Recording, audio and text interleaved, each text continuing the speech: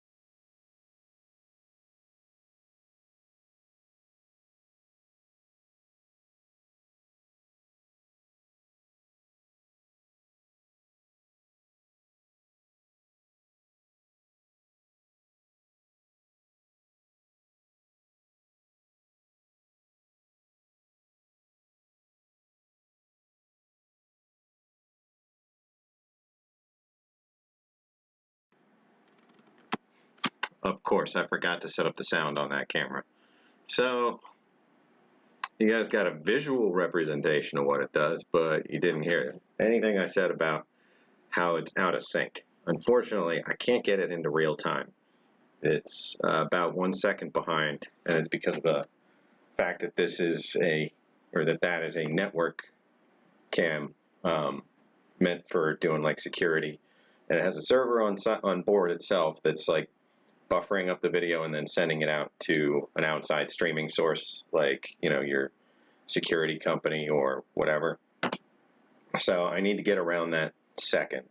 With other stuff that I've messed with, I usually hack like a preview mode that gives you real time. So I don't know. I really like the camera. I almost did it again. I went over there and started talking. Let me just go over there and add an audio source so that when I inevitably do this again, it at least has sound. So 1 second.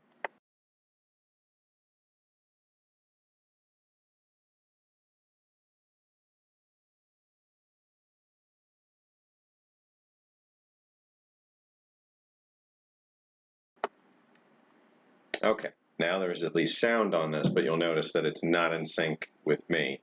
Although, maybe if I use this, all I should do is put a 1 second delay on the audio on this channel. I wonder if I can do that. And apologies, but this is usually the couple hours before the stream and going after the stream. And it was again today. It's just, I don't want to give up and say, okay, I'll come back to this. I do kind of just want to mess with it. And there's only a couple of you guys in here. So welcome to an informal, I'm still working on things start to the stream. When we get a few more folks, I'll jump into mail call and bust out a snack, and then we'll get ready to start boxing some stuff, making some boxes. It's gonna be a fun one. By the way, howdy JW Speaker, howdy Pete, howdy Angry Blacksmith, Jeremiah, it's good to see you. Howdy Corey. I'm not on Top Chat this time. I am on Live Chat. Thank you for that. Actually, the second you said howdy, you were the first comment. I saw that, and right above it said Top Chat, so it was easy enough to switch this time. All right, so gonna try and put a delay on this audio, and then it'll at least match the video, even though I can't really use it together with the other stuff in real time just yet.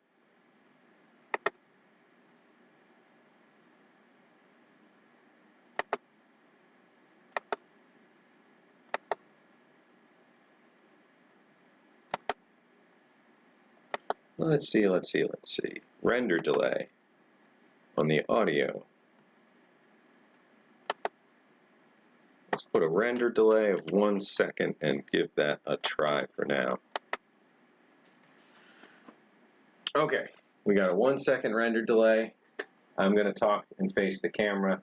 You guys let me know if I'm making noise forward, if it looks like the audio is behind me or ahead of me. So I'm going to clap. All right. Let's see. What's you guys' feedback? Ahead or before?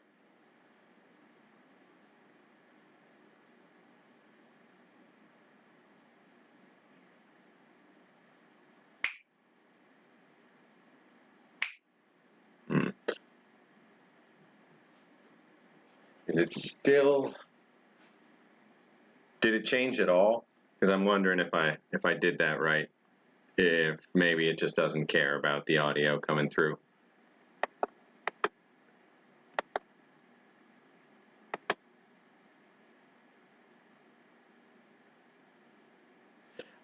It's not. It's so this is one that this is the camera that Yossi sent a couple months back. It's an Easy Viz. He had gotten it and said he couldn't use it and wanted to know if I could give it a shot. And it's got, great picture and audio, and it does, this, which I think there's also zoom function maybe on there. Otherwise, I'll program it into here. But I want to be able to do like some of the bigger walk around the room kind of things with this, being used. But like I'm saying, the audio is off. So.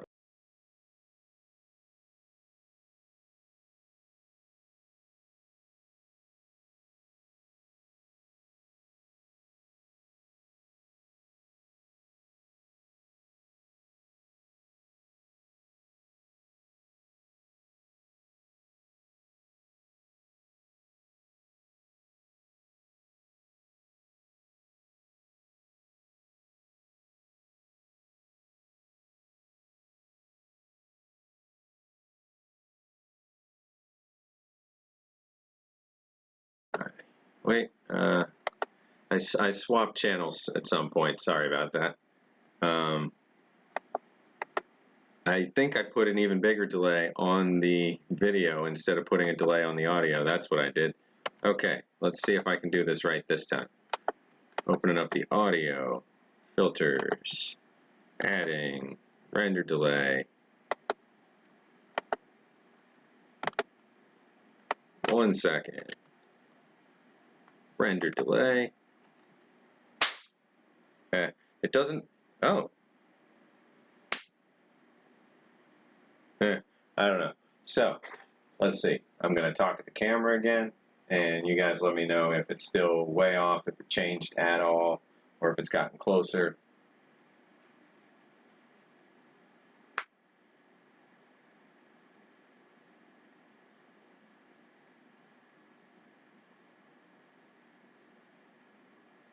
I'll still have to mess with things in general, but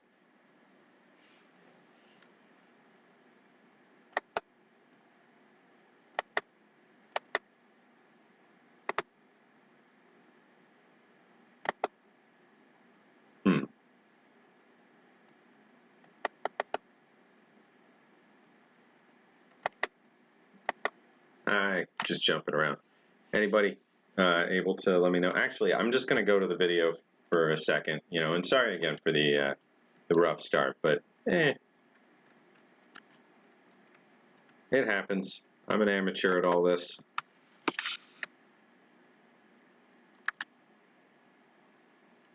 Oh yeah. No, I mean the tracking seems to be fine. It's just the audio not being matched to when I'm talking that I'm working on right now.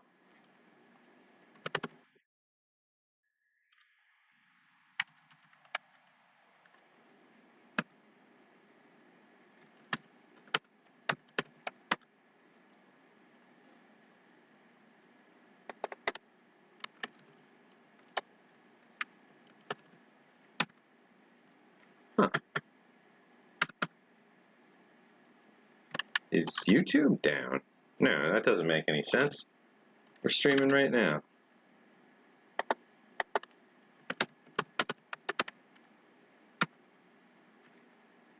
Okay.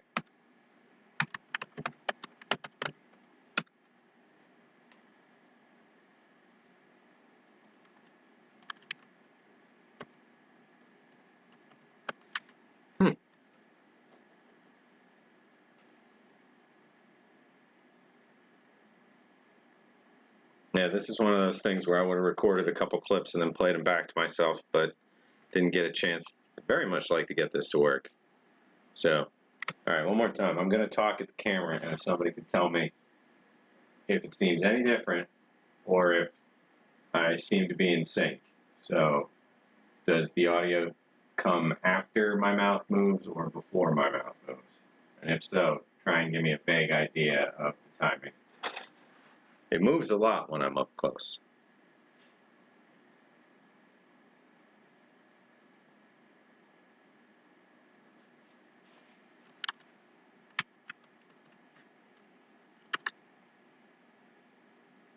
So the audio is still behind. Is it behind by like a whole second, or is it behind by like just a tiny little bit?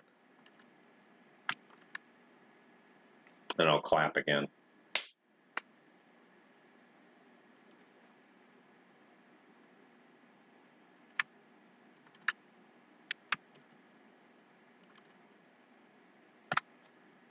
Because then all I have to do is set up tiny little bit. Okay. Because then all I have to do is set up a second version of the audio channel so that, sorry, jumping all over, so that I can have one that's got a delay and one that doesn't. Otherwise, I'll be screwing up. The main, heard the clap before you saw it. Yeah, that sounds right. So I want to bring the two together, because right now the video should be trying to catch up to the audio. But, all right, delay the audio by, wait, what is this in milliseconds?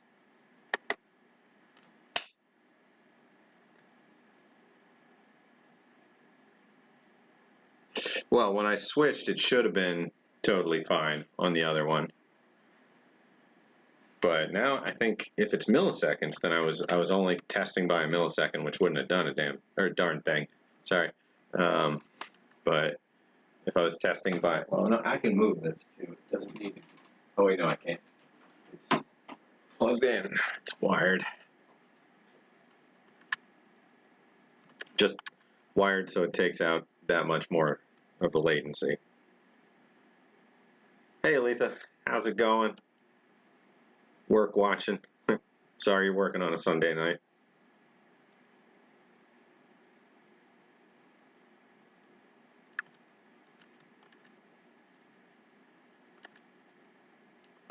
All right, let's see. Audio, wait. Render, delay, Streamlabs, milliseconds.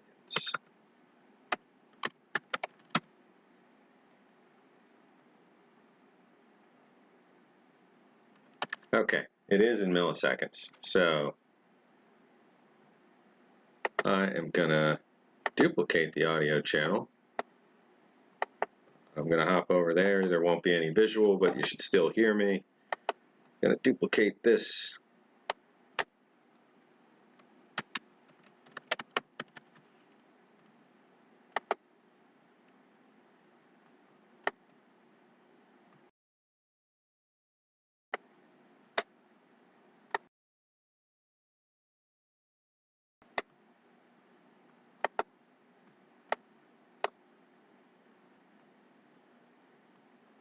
Gonna bring in that new channel.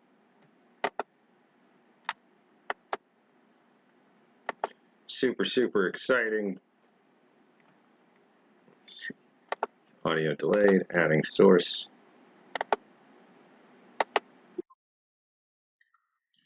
Moving audio.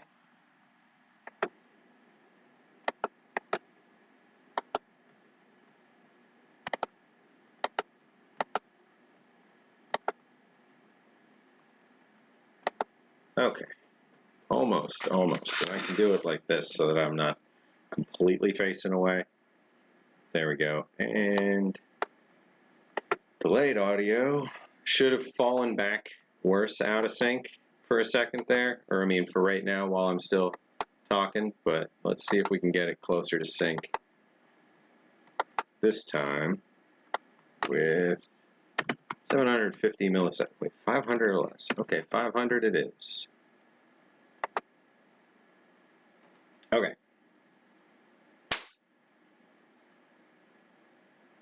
Seems like it's pretty far off.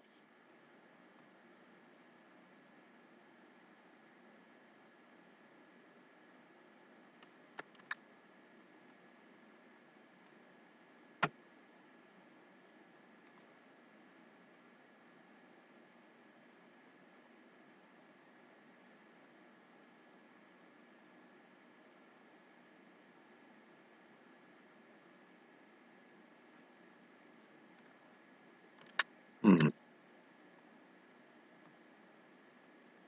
camera itself is supposed to be an audio device, but I'm not picking that up in the stream. So this is about as close as I can come to matching the audio and video for right now.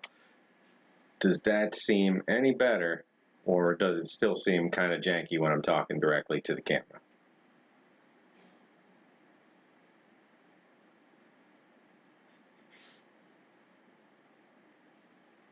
Who doesn't like old Kung Fu? I was actually just talking about old David Carradine Kung Fu, where he's, you know, the helpful drifter comes through town, saves everything.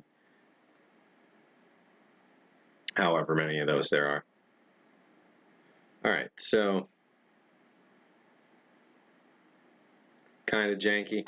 Well, at least we put some, you know, or got some progress in it. I think I can mess with it further and get it so that it'll be a workable addition, so that when I'm doing big stuff, like tonight I want to be moving a bunch of boxes in and out. I want to be going through the boxes, and I kind of wanted that camera to be able to follow me around as I go.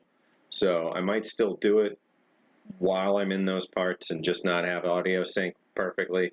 But for right now, you guys should be seeing totally normal audio sync. So let me know if I screw things up by jumping around. Everything should be just, you know, exactly, you know, as I'm saying at this time.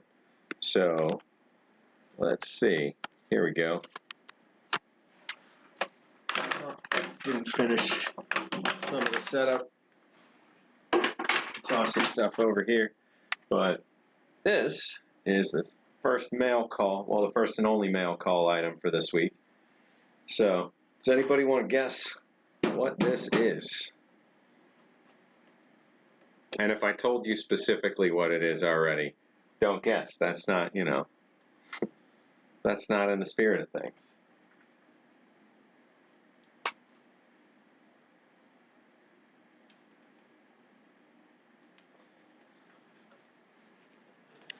For some scale, you know, taking into account it's just whatever I had within arm's reach.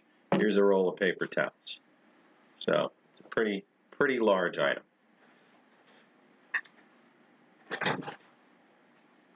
Anybody got a guess? Oh, we got JW Speaker saying World War I cook set.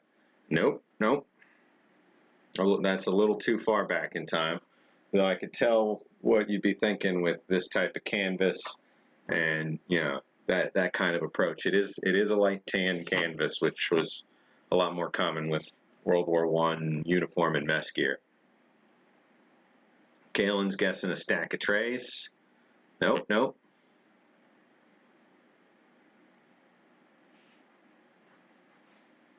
I'll take one more guess, and then I'm gonna start taking these amazing spring clips that I'm just super thrilled even are on here. I'm gonna pop those off.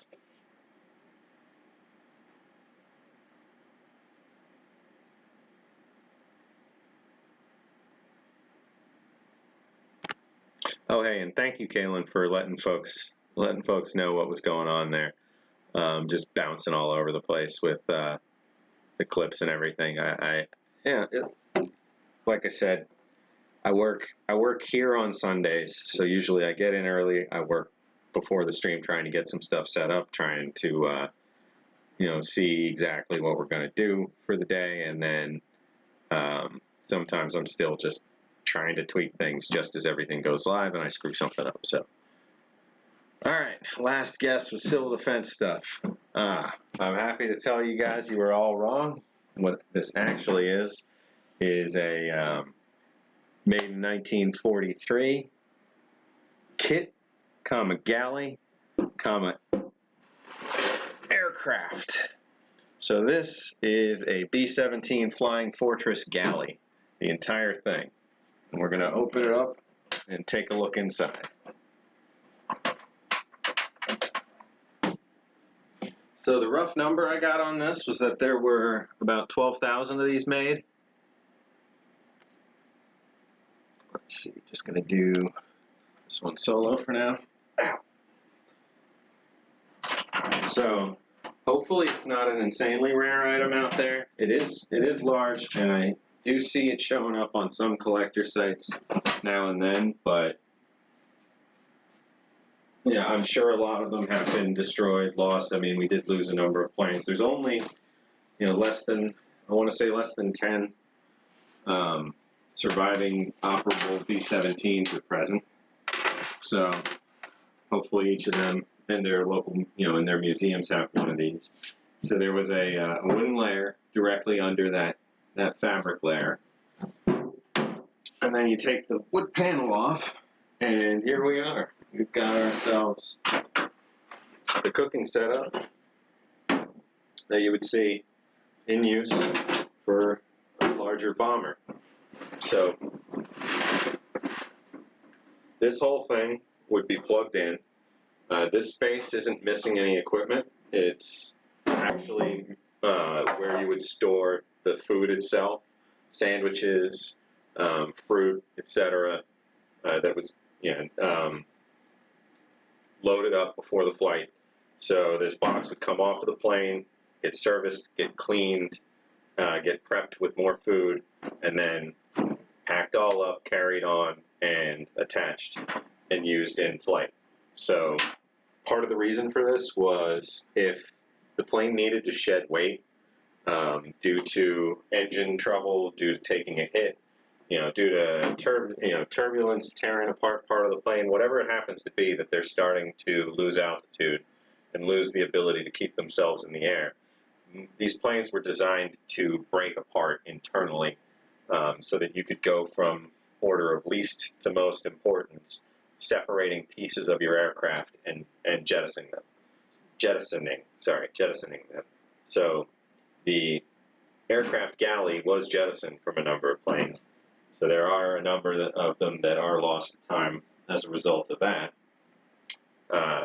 But there are still quite a few surviving ones that I've come across.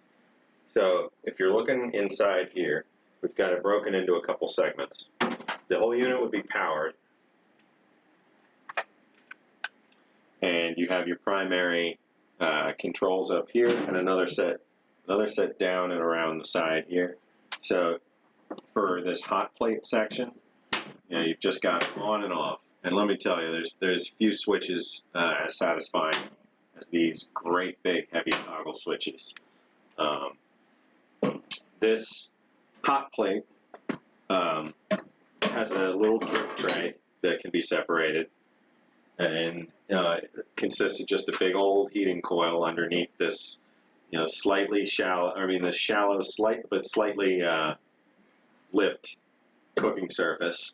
So you would put this drip tray on the side, and then you could be cooking up bacon or frying patties or cooking toast kind of bread, whatever it was that they were going to be just adding a little bit of a fry to. So we've got the Helmco Lacey hot cup. So this, I should mention, this whole unit was built by Helmco Manufacturing for the U.S. Army. Well, technically, the Air Force was a division of the Army at the time, which is interesting in and of itself. So still correct, but it was built as an Air Force item for sure. So it does say for U.S. Army Air Force property, Air Force's U.S. Army. Yep, on the side of this thing. So this cup has two power leads permanently attached, bolted in, and the heating coil is inside where that thicker portion is, underneath. So you would take this, you would fit it, just going to bring this in close, you would fit it up against its two receiver points, plug it in. Now, if you didn't want to be cooking at this level, you could also take the whole assembly, or if, for instance, you didn't have this second portion coming, you could take this entire assembly and you could plug it in down here. I've seen it set where there were two, one lower and one upper coffee cup for whatever reason. Perhaps they had stopped using these or lost the use of one. But in general, it's meant to be used with a coffee cup up top, this hot plate here, and then this connecting slow cooker, warmer, crock pot style ceramic lined. Actually, I want to be careful there. I believe they're enameled. Sorry, enameled inner.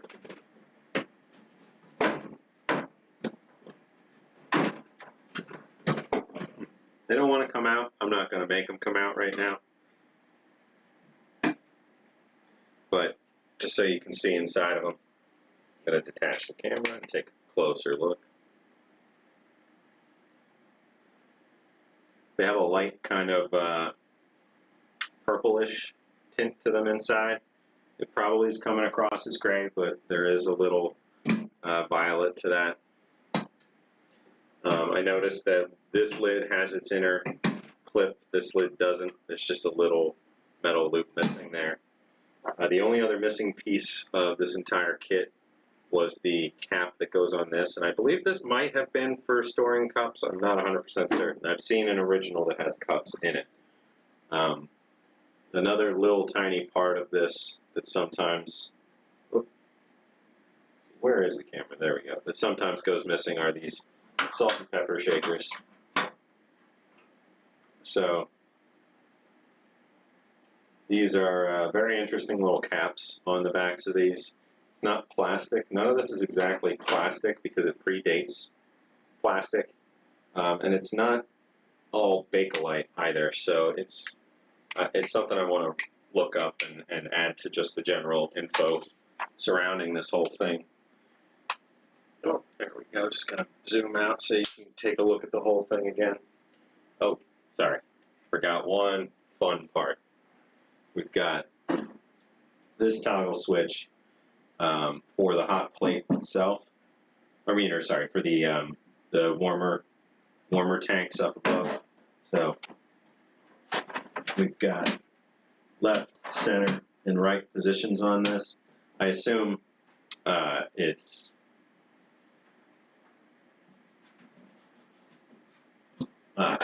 just on for one, on for both, or off, or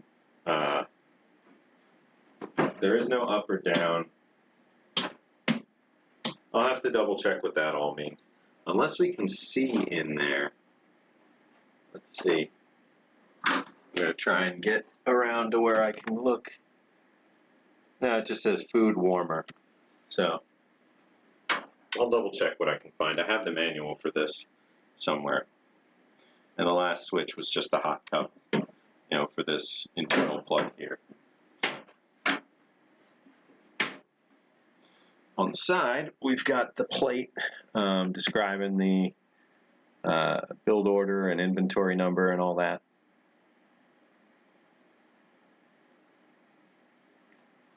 And we've got the bundled up primary power, which is just a standard 120 volt AC. I believe these were specified as 120, not 110. You could plug them. You could expect to have a rail that you could plug in on. Otherwise, you'd get one fitted with like kind of a BNC style connector with pins inside. That would be probably 24 volt. I'm not certain on the details there. So that's the only thing I got in the couple week gap between here and the last stream. This showed up, I want to say the next day. I can't recall after the last one. But was definitely a fun one, and it's pretty much tapped me out on buying anything for the museum for just a little while at least. It's it wasn't a bad deal. I'll say that. Definitely beat the average on these by a bit. So I'm just going to put this back together and then get it back over to the museum room and grab some boxes to come over here. So while I'm putting it back together, I'll just keep this on and we can keep on chatting.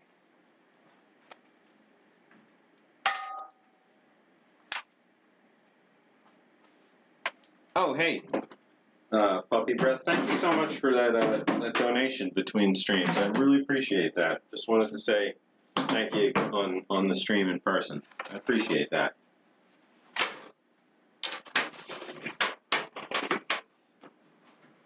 Yeah, I think this is something I've actually been watching for a while, and just kind of watching different eBay auctions when they happen on these things, and just always hoping for one with a pretty approachable price that had all the parts, and everything lined up, but timing wise wasn't great for me, pocketbook wise, but it worked out. It worked out.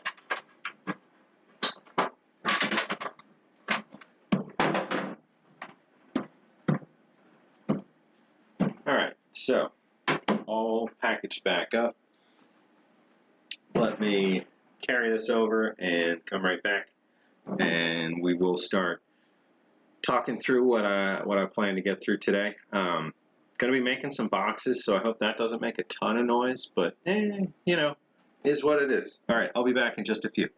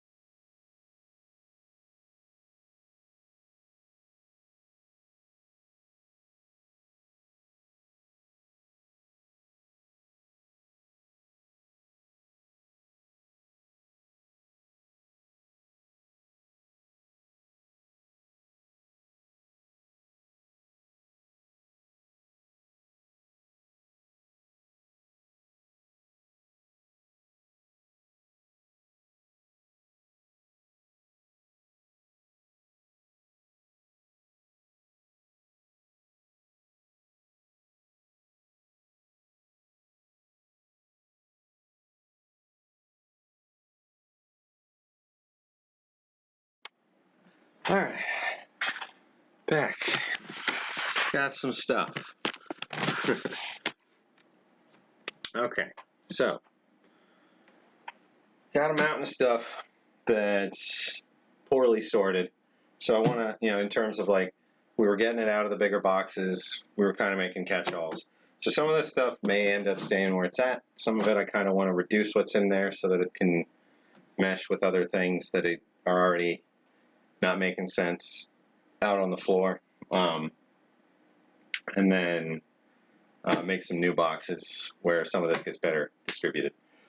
Excuse me. And then some of the stuff that we've already cataloged, as we make new boxes where it would make more sense, I'll transfer them, but I don't have to, do that on stream time. Now, let's get a light going over here. There we are. It's probably way too bright for right now.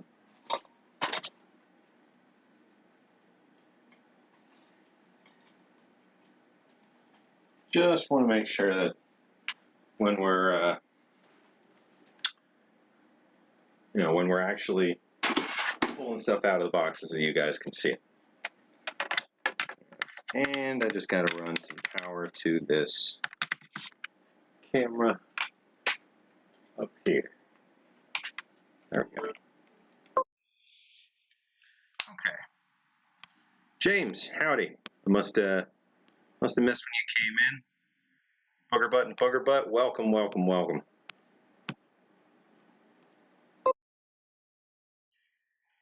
Okay, so, all right, we have a bunch of stuff. I've also got some snack food that I think I'm going to get started up, just to make sure that I have something while we're going throughout the stream. So I've got a couple things. I've got some sardine pate from JW Speaker. I've got some sardines from Yossi. I've got some crackers from, I want to say these were the Belarusian ration, and I've got some crackers from Yossi as well. I was going to make up some coffee, and I just realized, oh no, there's a glass in here, I'll use that. No, actually, I will go grab my coffee cup. Turning this on. Coffee's also from Yossi. This was a Yossi heavy stream. I'm going to have to send him a link.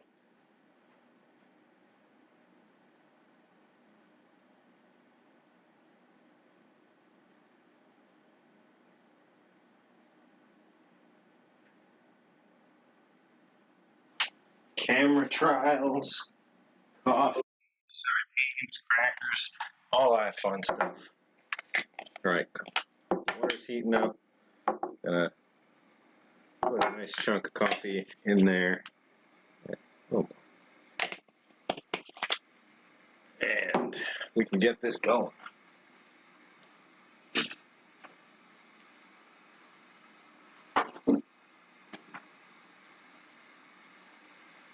So, how's everybody's week been? 2 weeks. I guess I haven't seen anybody since before Independence Day.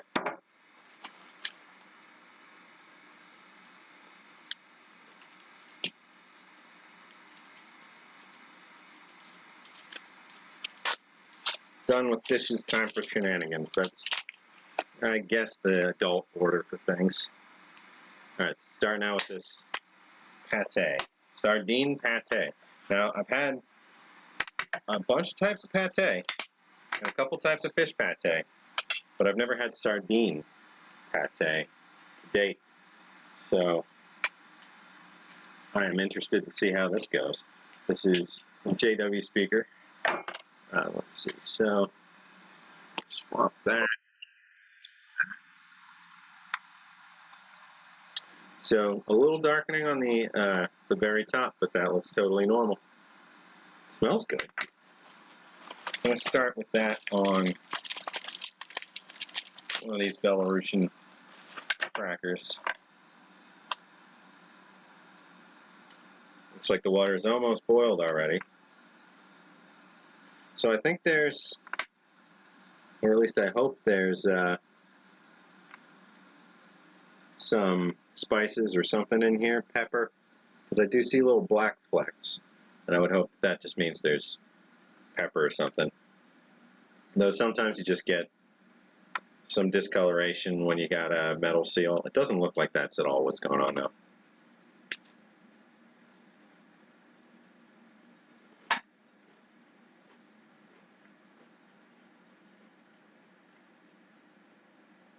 This is really good. This is almost like candy.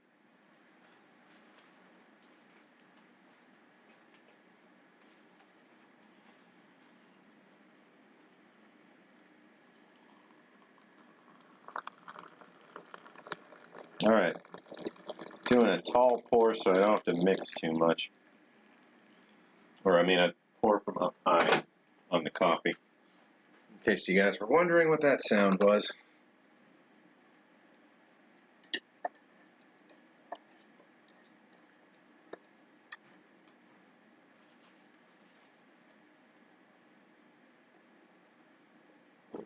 All right, there we go.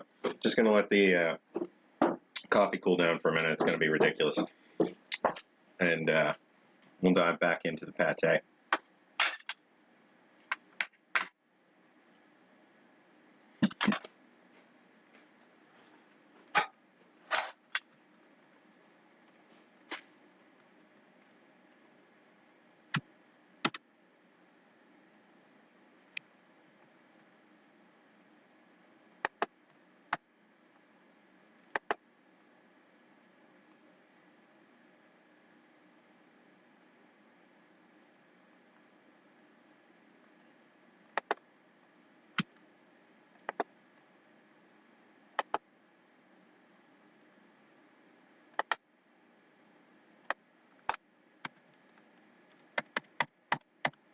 Sorry for the delay, just making sure this is all set up okay.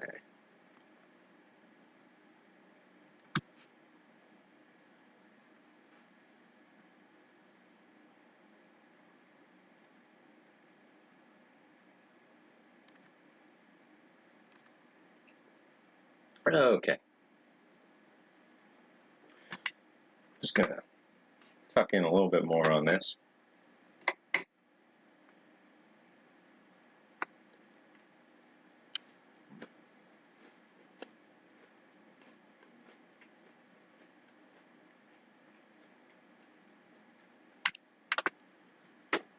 I don't know if I'm going to be able to dive in on too many of these. This is going to be, probably enough with just the pate.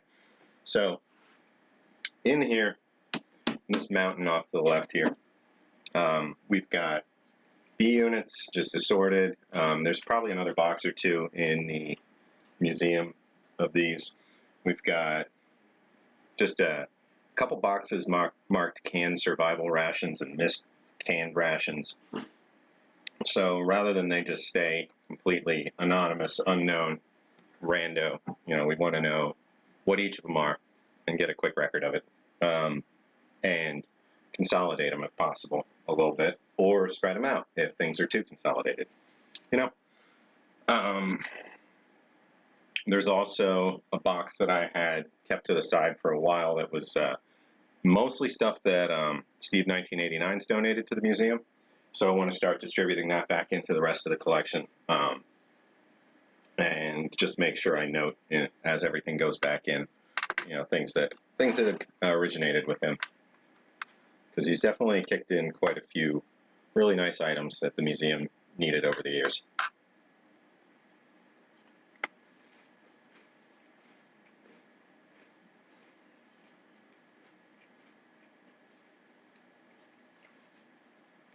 Oh, that's a good one, Caitlin. B-roll with the B units. I could see that working out. There's plenty of B-roll through this whole project as it is.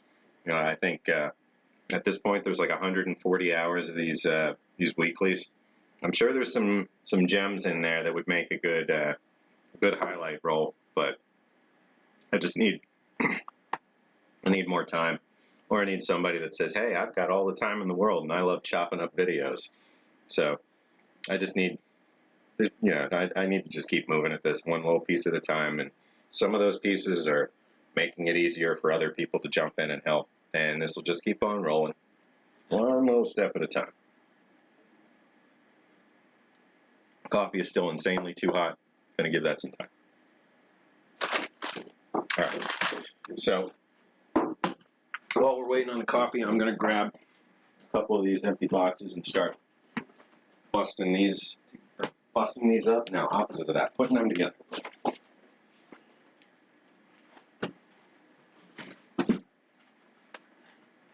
All right, so just bear with me.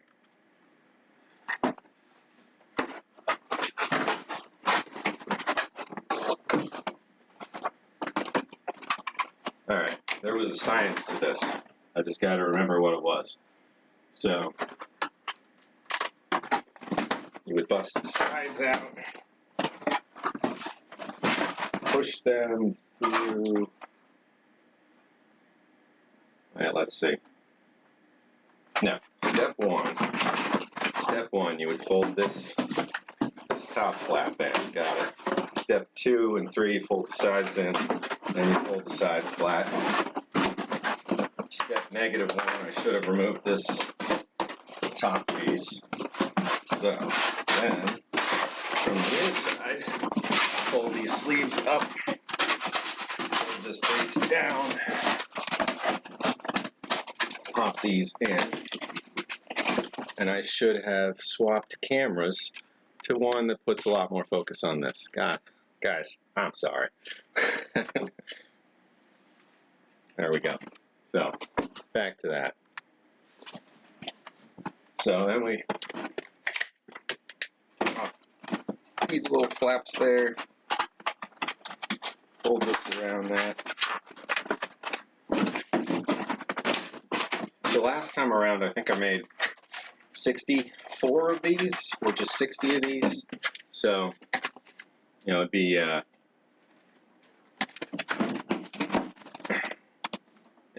awful if I couldn't remember how to do it. But this time around, I'm only going to make another 30 or so, I think. Not today, not right this moment. I'm only going to make half a dozen probably. But we're still just trying to get things out of unlabeled boxes and rando boxes. So I'll be bringing some of that out too if we get to it, and get it into something that is a lot sturdier. You know, like as you can see up here, they can sit on top of each other really, you know, really well without having to worry so much about everything getting smashed up.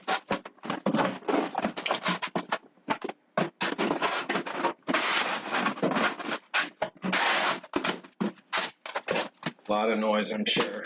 I apologize, but hey, you know, that's what this stream is. It's watching some folks make a museum from scratch, right? Involves a lot of bits and pieces.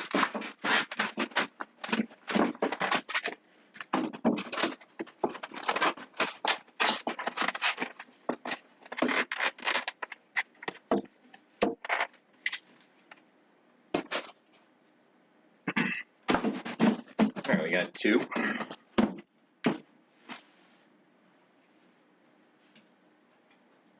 Just gonna grab the rest of the pile.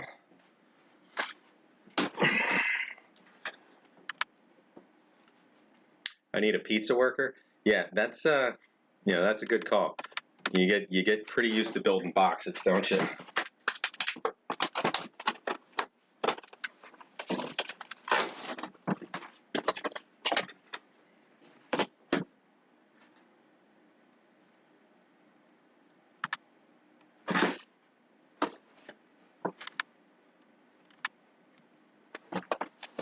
Yeah, I'm sure there's folks that could tear through this entire stack of boxes in, you know, seconds, but alas, I'm not quite that speed. Plus, these things are, oh wait, I think I was about to screw it up. I was going to say, plus these things are, you know, more than $1 a box, but I don't think by much. But it is a little more than $1 a box. So I certainly don't want to start going fast and tearing them up. Hey Sunshine, welcome to the stream. Good to have you back this weekend. And let's see, I miss anybody else joining? Hey Smokey, welcome. you're working on merchandise, and I know you need to work on a stream. You were saying you were, you were looking to see what you could figure out, with a little more tech on your stream, and I do want to help you out with that. So just give me a call, shoot me a text, whatever. We just got to get something set up so that, I have a time on the calendar and I stick to it. Or we could make an excuse for you to come up to Philly, bring some gear, and we'll get something going. But I only caught the first hour or so of your stream last night, but I did hear you talking about YouTube shadow banning. All I'd say is, take a step back, just pause on it for a moment. It could be a million things, and certainly talking negative about YouTube on YouTube probably isn't the best next step, but that's assuming anybody breaks any of this down and listens to it, which I really don't think is what's going on. I think we just have kind of a hard metric to build anything on with the way we're doing our streams. What they want is 10-minute clips and 30-minute clips that are static that people come to. Pure live streaming isn't really an audience builder on this platform. I'm doing it just so that there's a reason that I have to come into the museum every weekend, and so that I feel worse about skipping out on this than I would about just not showing up to a volunteer day, when it'd just be me sitting here. So it's accountability or whatever. It makes me stick to the project a little better. Rambling. Did I get a haircut? Yes, I just cut my hair today.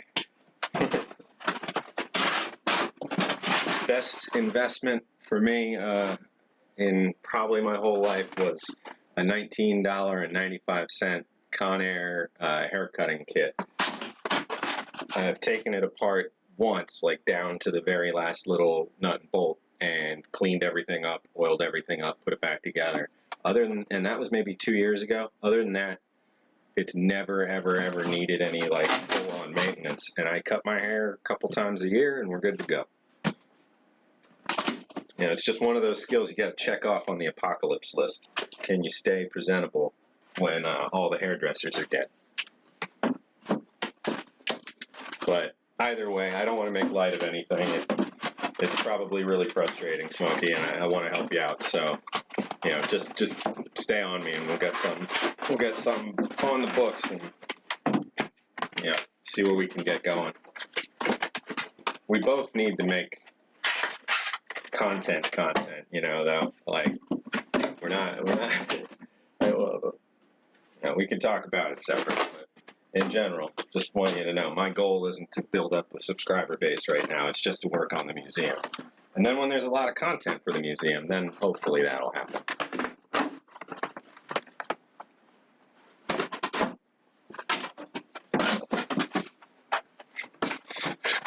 You just gave yourself an unintended grandma bun instead of a samurai top knot. Here you see. That's that's what happens sometimes. It looks better in your head, than on paper.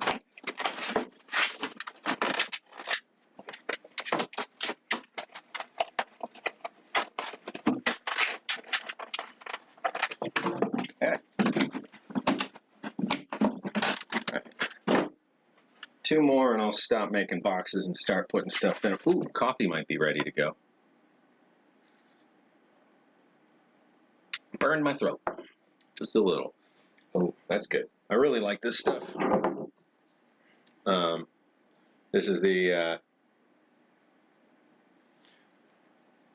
don't know the brand Arabica, but it's really, really good.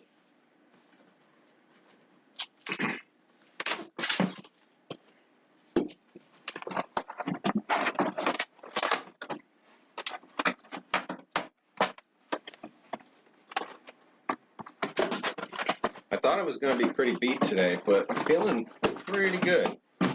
Did some carpet removal over at my grandparents' house yesterday. Took up the the carpet in their living room and hallway and stuff, and the foam underneath, and then all the nails and staples and all that, and then pulled all the trim, and my grandmother cleaned all the trim, and then I mounted it back in along the edges, you know, half an inch to an inch or whatever lower, because no carpet, and wasn't thinking that was all going to get done in a day, but it did, and I was barely able to stand up after my game night last night, and just was not expecting to feel as good as I do today. I still feel pretty good. I'm not going to run a marathon right now or carry the heaviest boxes in the world, but I don't feel like falling asleep, and that's me. The coffee's going to help with that, I'm sure, too. Destroyed in the storms. Oh, geez. Where are you at, Rachel? Were you in North Carolina? Was that you? That's no fun. I hope it was just super, super heavy rain and some power and stuff. I hope you don't have any major damage. 100-mile-an-hour winds can certainly wreak havoc. For anybody who wasn't here when I started, I'm eating a can of sardine pate from JW Speaker, MRE. So this is, just gonna pop over to this one. So let's see. Oh, I went right through the label, of course.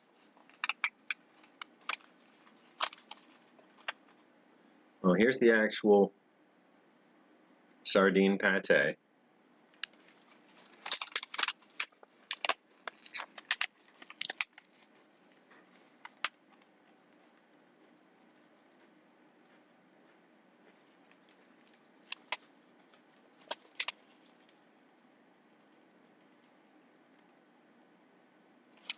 It's imported from Portugal. It's so sweet, I swear to God. And then I'm eating it with some of these Belarusian crackers. Maybe that's part of it. I mean, they are pretty sweet crackers. And I've got one more box. I just had to take a breather.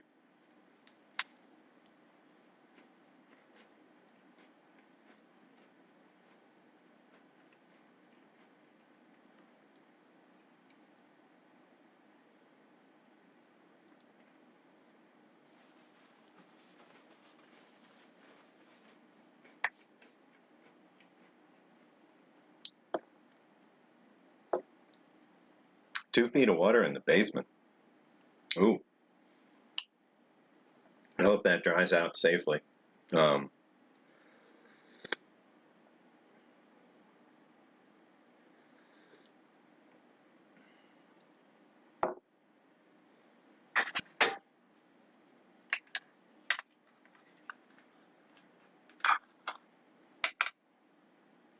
gonna finish up this pate.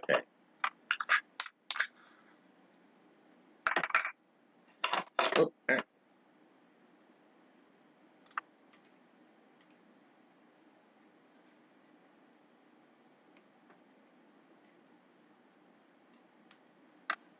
I'm losing little bits.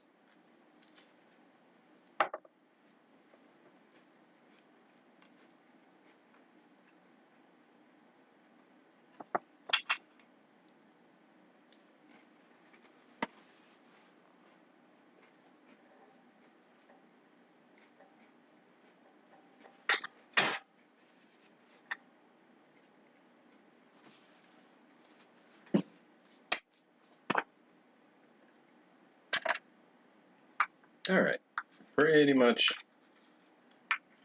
got that wrapped up.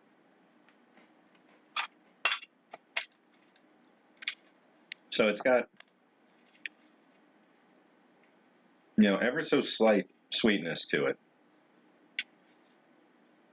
It has no saltiness to it at all.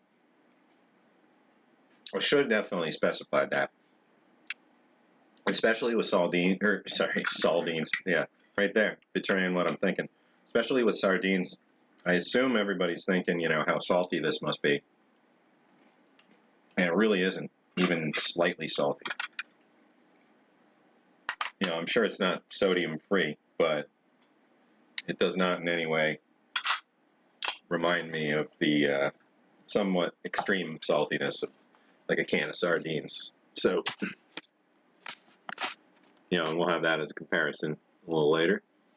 So there we go. I think I made short work of that.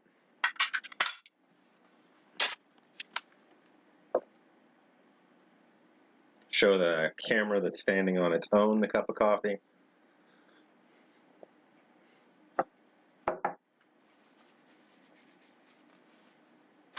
Yeah, we're all dealing with different kinds of weather lately, aren't we? I've been pretty darn lucky here. We got, you know, clipped with the edge of a few things, and the edge doesn't matter. It's just heavy rain, you know.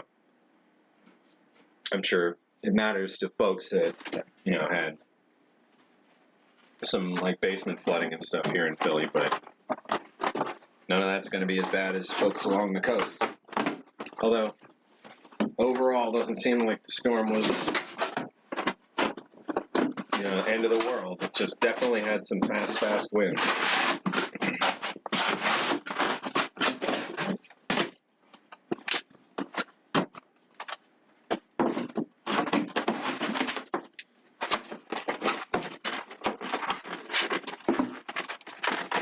Gone camping out in the surface of the desert in Nevada, where the winds got up over 70 or 80 miles an hour. And we have all these shade structures and tents and, you know, canopies and stuff on metal frames. And, you know, 100-mile-an-hour wind or 70, 80 mile-an-hour wind, the whole thing's, you know, trying to tear apart or is tearing apart. You see whole tents and stuff just going flying by in the wind like Wizard of Oz style. But I tell you, ratchet straps are the key.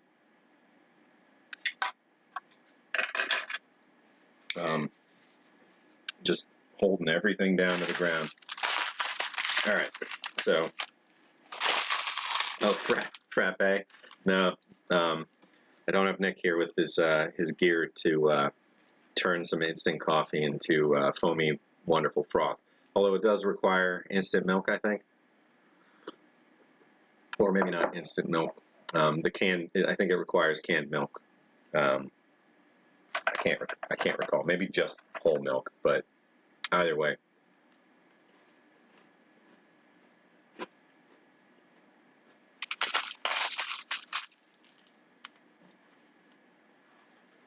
So this one, let's see. This is the coffee that one of the three types of coffee that Yossi had sent. The ones that we were making into the frappe so far. Oh wait, no, I was going to say the two times we did that, but one of those was just at work. Was the Nescafe Red that he sent. Then he sent this Arabica, a right big jar of instant, and then a bag of ground coffee beans, you know, like actual coffee that we brewed a pot a couple weeks back, or well, months back now. So the Nescafe Red, yeah, was the one that we were using for the frappe, and we still have a little bit left of that. All right, so I'm going to move my snack tray off to the side, and we'll come back to a can of sardines in a little bit when I'm feeling peckish again. All right, so everything's powered up and getting power. Goody, good. I'm just going to see what that camera over there is looking at.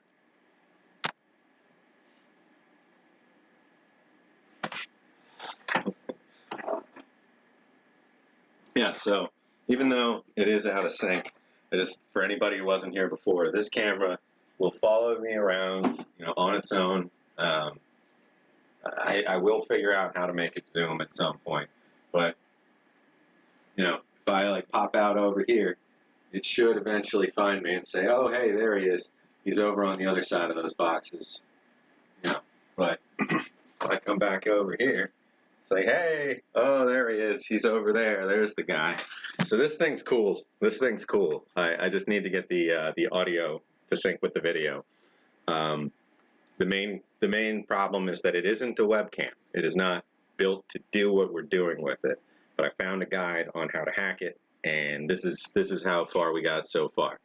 So I think there's promise here. I just got to get the audio issue worked out.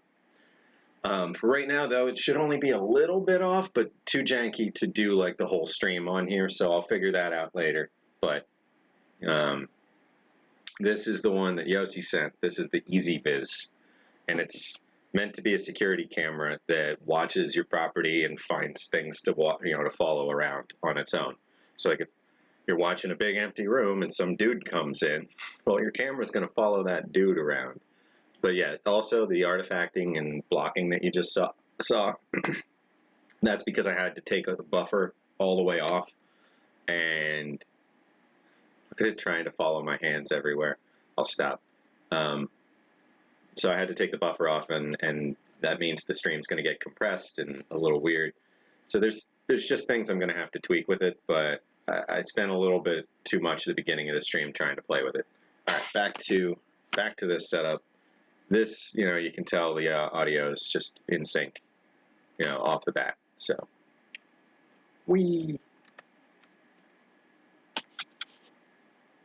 okay. I almost accidentally closed out the entire stream right now. Gotta be careful. I need to like put a piece of tape over part of the screen to keep me from ever poking there again. Okay. So, yeah, it is kind of like the Terminator. They'll be able to find us just fine. We stand almost no chance against the robots. We just need our own robots, and those robots better be better than their robots. And I'm not saying the they, but we all know the they. All right. So, I think it tilts down too. I'm not sure. The camera, I mean, because if I could put it up in the corner, then it could watch me as I'm walking around through all this. But instead, I am going to use this one.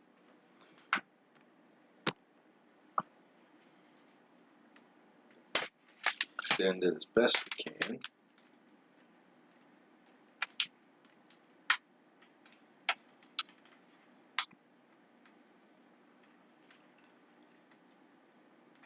Yeah, this will be all right. I can still see what's going on. I stop and I can talk once in a while.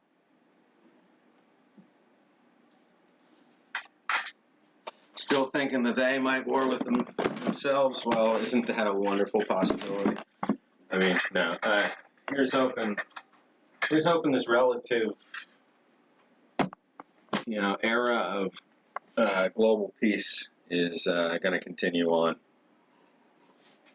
I mean, in the sense that human history has been major conflict by major conflict for hundreds and hundreds of years. It started off the last century and continued a good chunk of it no different, but at this point, there are conflicts out there. They're just not on the global scale, thankfully. And here's hoping we don't have another global war anytime soon.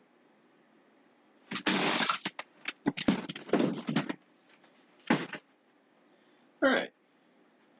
So, some of this stuff is going to make sense to keep as is and just get some pictures, and some of it we're going to want to rebox. So,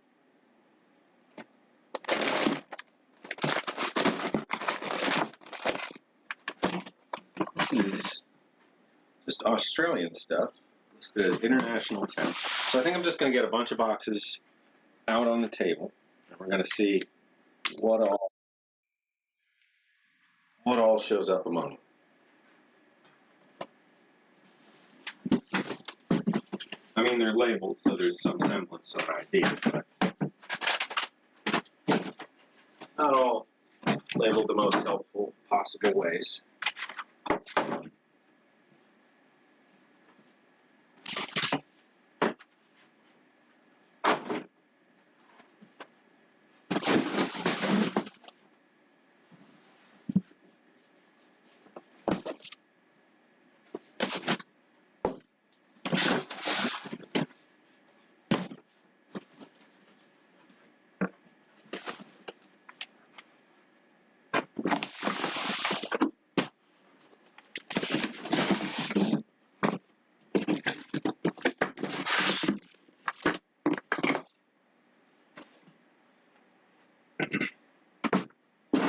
Like we've got boxes of cans, but one of them legitimately is just B units. This whole thing. Although I believe there's quite a few more B units just mixed around in other boxes. So that's kind of what we're doing.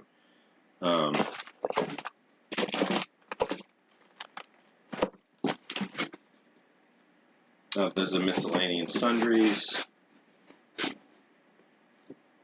We've done some scanning from this box. This one has the smokes collection. So you can see just the general array of cigarette packets that I've got, all smoked or empty, or with essentially fuses in there at this point. They don't last forever. Once they're opened. So let's see. Just as in general, what do we got so far? Now I see this box is pretty sparse. This one, and I see a lot of kind of repeat stuff.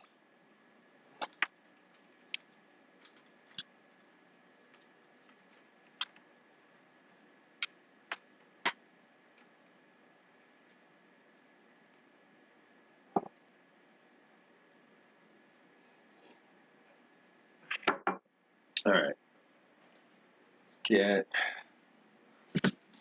this box open as well.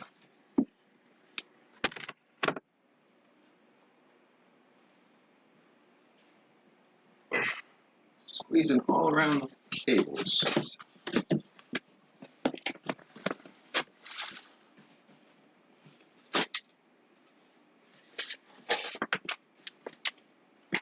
Honestly, some of the stuff I'll just keep in here, but some of it now I'm going to move around. So, just as a start, we've got South African that can probably go in the international with the Australian stuff. Not that they go together, but that I don't have, a large amount of either. So this box is mainly remnant pieces of long-range patrol rations. So it's just loose meals and things, and broken up LRPs that don't have a stable outer package anymore, like the plastic had turned brittle and broken into bits, that kind of thing. So this has got a reproduction Russian ration. At least I believe it's reproduction World War II. Hey, I was looking for this heater just the other day. We've got a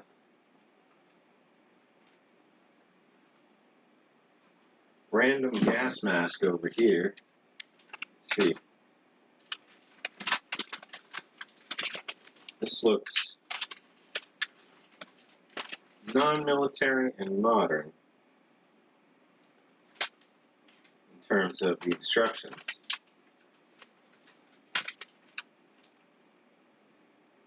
Everstar Defense Products Limited. So I think this can come out of the museum collection as a whole, unless I want to use it as an example. I'm not sure if you guys are even seeing it. So I'm looking at this gas mask over here. Come around with it.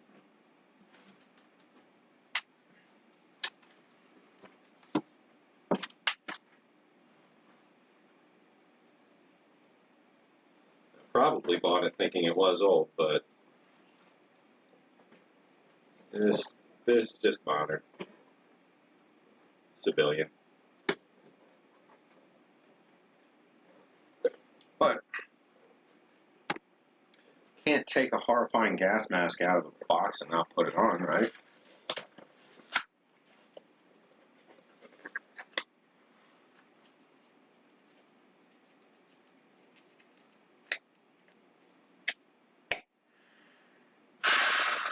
Don't forget to take the plug out. but it's a good way to see if they're airtight, I guess.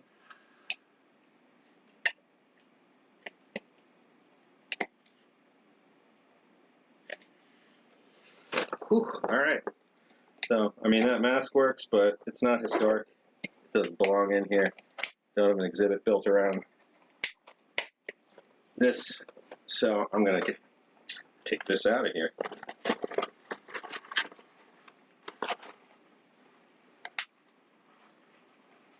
You know, from the pouch, I probably just bought this at a gun show or something and thought it was military and just had been moving it around without, you know, a second thought for years.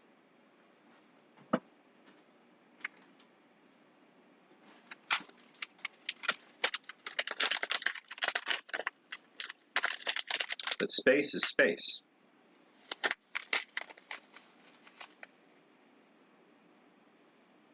Oh, a humidor for the old cigarettes. You know, you're probably, I mean, I won't say probably, you know what you're talking about. You're the one with Smokey in your name. I don't smoke anymore, so we can look through. If there's anything you think is worth revitalizing, we can try.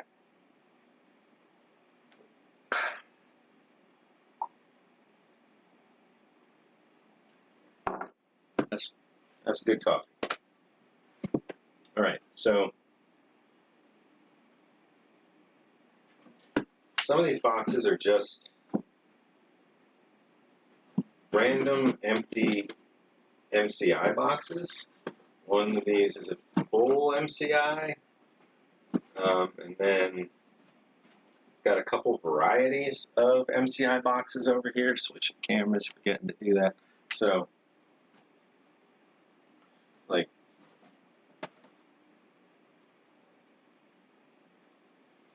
you can see the difference in types. The middle one, yeah, just another variety of labeling. But the top one was when they were pretty much still going with the same approach as the food packet assault individual, but we're including just a little bit more food. So I've only got a couple of these. This one's actually a complete food packet assault.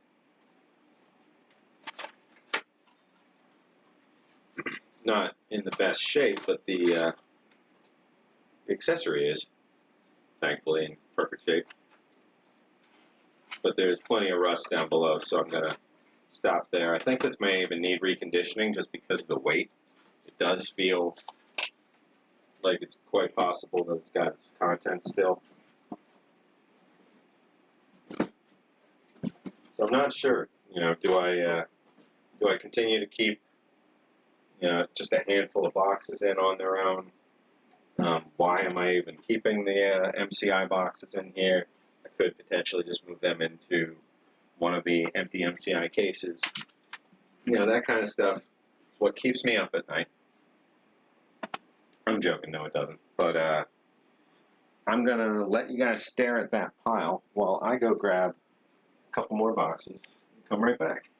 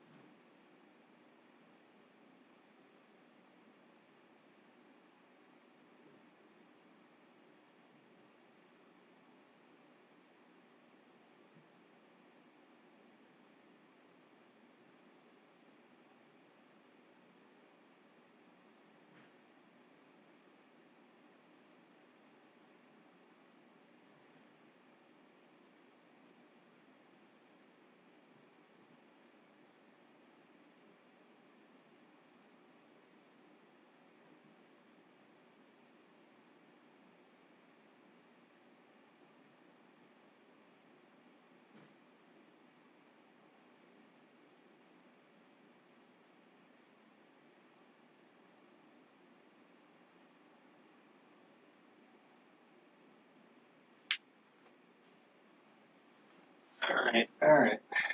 Bring some through. Okay, let's see. We'll probably grab just a couple more. Check and chat first. Okay.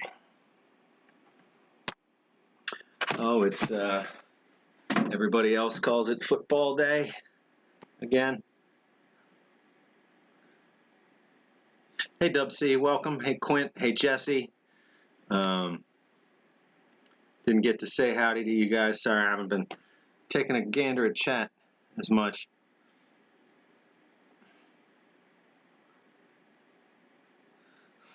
Won't eat from where he works. Well, I don't know what you guys. I missed something, but really, honestly, there's nothing you can gain from seeing the kitchen at your favorite restaurant. Leave it be. Just don't go inside.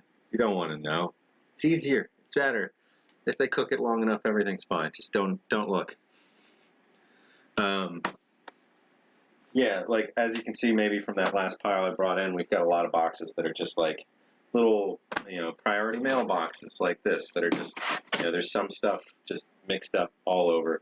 I'd rather get it all into these banker boxes, get a label, get a box number, get it into the inventory, So even if this week I mainly just break things up into new boxes and get them stacked up in an order to review them, that's progress. Though we got 2.5 hours left today, so I think we'll get to a point where we're snapping pictures again at some point later in the stream. For now, though, it's going to be, I think, it's going to be a fun one. Who doesn't like looking at, everything at once? There we go. So, real quick, one more pile of boxes, and then we'll do more distributing.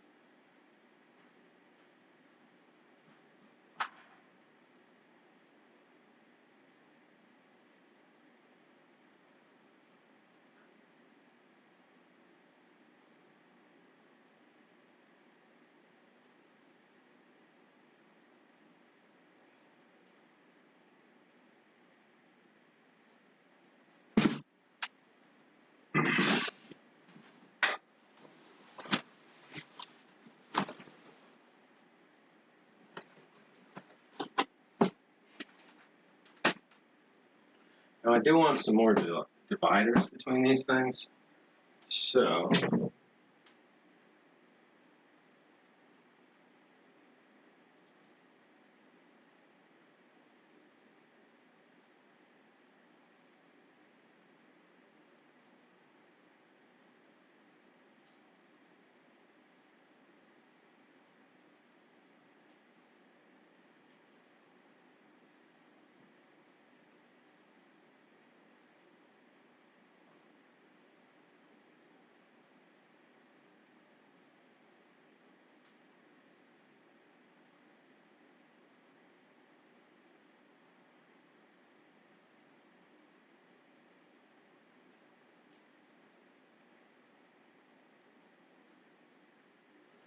maybe not a divider heavy day today. Couldn't find my scissors, so no worries. All right. Whew. Getting trained by someone with a cigarette in their mouth means you're working at the right kind of greasy spoon. That's all I can say. There was this place in Bloomsburg, Spear's Kitchen, way back I have no idea if it's still there or who would be running it, but there's no possible way the same woman's running it. She was a billion years old. She never left the stove. It was just this massive griddle, and she always had a cigarette going, and she'd be, doing her work, and you could watch the cigarette occasionally ash on like the edge of the grill as she's just scraping and moving stuff, and to some degree, you're going to eat a little bit of cigarette ashes in there, and the place reeked of cigarettes. But, I mean, some of the best breakfast food you'll ever have in your entire life comes out of places like that. All right, so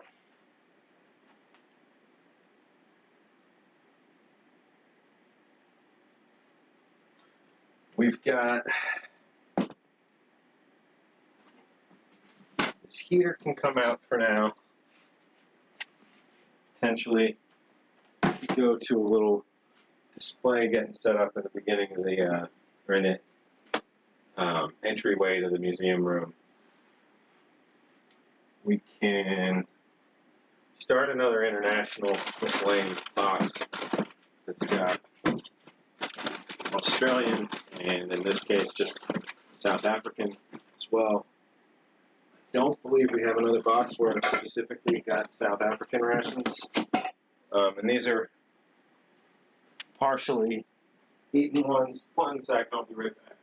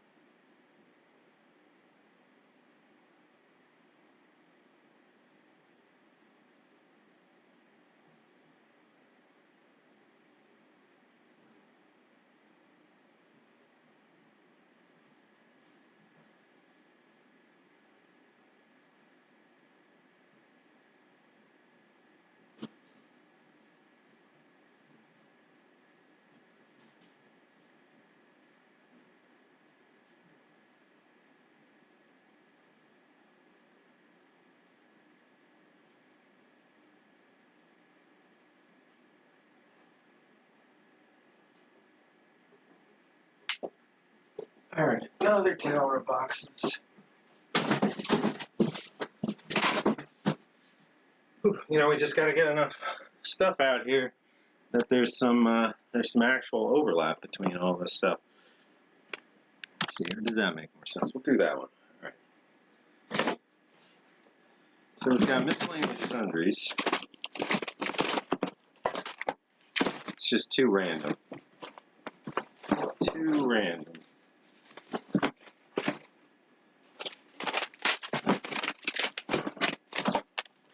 But it still could be an okay catch-all for right now. So I'm going to put some more stuff in there as we go. Got canned survival. Got all these B unit cans. This is the accessory packet collection. So actually this is good, but we might run into more accessory packets in here, as we're going. So I'll keep that to the side in case we do. Alright, we've got some just boxes. Whoa! See, now the reason that I really, I can't get rid of this, no matter how rough it is because it's specifically a C8, and it's labeled as such. So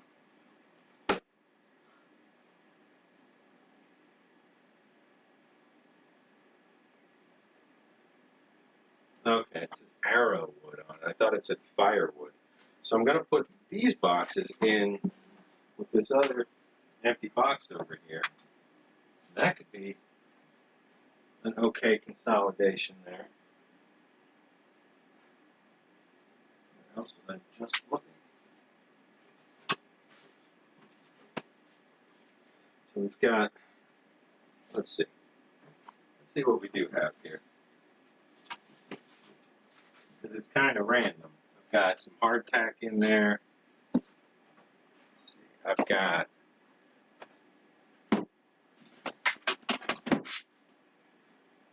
let me bring that box up here.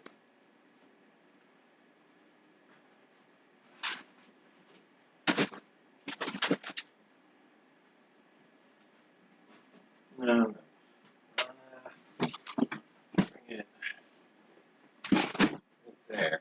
So we've got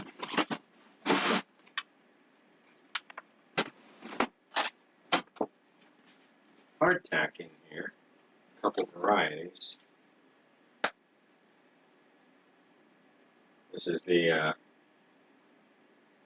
most important one in the collection. It's the only one with real provenance. So this one belonged to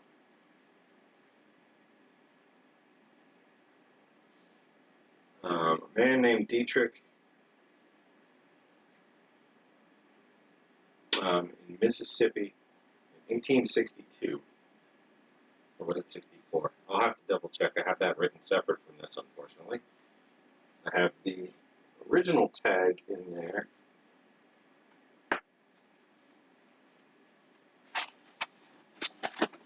There's another really decent one in here that I try not to interact with too often. So hardtack should probably be specifically labeled and kept somewhere Civil War related, as opposed to just in the bottom of the box with a bunch of miscellany.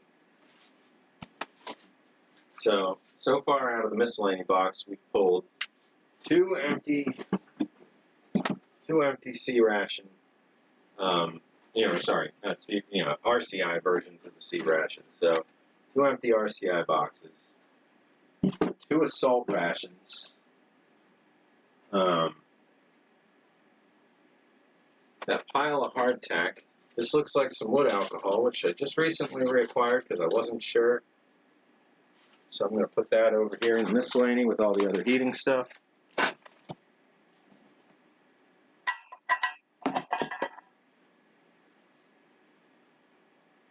And a Yugoslavian ration. For the Yugoslavian ration, I think we can put right with the South African ration down here, and the miscellaneous two Australian, what are these, PR1Ms or CR1Ms? Well, it's heavy as heck, so a CR1M. Yep. On that one. And this one, yeah, also heavy, so another CR1M. Oh wait, no, I'm wrong. That's a patrol ration one. PR1M, but that's feeling almost as heavy. No, never mind. It's a good 2 pounds less than the PR1M. I mean, the PR1M is a good 2 pounds less than the CR1M. So that's combat ration, 1 man, and patrol ration, 1 man. Patrol being the freeze-dried one in Australia.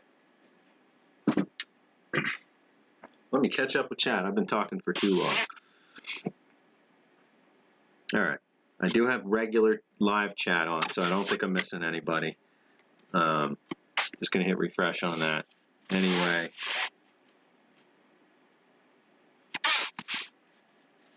Oh.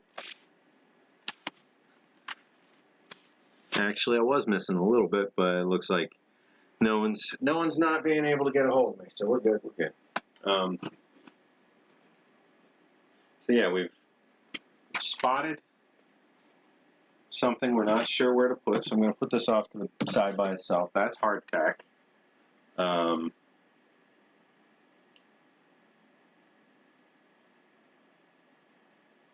I'm going to bring up the collection list. Oh, I took my chair away. Why would I do that to myself? Oh. I'll bring up the list that we've been putting together as a catalog so far.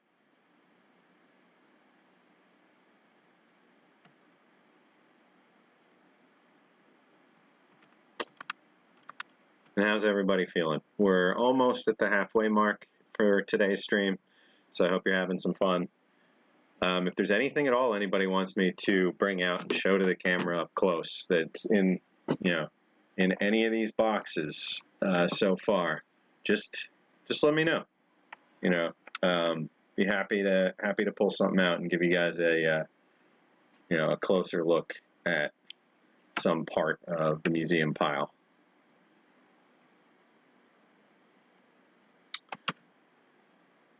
This laptop's not brand new, so I'm just waiting for the browser to boot up and stabilize.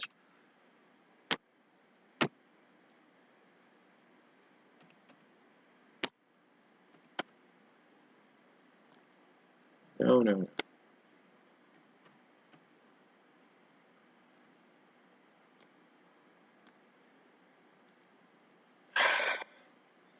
Everything's slow, so I probably just closed it out. Okay, no. Okay, there. We're good.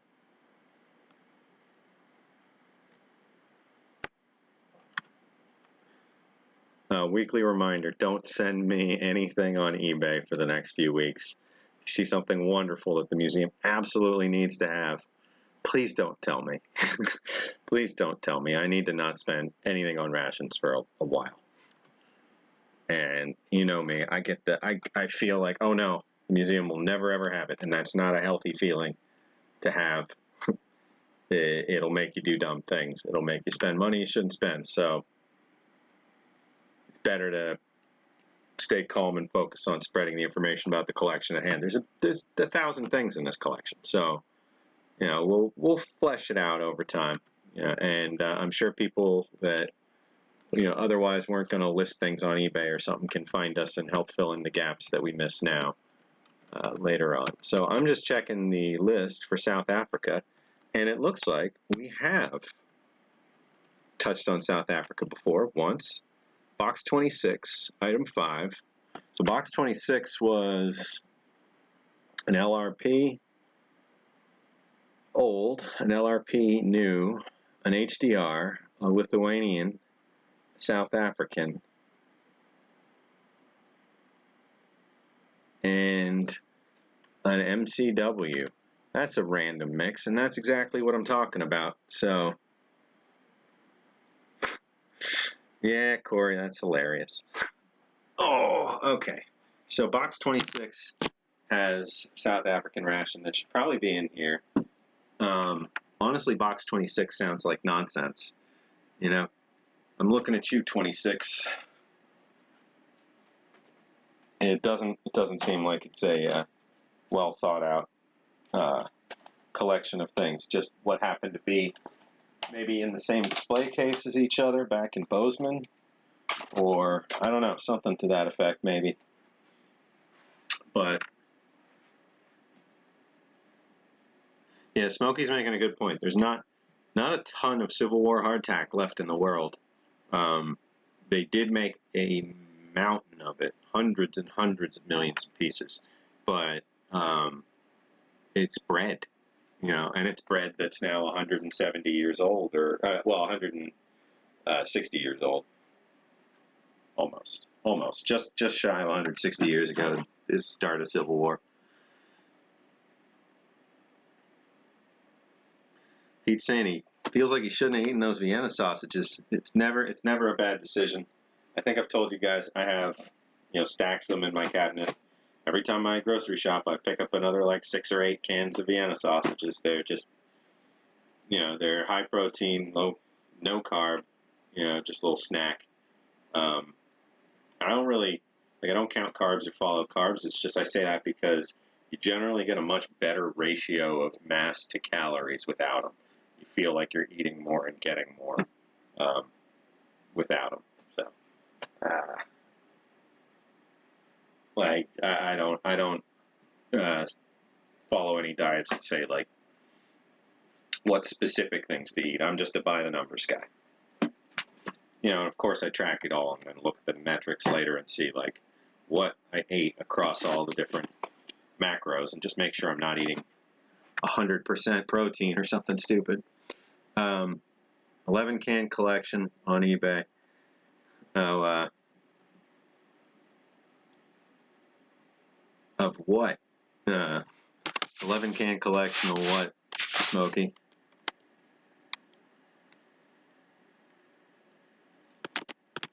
Probably don't want to know. Okay. I pulled out a bunch of other boxes that just have stuff on their own. So we were doing some sorting over here. We've got this food packet of salt that was on its own. Now we've got another food packet of salt. This one's been prepped for storage and display, it sounds like, or it's just it rusted through and it's a good deal older. Now these accessory packets, these are, I mean, I can't overestimate how much these things are fought over these days. So this is, as you can see, it's one of the varieties with cigarettes in it.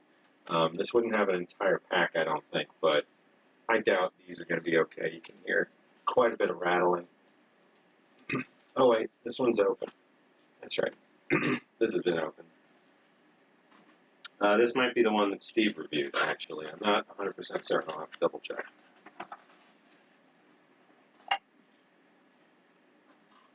So the main hasn't been opened. It's rotted through and it's just still technically there. The B unit is razor sharp. It's been opened and its contents are still there in terms of the crackers, and that's it. It's got its crackers. So I think this might be the one that Steve tried. Not sure.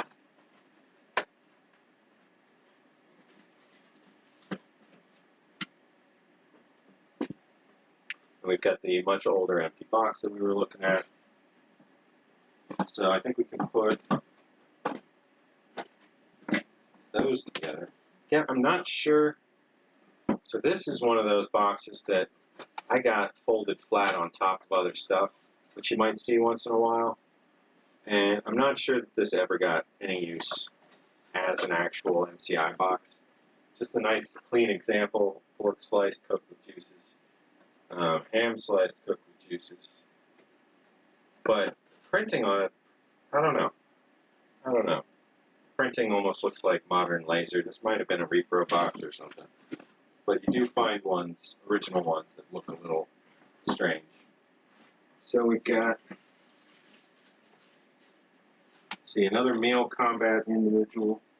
We can move over with these.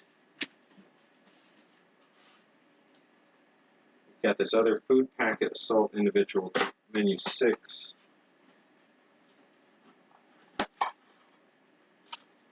Sealed accessory packet on this one. Cans have been opened and emptied, or the main can has. Yeah, this one, this main, sprayed the ceiling of my place in Bozeman something fierce. So you can see it's a very bubbled top, and I took the bottom off on this one. But as soon as I cracked that seal, it erupted, sprayed all over the place, and coated a patch on my kitchen ceiling with beans with pork in plain sauce from more than half a century prior. This accessory packet, and you can hear the metal in there. I know there's the can opener, but I'm not sure what else might be metal in there. So we've got 3 full food packet assaults and 1 empty among these. Put the foam off to the side. We'll probably come back, with more foam later. So I would say these and these RCI boxes would be an okay fit together. put the more stable one there. Well, no, I'll put the clean one on top there. Put that to the side. So this might be a section. These MCIs, I'm not sure if we want to keep boxed like this. That doesn't necessarily make a ton of sense, but for right now, we'll group them.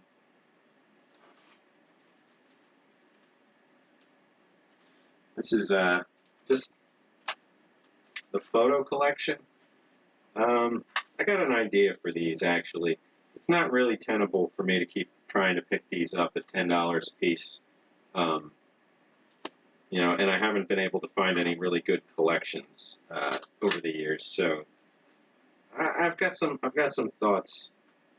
You know, I'm gonna reach out to a few folks, see about maybe spreading this around to other, you know, somewhere else, and getting access to their collection in terms of photos. Not sure. And I might be finding more ads to make sure we go through. Nope, I think these are going to be old World War I era papers. Yep. So this, I need more of these kind of binders. This is the acid-free paper protector. And this is World War I, end of the war newspaper. So I'm going to leave that in its sheath there. But this belongs in the library section of the collection. This is from my mother's father, or mother's grandfather. Oh shoot, now I can't recall. Who fought in World War I. So this is Trench and Camp for Thursday, September 5th, 1918, for Camp Johnston. Then there's Driver's Magazine, Steering Wheel, because he was a truck driver, supply driver. And then here's my end of World War II newspaper. I think that's it for, that's what these are. So these are newspapers. Not sure if we have a good spot for something like that just yet. I'll want those with the ads and everything, I think. This is still the only military-specific beer that I have in the collection. Military beers are very sought after by beer collectors.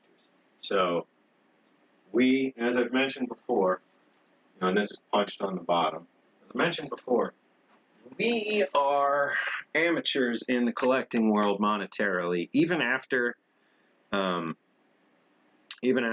the prices have climbed up by 5, 10, 15 times what they were less than 10 years ago. We're still not anywhere near the kind of money that a lot of other collecting world folks spend on their, on their holy grails and on their things that they're seeking.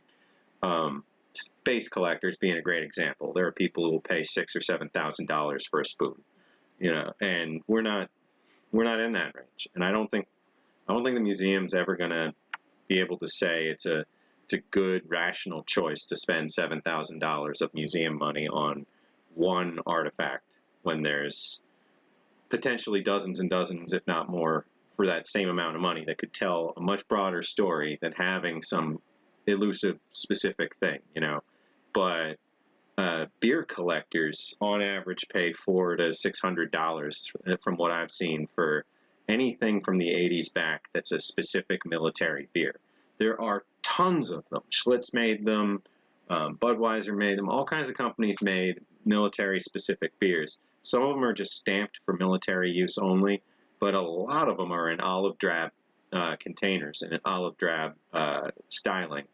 There's a lot of Pabst military beer styles out there, and it's not something I run into much because the beer collecting world has its own value for all that stuff. And honestly, I think compared to everything else that we go after, it just doesn't make sense to us, or it doesn't make sense to me. I would never say one can of, you know, Korea War era beer is worth $500 or $600. It just doesn't click in my head like some of this other stuff does. So I very much want to get some Army beer stubbies from, you know, the Vietnam War era, the Korean War era, World War II era, that kind of stuff. So if anybody ever finds any that are in a more reasonable range, or that they'd like to trade for something that go a little further with a trade than I would with a direct purchase, but I don't have any intention of spending $400 or $500 on a can. You know, even if, you know, we get to a point where the museum's got an okay regular donation, you know, stream of income that's keeping it afloat on its own and giving us the ability to go out and buy, you know, artifacts here and there. I don't plan on spending that kind of money for the museum on a can, you know, but I would love to have more anyway. Just, you know, it's its own little thing. I think one or two per era would be great.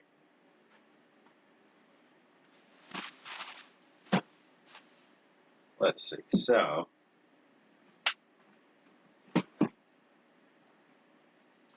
that being said, I'm not sure where this belongs.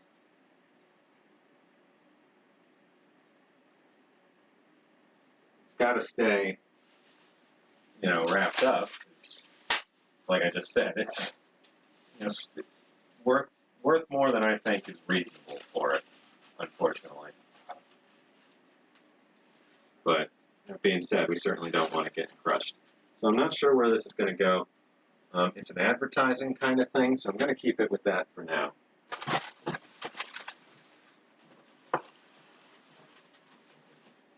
There's some bigger cans of stuff in here. Like here's a number 10 can of soluble coffee. Date stamp on it is 246C.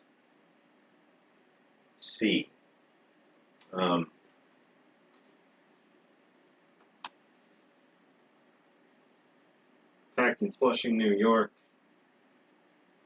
Vacuum packed ground coffee. So this would be, you know, you'd have to actually brew it. This isn't instant.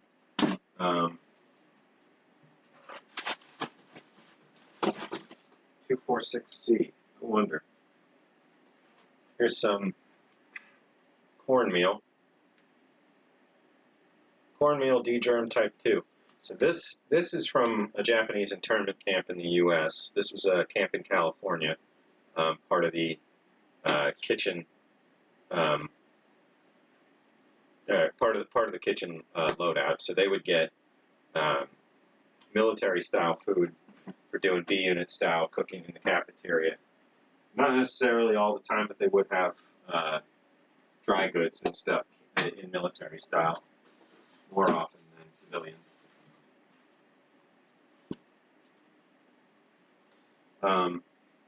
This is the only other military labeled alcohol item that I have. So this has specifically got a U.S. Army. There we go. A U.S. Army tax stamp. It is White Horse Scotch whiskey. This label fell off long ago, but it fell off clean, so I'm just keeping it together like that. I'll put that with advertising possibility too. You know, it's funny, just exactly what I'm talking about here. I hadn't gone to the bottom of this particular box in a long time and had not encountered that little bottle of Scotch whiskey in probably 5+ years. So there are items still in the collection that I haven't rediscovered. I'm sure some of you have heard me say over the last year, I had a Saudi Arabian ration. I need to find it. I do not know where it is, and I have not stumbled on it again. So it may be lost. It may be something that I inadvertently left behind when I left Montana. But, whew, you know, like I just, some of the stuff, it's hard to imagine where it could have gone.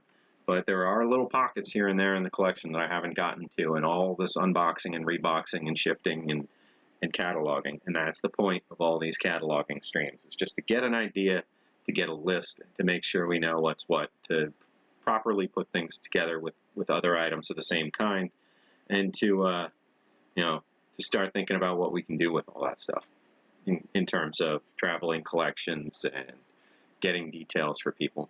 No sardines or tuna. Well, I have some sardines for dinner in a bit, Rosie.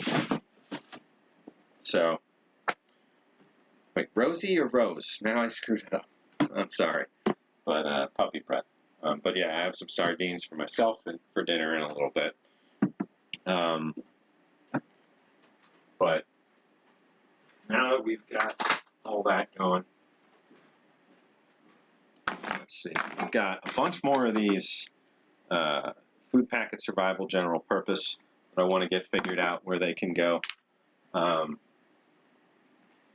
I don't know if just miscellaneous can is going to be a good enough spot for them. But there's a bunch of those silver ones that I just got recently, or the 3 of these silver ones I just got recently, and then 6 more of the bigger, of the cardboard box varieties, a couple different years. It's, I'm not, so stuff like this, it's going into the collection. Some of it will be trading fodder. Some of it I might still eat on a stream. I'll mark down the, make or break, have to stay with the collection stuff as we keep going through. Fair. Thanks, Rosie. So, got those. Might have to put that in with canned survival. One of these boxes was canned survival. Might be this over on the table. But this box over here is really well laid out, and everything in it's safe, but it's hard to get to because it's layered horizontally instead of vertically. So let me clear some space and show you guys what I'm talking about. Oh, here's more of the same kind of stuff. Yeah, this is what we're doing. We're just going through and putting stuff that makes sense to be together in the same spot. So I don't think I'm going to do anything with this LRP pieces pile right this moment. Bring up this canned box. So in this canned box, we've got stuff like emergency parachute rations.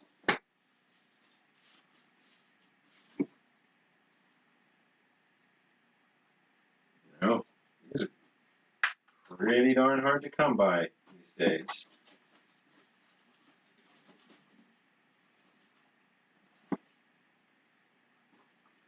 Got food packet survival abandoned aircraft. This one's part 1 of 2. So we've got a part 1 of 2 in 1969. We've got the parts 1 and 2, there we go, 1966 set.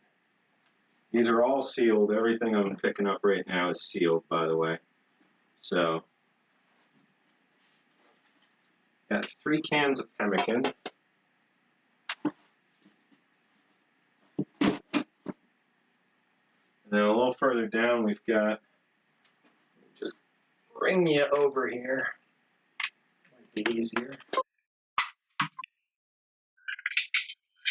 Should have enough power to stay on for the rest of the stream. Anyway.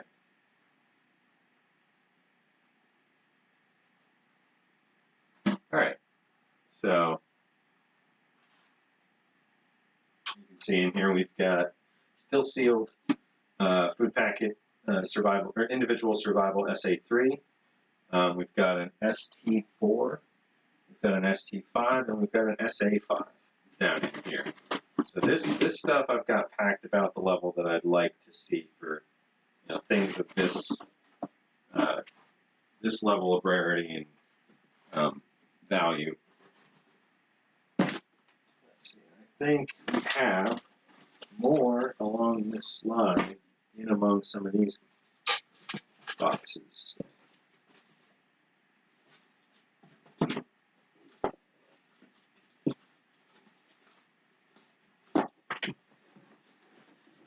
Let's see. got, I should probably put this back in a mount. You're probably getting sick, I'm sorry.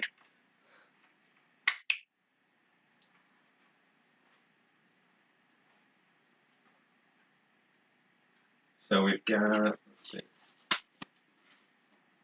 food packet survival general purpose.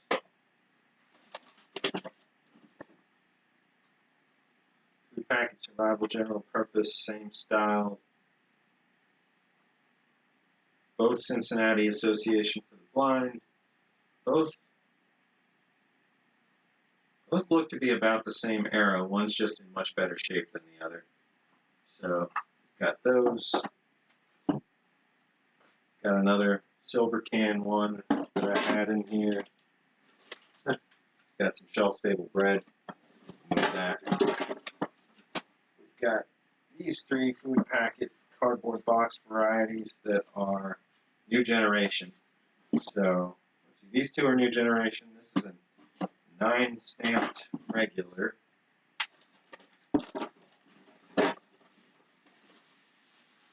Got the lid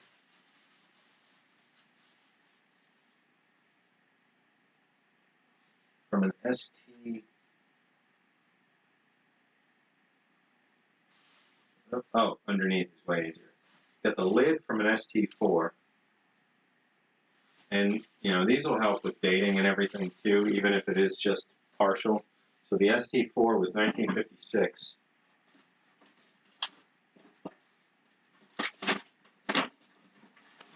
A lot of this stuff can be considered sundry. We've got a Canadian survival canned ration. Let's see. Got another Canadian. This one's RCAF. Food Packet Survival RCAF, 1959.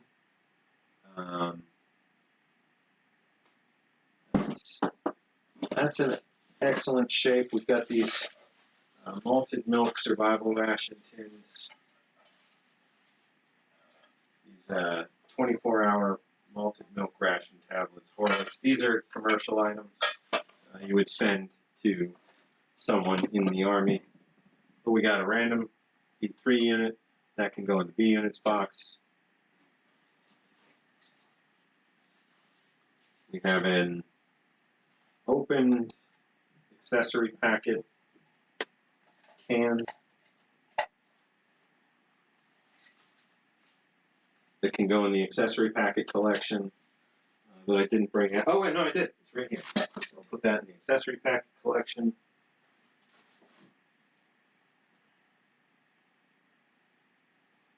This B unit will go in the B units box.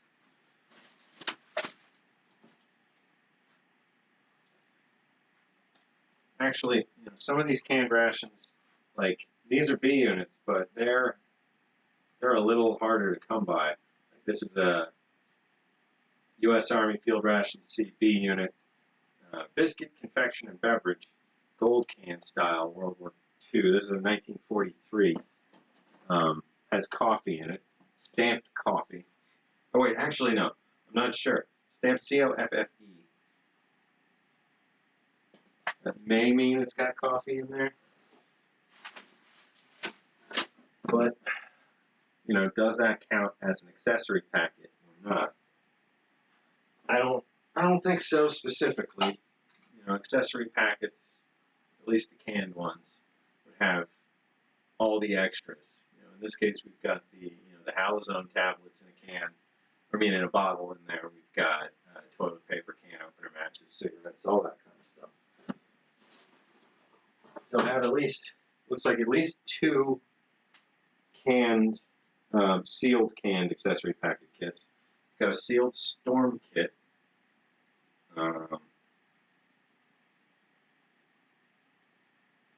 This is a civilian one, but in great shape.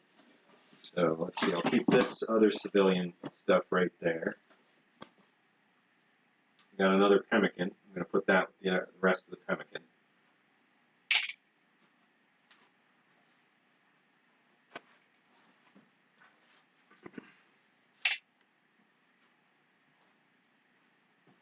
I should check chat, because I've been standing on the opposite side of the table for quite a while. Let's see.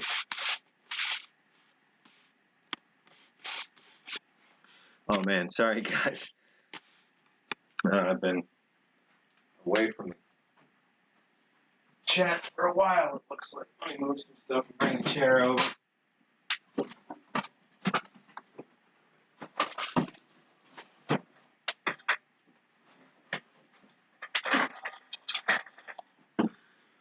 Whew. All right. Let's see.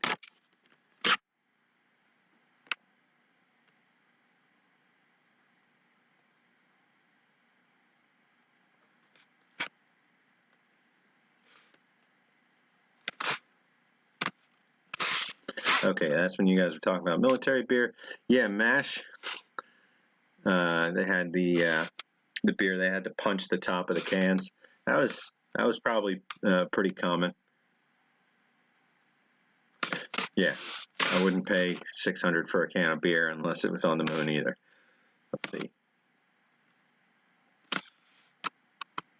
Parachute rations. Yeah. They're definitely. Oh, come on, Pete. And it's not a can with a parachute in it.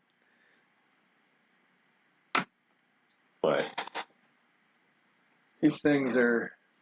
I'm gonna grab the one that doesn't have the can opener taped to the top. Let's see. I just want to make sure that we aren't reflecting the light. There we go. So, contents: bouillon cubes, candy, chocolate, cheese and crackers, or cheese and crackers bar, coffee, gum, sugar, cigarettes, and water purification tablets. This thing is, it's substantial. Let's see. Compared to a can of sardines. I don't know how to hold things up to a camera. So, just about maybe 2 times the actual volume of the can of sardines. Just about.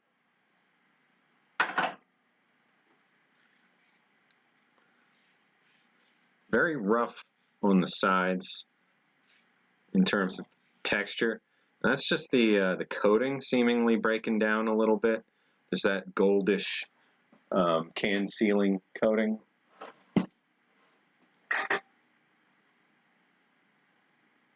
You're one of the bigger storm kits, the taller kind of thing. I have the square can red and gold ones that are a good chunk bigger than that.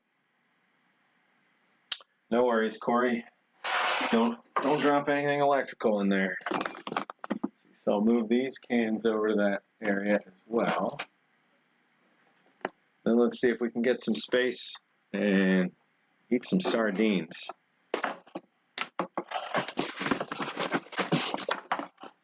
Let's see. We've got this sundries box of random. I'll push this back a little. And we'll get the camera over here again. Oh,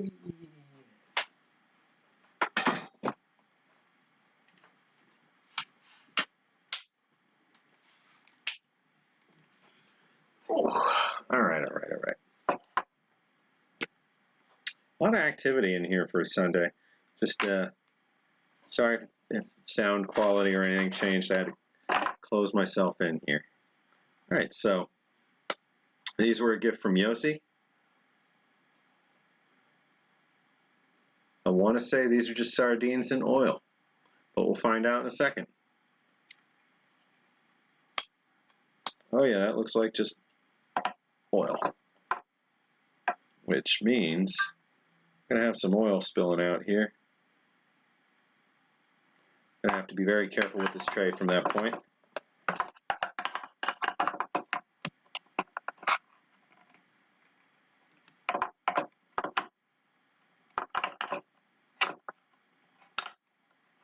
There we go.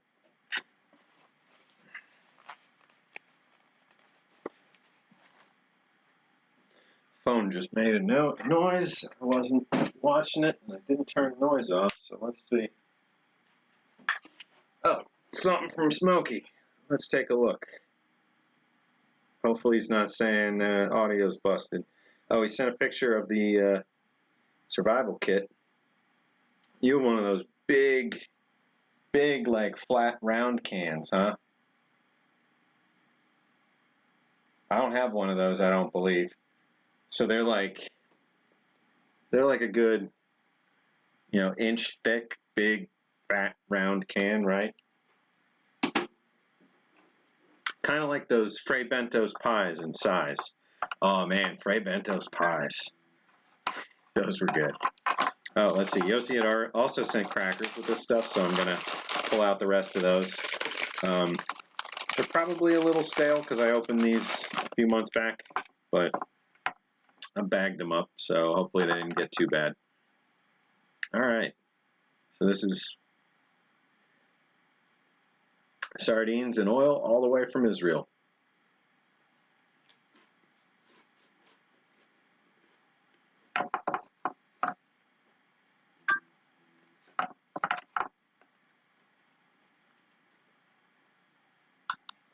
Yeah, you said it. Yossi's awesome. He's been really good to us. From that camera that I was showing you guys earlier, really want to get that working in a way that even if we don't use it for the stream, I'm definitely going to use it for making videos because it's just really nice. I mean, it's AI. It follows you around. How cool is that? But, all the snacks he sent in, from candy to, fish and crackers and sweets and coffees, and it's been great. Really appreciated.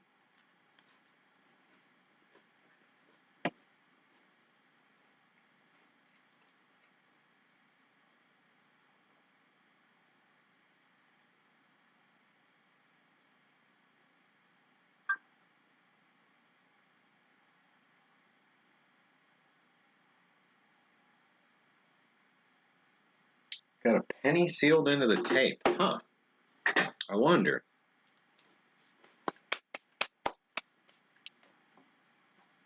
I have seen that one that you sent me the picture of. You were just asking, Smokey. I have seen that before. I don't know if I've ever seen anyone like open and review it.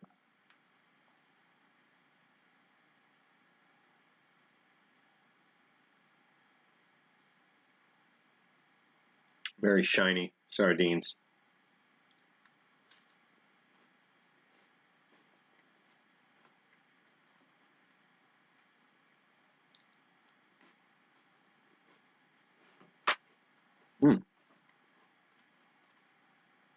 So a spot of that looked like it had gone a little soft.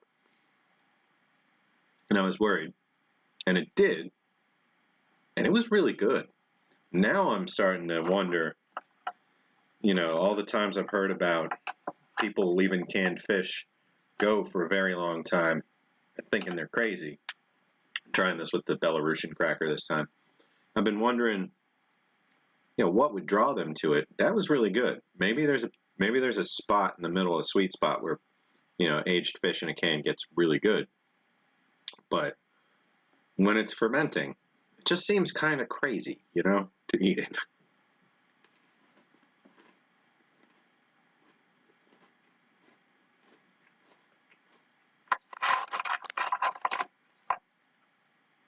So Smokey, the one that you tried that's or the one that you have that's bigger, did you by any chance find any date info on it, or did Nathan get date info when he opened his up? I would be guessing 70s or 80s on that. Got a big chunk of fish spine on this one.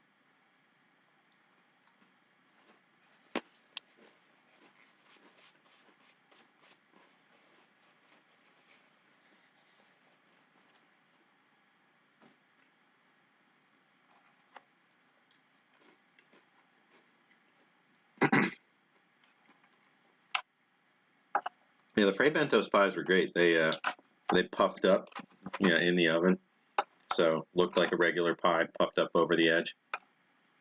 By the time it was done.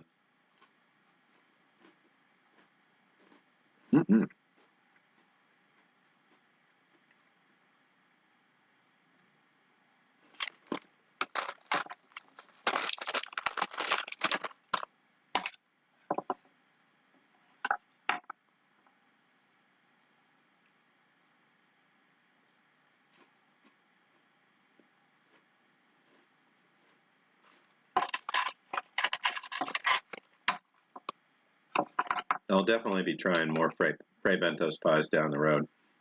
I'm not sure what their shelf life is, but it seems like they should keep for years.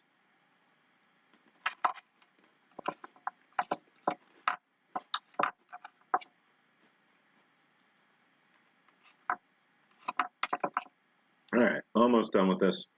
Very much enjoying it. And we'll dig back in to sorting and recondensing this stuff.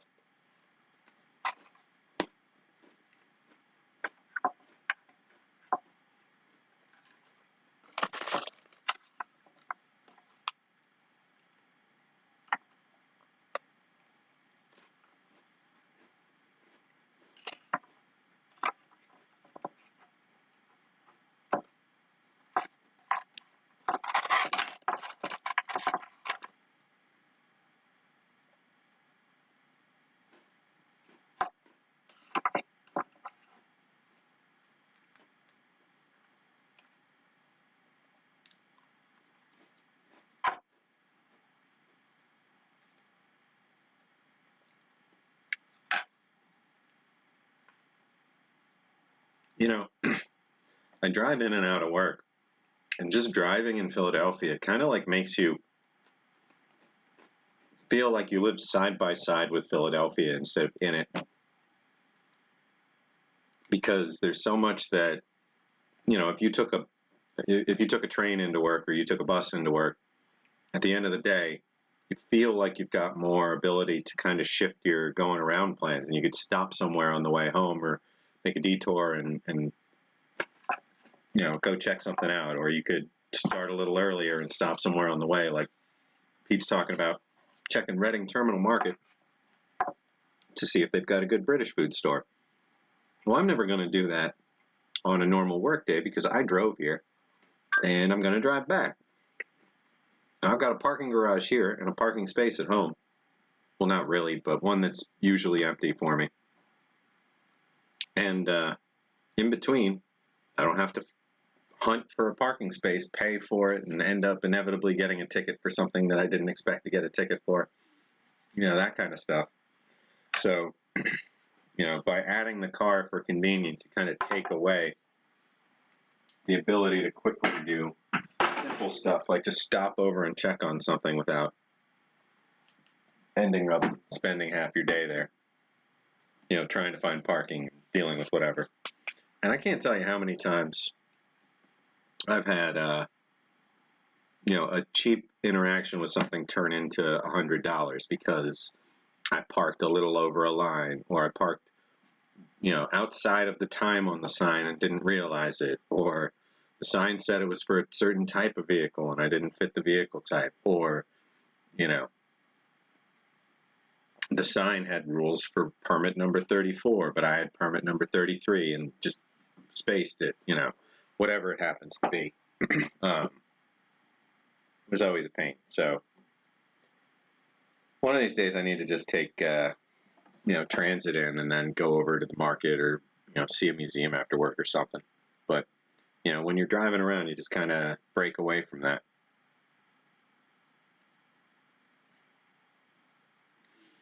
All right, so we were busting up where we wanted all these cans to be. Last we left off. All right.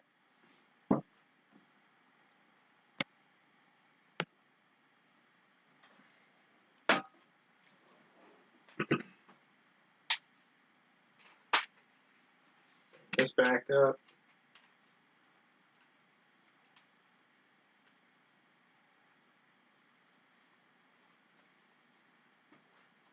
Okay.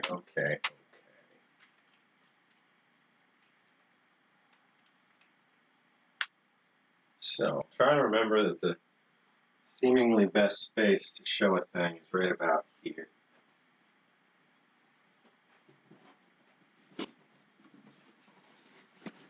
So I've got Canadian stuff that should wind its way back to Canadian collection.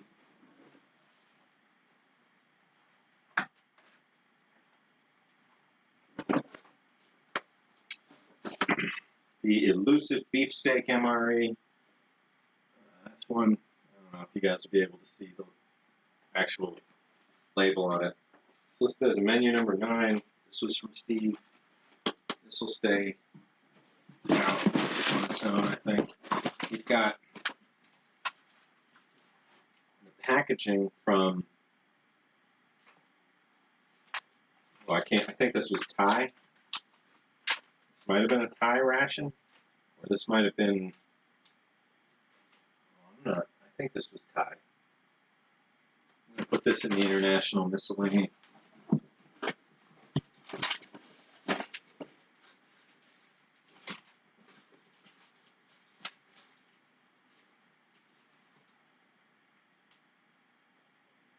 Got the guts of a K, and we have a box for a K.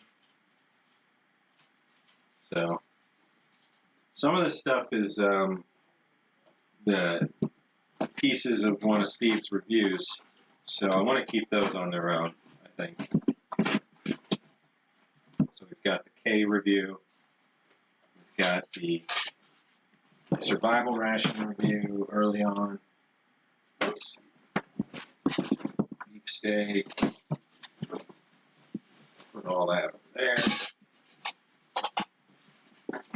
So this was other part of. So this one specifically was the hardtack that Steve ate on his channel. So keeping that separate from the rest of the hardtack.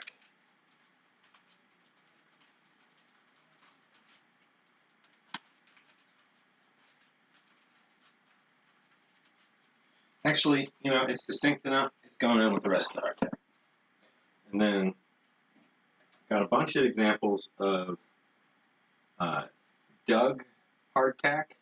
So bits and pieces that would end up in the campfire pit. Sometimes fell below the ash level, got wet, absorbed ash, and fossilized. So what you're looking at are little, essentially ceramic pieces of hardtack. They're closer to being glass than they are being bread at this point, you know? So I always found that to be a fascinating phenomenon, and got a couple different smaller collections of it. Have some Gettysburg, have some Atlanta, Georgia, and this other set. I'm not sure if it's labeled. I'll have to dig through like eBay history and stuff. Has glass window.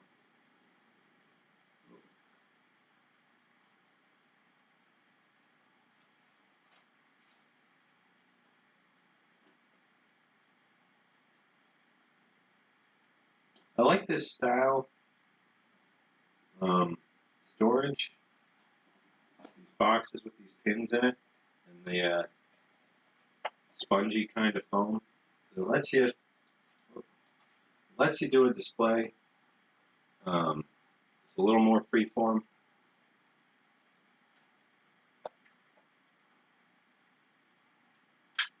So we'll put all these with the rest of the hardtack. So there's quite a bit.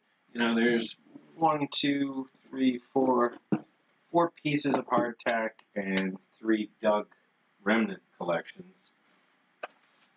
Let's see, we've got a opened new generation that Steve did a review on with pieces from something else inside.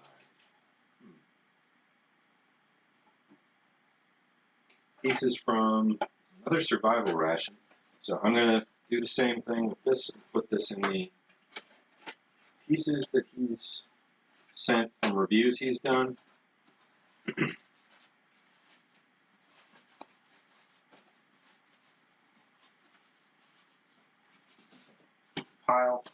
Put it in that pile. And then we've got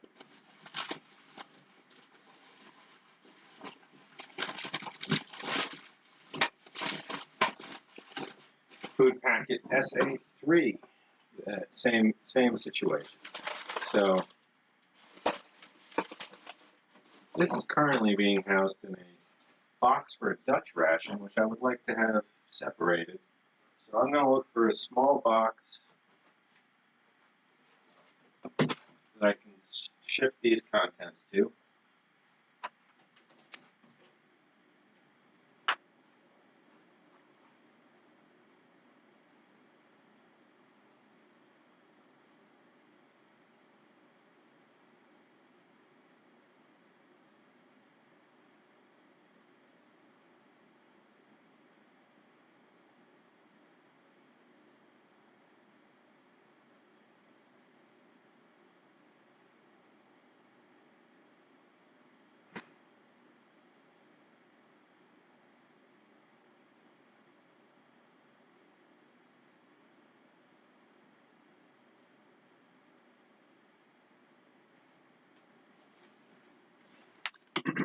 All right. Let's see.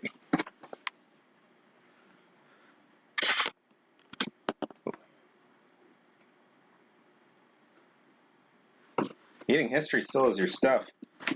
Are the studios still technically there? I mean, in terms of like, is there still an office that's like attached to eating history that's got stuff inside? Or are they just sitting in your, like a storage unit? You got to get that stuff.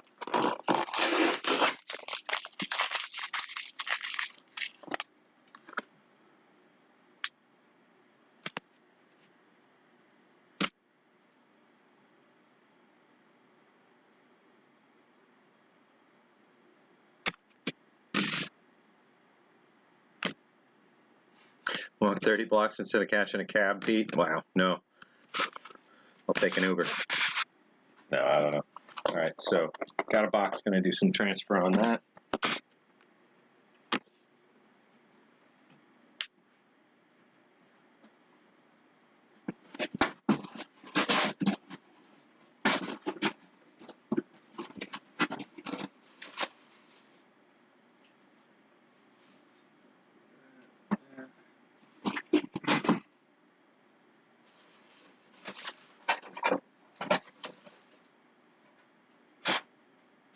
So it's all got, you know, some remnants from some cocoa or cheese or, see, I think cocoa. It's got the original instruction pamphlet. I'm going to keep that together. They are razor sharp, so I'm just trying to put it in the way that it's not prone to popping back open.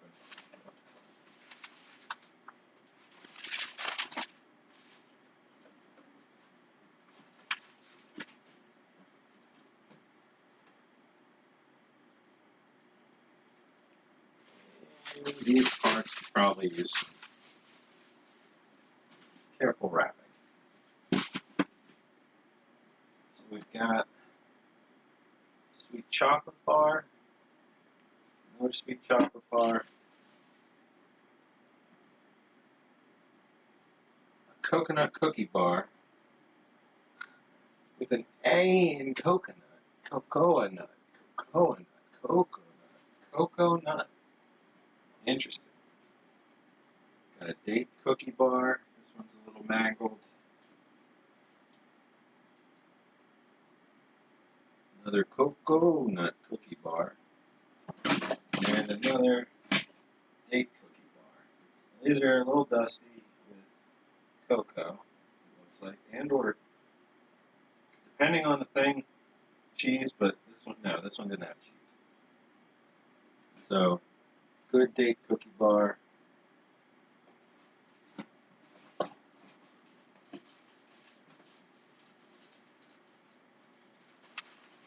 There's a safe storage inner bag. It currently contains the coffee and creamer that's got that telltale smell, and bullion powder. I'll fold that into another layer. So, just in case you guys can't see, just making a nice layer. Actually, that won't fit with the way that's going. So, instead, you know,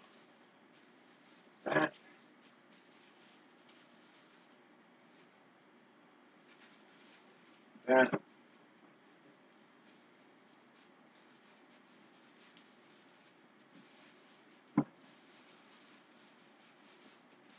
Now, this doesn't make any sense. Apologies, guys.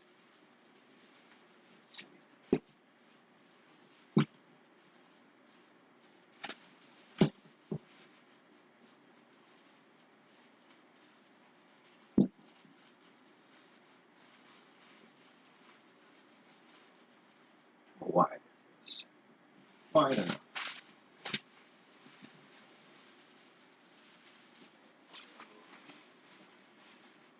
Lock that out.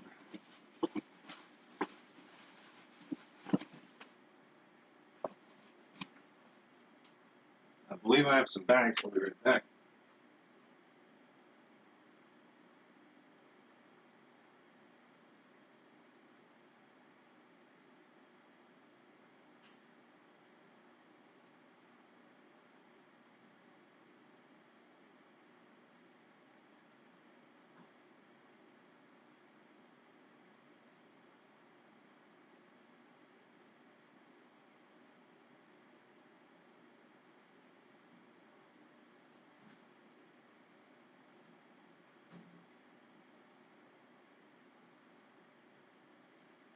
Just grabbing a box of packing material, bags and such.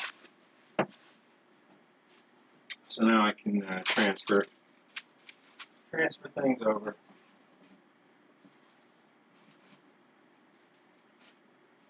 A couple sugar cubes.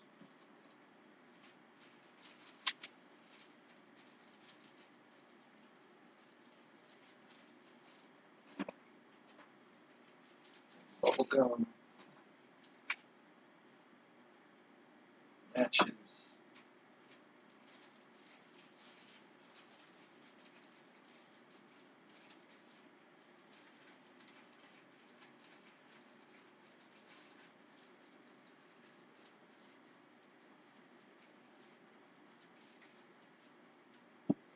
The key is wrapped around everything. Put that in that layer. This in on top.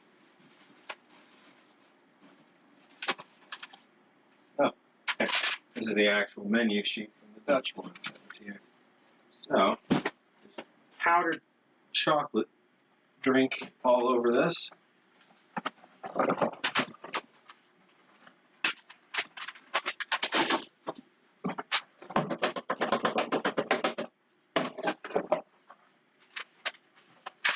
Pretty good. Okay, so that's just a nice little empty Dutch ration box. Put that over in this miscellaneous international for now. And I'm going to have to wash my hands because that was very, very dusty.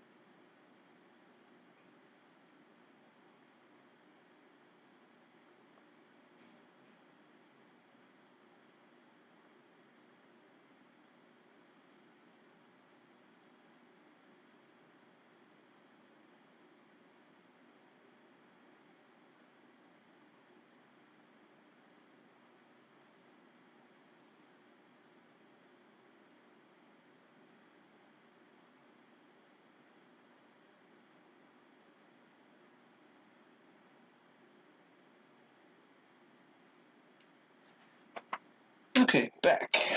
Checking on chat.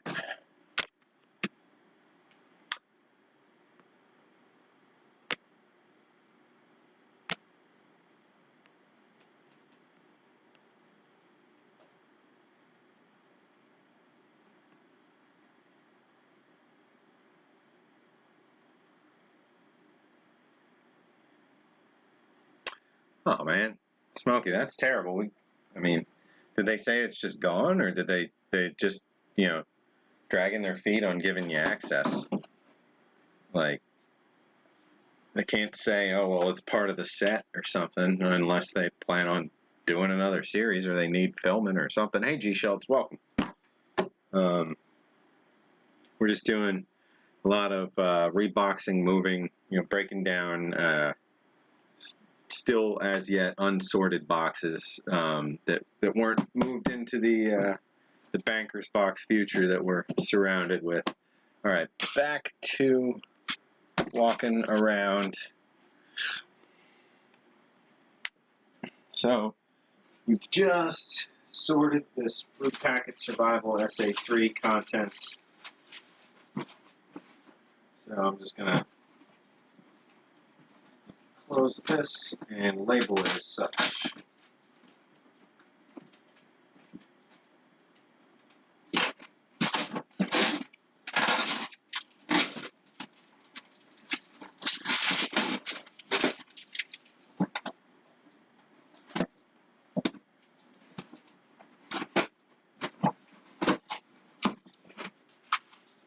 Almost certainly not going to get to photographing collection stuff too much today. Just going to be figuring out what boxes come next. Let's see.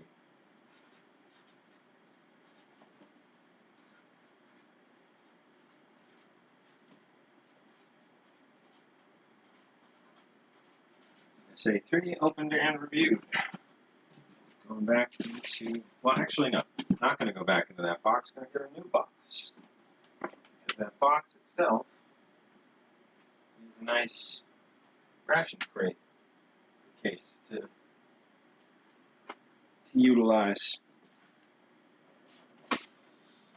All right.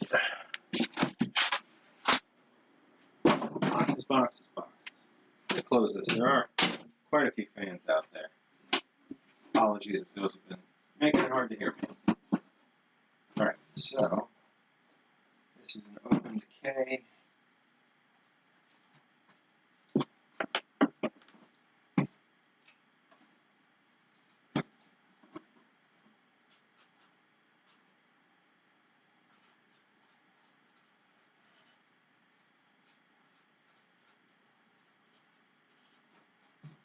Okay.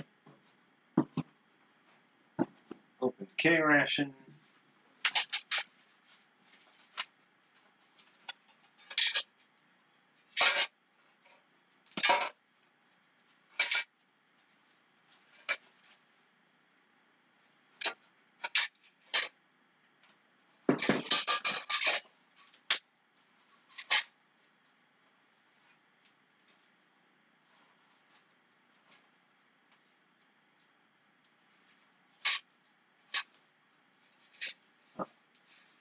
How the heck did I seal this?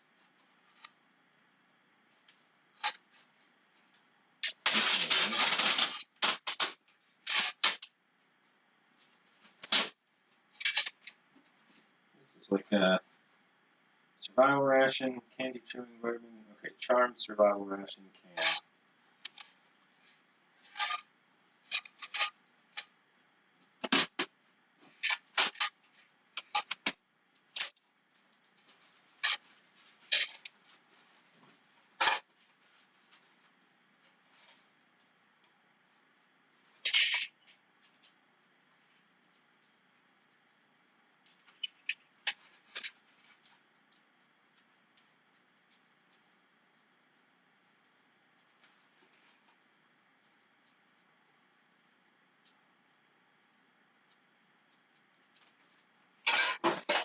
Alright.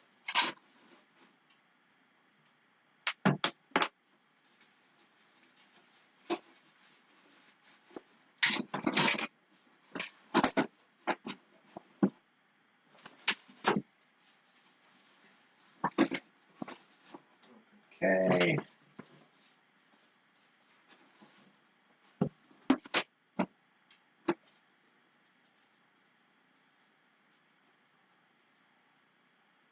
Then rather than leave random stuff in this box that, sorry, you guys probably can't see much.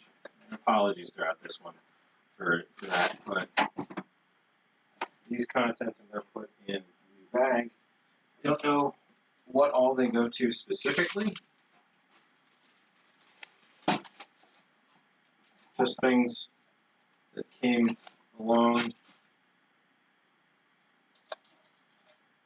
So this isn't even, the box is a new gen. This is an RCAF can. That's an RCAF item there. So are the sterilization tablets. So is this coffee.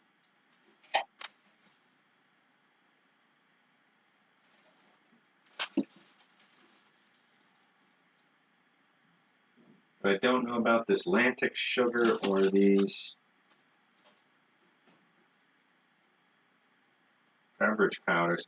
So like this one, I don't think was in the RCAF. This is a B unit shaped cocoa. Same with the sweet chocolate disc. So I'm going to put these things separate. I'm going to keep the RCAF parts over here in this sleeve. Let's see.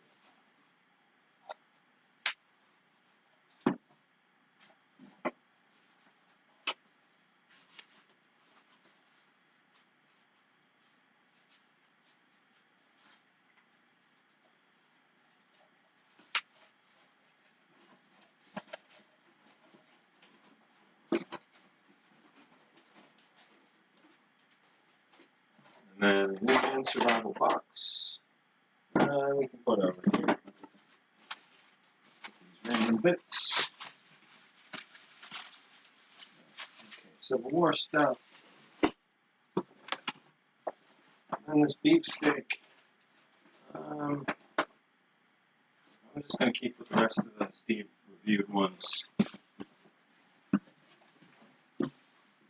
Move this candy box.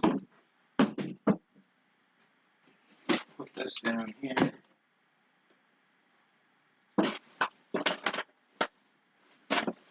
Now, and going along, these other items came in from things Steve had reviewed. I'm not sure which they went with, so I'm going to put them together there.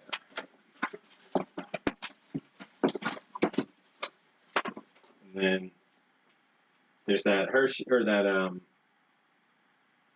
Tootsie Roll that he had sent me that was starting to show some signs of being, about to rot. So he had sealed it up with some desiccant in a vitamin jar, and it's still fine at this point. Now that we've 3D scanned it, there's a record of what it looked like, even if it does degrade further. But at this point, it's in good shape. All right, so we've got some sundry items that I'm going to move in the miscellaneous box for right now. We've got a British empty tin for Flying Ration Mark IV. I'm going to put that with another collection of British stuff I noticed. We got a random Coca-Cola, sundry. We got a Conserve sweet chocolate ration bar made by Fraz Surgical. No, Hershey Fruits Corporation. So, a sweet chocolate Hershey bar. Not marked field ration type D or anything. We've got these civilian survival rations. Got some random bits that are actually civil defense, but I'll put over there. Got a random standalone Rapco cocoa. We have most of an empty box again.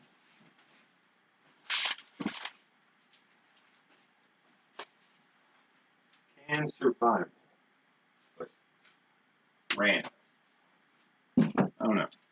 Put them in the item number for right now.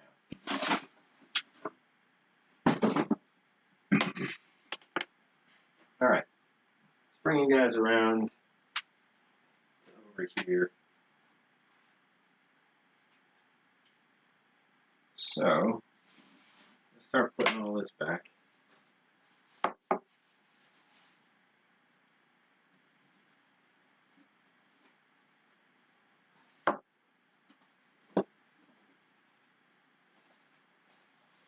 So all these food packet survival stuff, they do kind of belong here, so I'm going to keep them here for now. New generation 1.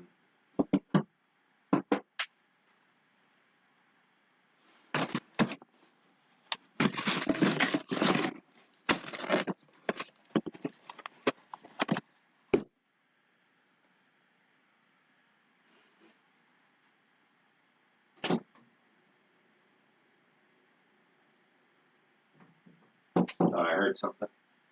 Alright, where did I put those other like 9 I was just looking at? This box of them.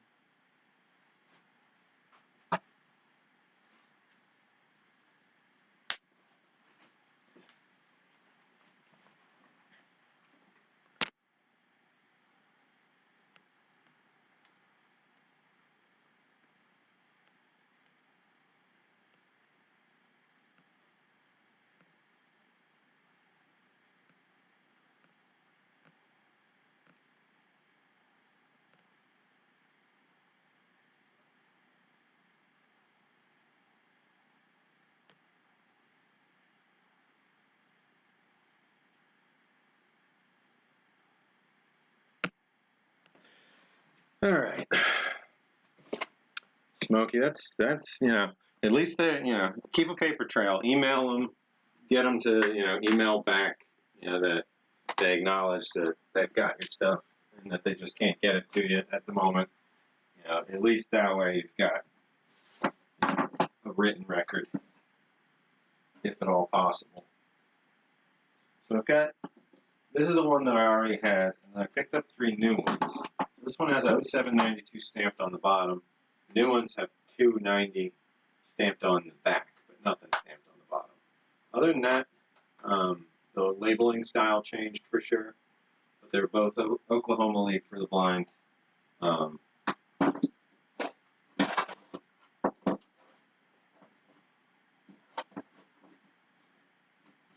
the top seems to flip around on these in general, so that's not a sign of anything. So and this box, this new generation box, I am going to keep with the Steve stuff because that's where it came from, so it might be attached to one of his reviews, I can't remember. So I'm just going to close that with some foam and put that back over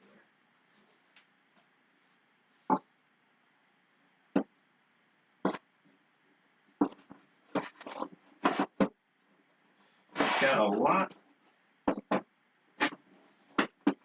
but the next layer honestly should be more of this older stuff.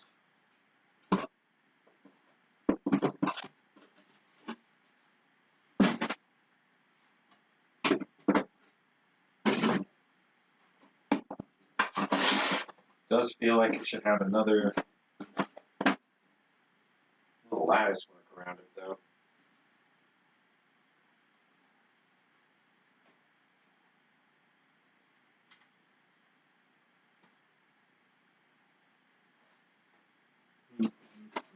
What do I have?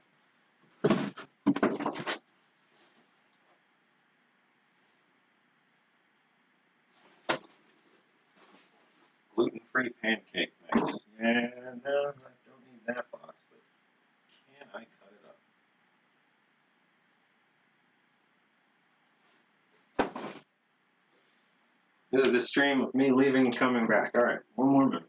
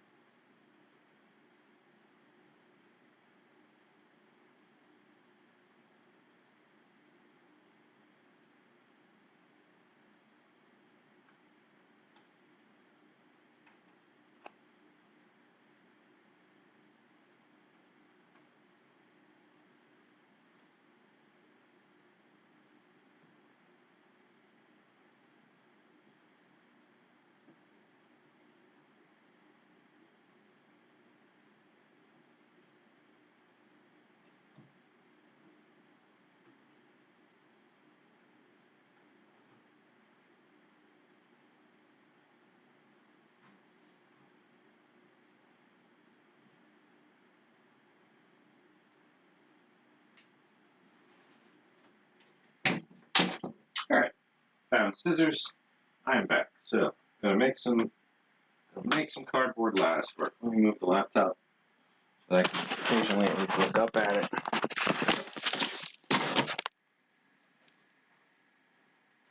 There we go.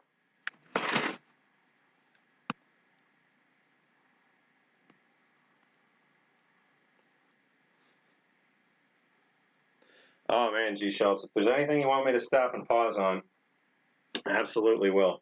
Right now we're just boxing up like things. So there's all kinds of boxes that I've had that are kind of, oh, well, I'll come back to this. I'll come back to this. Or, you know, put a little of this here and a little of that there.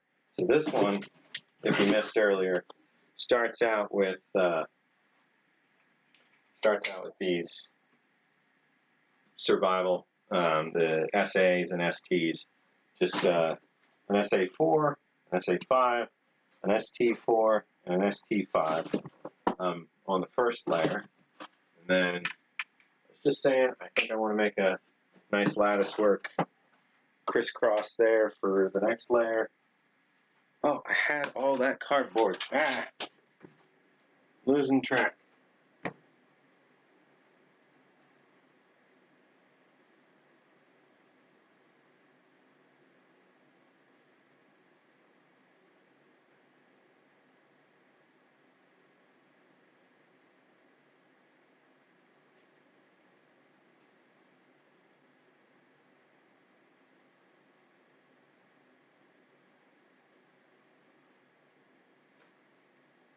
Alright, back. Cardboard. Okay. So, just gonna cut up some bits to do the same kind of thing and make a nice crisscross cage. It keeps these steady. There's foam around them as well. And then, you know, the rarer, crazier stuff I do want to be careful with. So on this next layer, we're going to put down some of these abandoned aircraft packs and a couple of these parachute rations. And then we'll top it off with food packet survival general purposes across a couple different generations. So, do the same basic thing there. Put something at least that tall.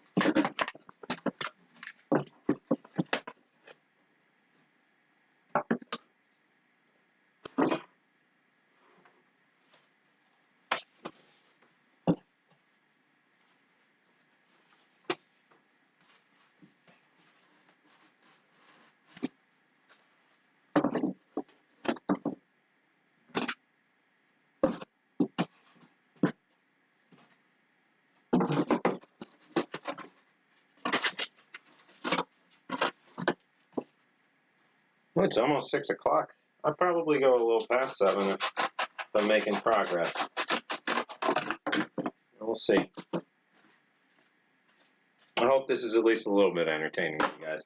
I had a good weekend. I got a lot of stuff done. I want to get some more stuff done here, and then I think we'll be in a better spot. If Nick can come back next weekend or not, we can hopefully dive back into getting some photos cranked out. Right, Smokey? Says he can't wait to see until the public can walk in and see all this stuff. I mean, who doesn't like a big metal shiny box, you know, and all that? I mean, right now it's just how do we pile it all into the same place without anything getting damaged? And that's you know, what this effort is, at least right now, is just, you know, make sure everything's being taken care of. and that we know what the heck we have, because there is a lot. I am an obsessive person. I have been collecting for a while, and yeah, to say the process is obsessive is an understatement. This is a good portion of what I chose to do with my life so far. Oh, it sounds great when you put it that way, Sean. Yeah, I'm proud of this. I'm proud of this effort. I'm proud of this project, this museum. I really think that someday, eventually, all this will slowly keep snowballing, and we'll get something that people can see and participate with, all the time, not just while I'm running a stream, but all the time.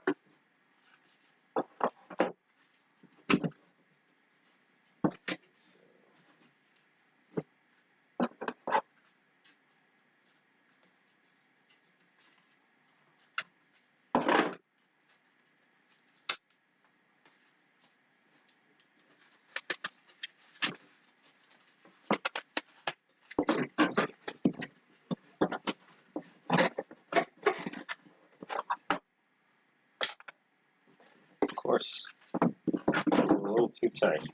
That's all right. I'll flip this around and use it for that side. Do it again.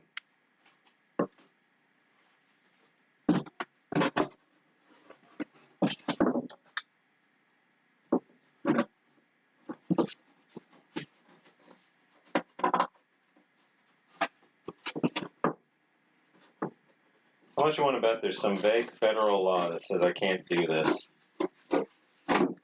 Destruction of post office property or something.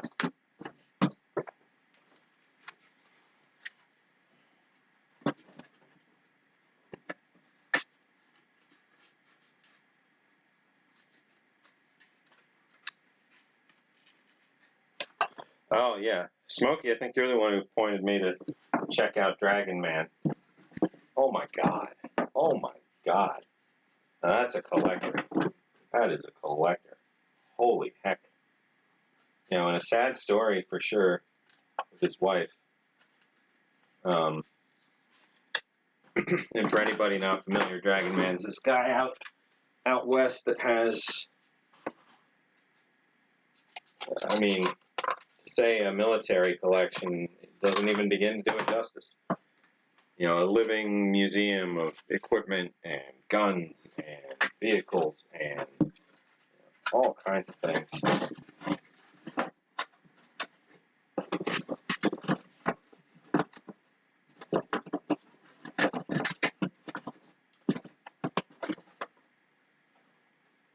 But the sad part is that there was an explosion when they were filming something or working with some ordnance, and she got killed. Now his daughter does a lot of the work on the property.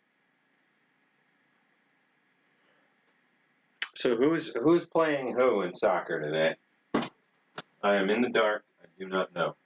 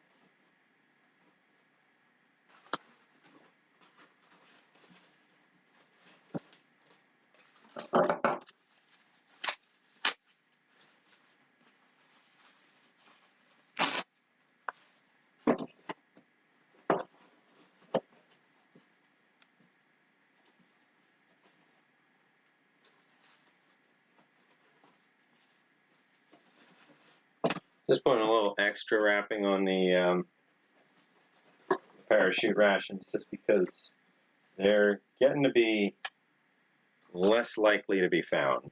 And they're already a little temperamental. Alright, so then we can do that, or do I have something more appropriate? No.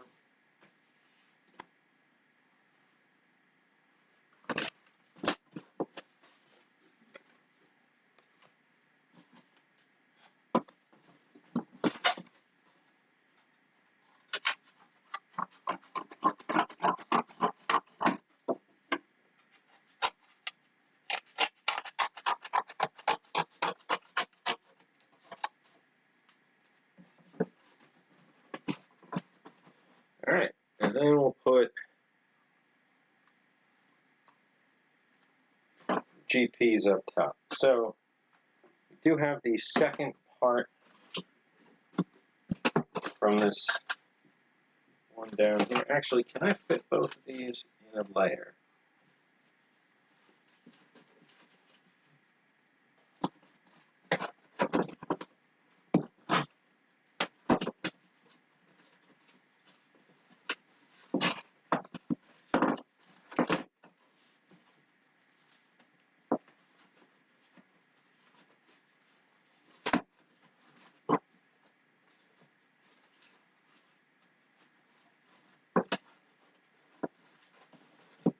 There we go.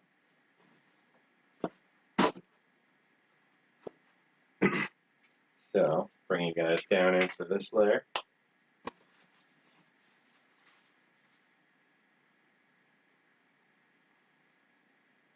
Well, catching reflections, but looking good. Close that one up. Yeah, closed up. Now, these I don't think need to go laid down. Just going to need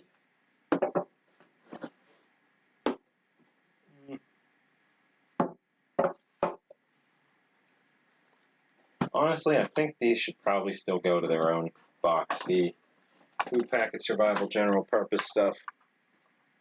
That's what these are, though. I don't know. You see me getting torn over this stuff. I don't know. Like I want examples of these to be in here, but do we want all of them to be in here? I guess it doesn't matter for right now. So I'm gonna put them all in.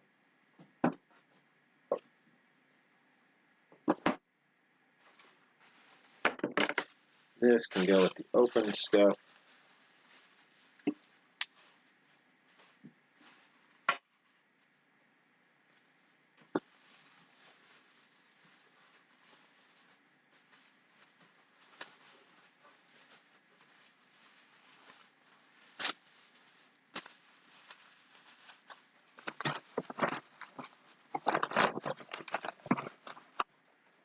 Italy and England. I think I'm supposed to want Italy to win, or Nick's gonna be mad. That's right, he was saying the game was in England, I think, that he was all worried about. Jesse's rooting for Italy. Oh, so Italy's doing okay? Nick will be happy with that.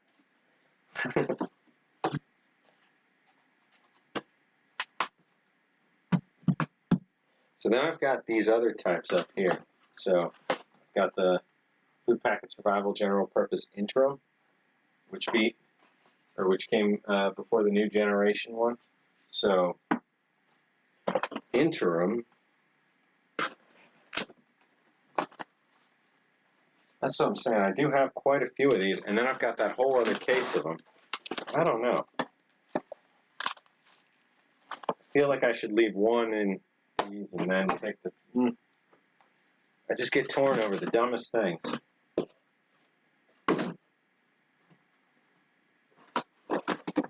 I think I can go a little tighter with this layer. It's not that bad.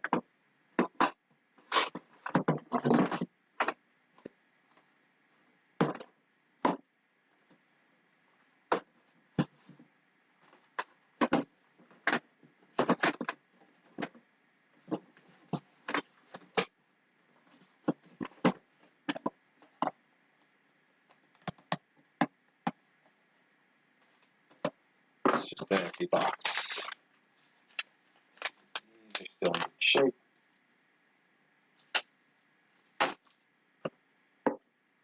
These are the wintergreen ones, I think.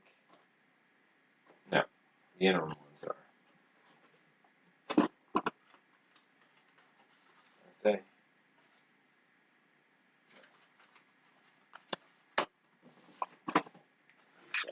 Okay. Next box.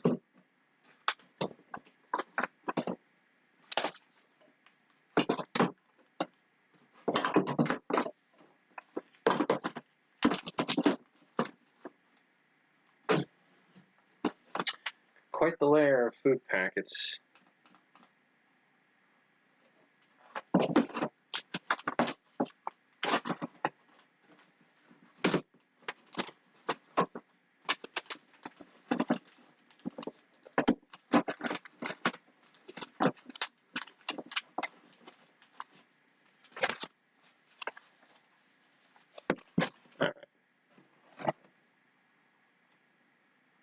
You want these pull rings lined up the same? Well, here's the problem. Front of the can, front of the can. The 92s have the pull rings on, you know, different than the 90s. So, I don't know. That just messes with a whole different mindset then. I could do separate like that. Either way, now that I can't grip from the side as well.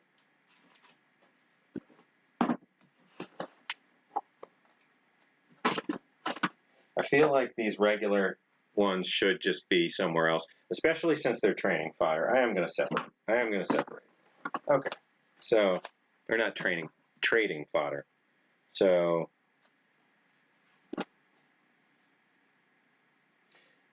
I'm a nut. I can't make a decision.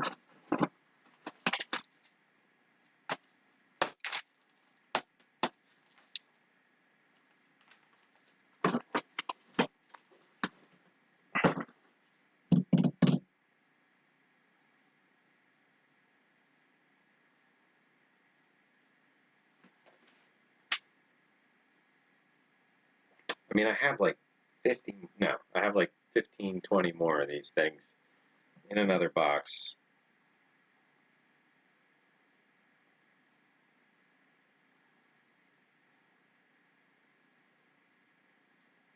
It is a box of food packets. I'm going to keep them together. Let me just reorganize a tiny bit. I can be less crazy about it.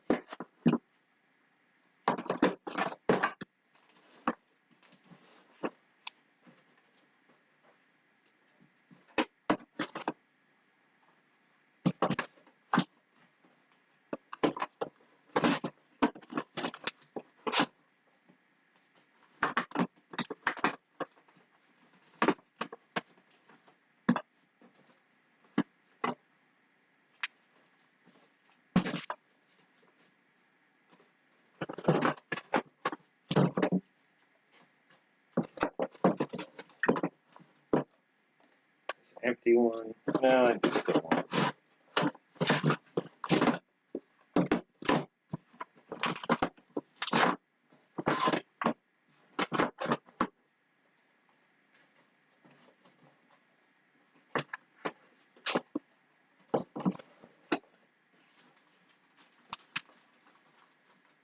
Alright, that'll have to.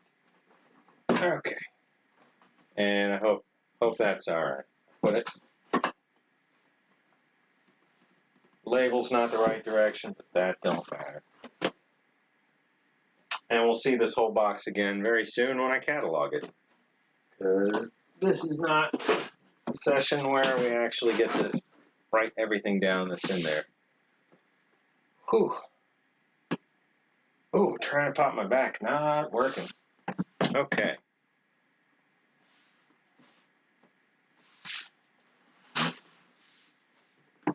Need Post-its, there we go.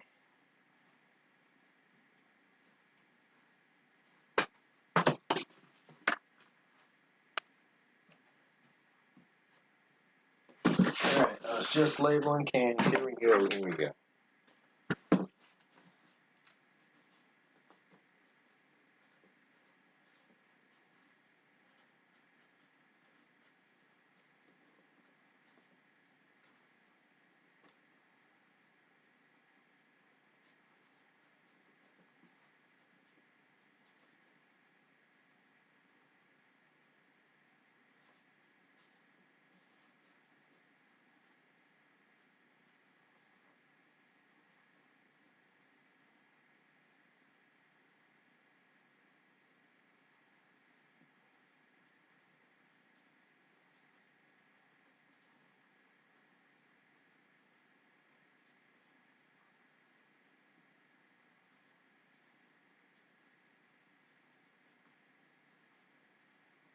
Alright. The label for this, at least, when we pull this box for archiving, we know what the heck it is. I'm going to keep this up at waist level because it's heavy, very heavy. But it's layered well, so no worries. Okay, moving on. We're doing good, though. We got a couple boxes split up, some things consolidated. This room is an absolute wreck. That's all right. So now I am going to want to put some stuff into some of the older boxes. So I'm going to have to get open the no, I can't. I can't do that because then I wouldn't have pictures at the same time. I'll figure it out. I might put it all in the sundries box, which still has to get sorted a good degree anyway. All right, so we're going to open a box for Civilian Mountain House and get some of this stuff in there. Get that out of the way for now.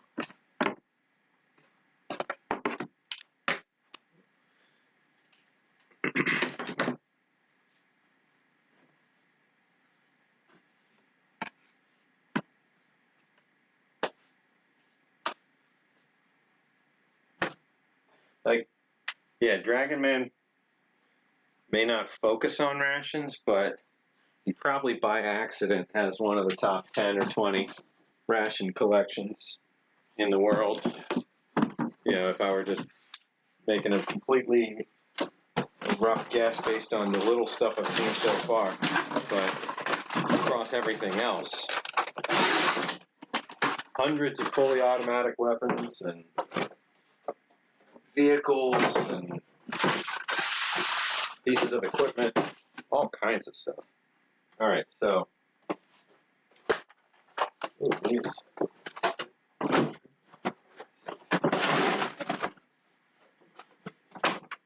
All right, so Civilian Mountain has stuff from way back.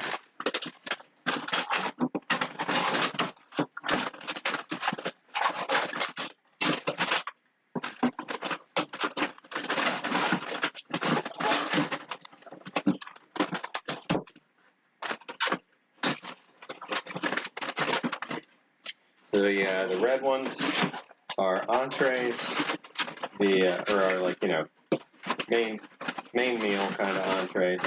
The green ones are vegetables. The yellow ones are eggs. I think they're breakfast in general, but all I have is scrambled eggs, so they might always be eggs. I'm not sure. I didn't find any other yellow ones, like sausage or something. So 4 packs of the scrambled eggs. The orange ones are fruit. So I've got some freeze-dried peaches to go with all this.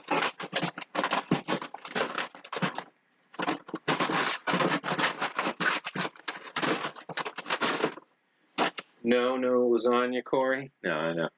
No, you're not watching. You have lasagna from this era. Yeah, you sent me the link to these. This is what I ended up getting in terms of, I think I got a pretty solid collection for 1979 Mountain House. I'm definitely going to eat a meal made out of this. Though I may not eat the peaches just because I only have 2 of those. But like green beans and carrots and peas and stuff, I have a couple of each of them. So Can't remember if I already pulled the entree out of here that's yours, but I have it on a list, so don't worry about it. If you see it in here, it's not going to end up in the museum. And that's the one, I mean, your finder's fee, because I was telling you, thank you for finding this deal. It was a really good deal, and just wanted to make sure you got a piece of that as a thank you. That one, I think I was giving you the chicken stew or the chicken and rice, one of those two, I can't remember. But separately, I have your Mountain House lasagna and your Dunkin's chocolate tin, the big empty tin, in the museum room, not in any collection boxes. All right, so we'll make a quick label for this. Sieve, Mountain House. Oh, does anybody know how to read the dates on the Mountain House packages, the revisions? I know you can call them up and get them to look them up for you, but I didn't know if there was any specifics that made it easier, like 695 revision 11-8, 643 revision, whatever. This is revision 47 with no left-hand number. Oh wait, no, this is 626 revision 37. The revisions I don't think are date related necessarily. These were said to be 79, but I always like to get more exact than, like the title of an eBay or listing. So I'm going to say circa 79. Put this on there. This is ready to go back.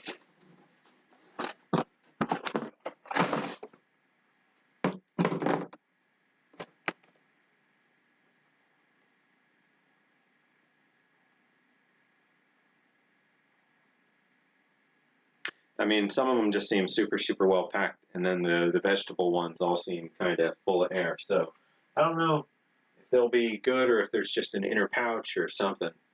But I've eaten Old Mountain House for sure. Like,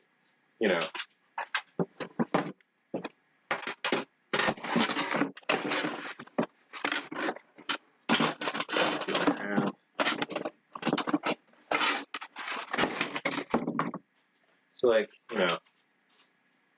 freeze-dried chili with beans. It's got an obvious cardboard piece underneath. There's that telltale flat. There's that lip along it. Same as this style. You can see from the LRPs, you've got that same tight lip. This is like a piece of cardboard at the bottom of the reconstitution pouch. You could also use it and pull the loop through it to keep it stood up. But these are the same thing. So this has a 4-digit code in revision 8-0. I mean, it's hard to tell, side by side, what's what. This seems newer than this, but doesn't necessarily work that way. But they're the same. They're the same thing. This is civilian packaging versus military packaging.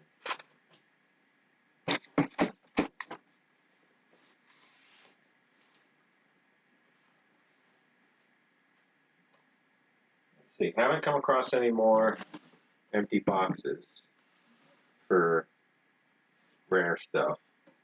So this is 2 RCI boxes and 4 assault rations. 1 empty, 3 with contents.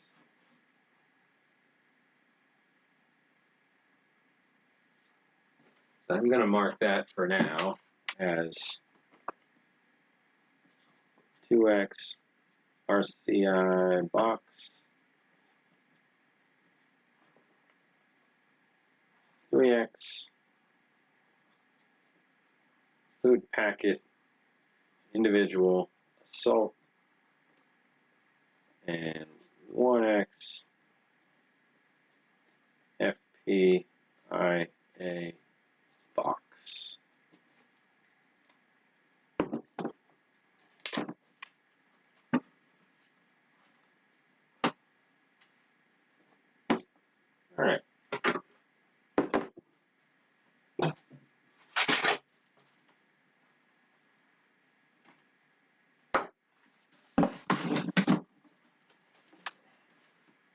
that good for the moment. Well, I am building up to quite a teardown post-stream.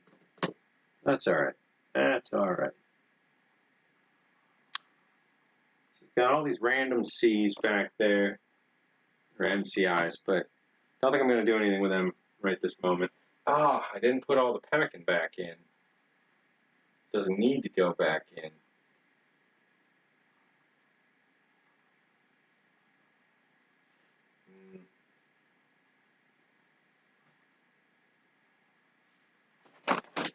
Where would I put it? If I did, I could put it in here.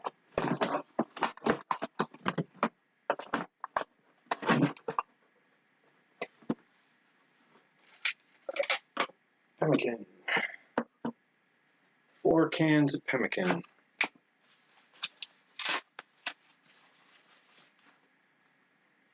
So this one's the only one I have that's still really unswelled.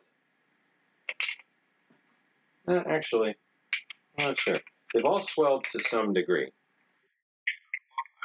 pretty much never seen a pemmican that's 100% flat. Uh-oh. Am I going out of power? No. I don't know what that was. All right. But Tower of Pemmican. They're all 84-RA. They're all packed by the Armor Company in Chicago.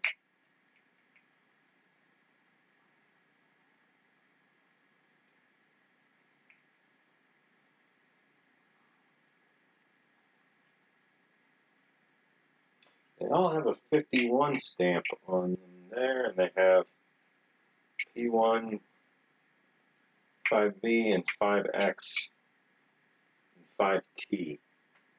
Different symbols. These are all interesting. I wonder what a lot of this means in terms of dating and packaging. I'm going to put them like this. I'm going to put a sleeve around them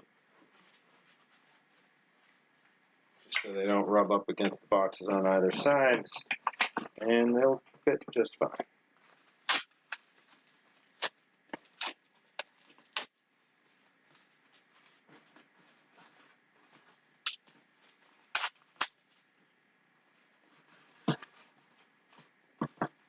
There we go. A lot of heavy can stuff in this one. Did exactly what I said I wouldn't do. All right.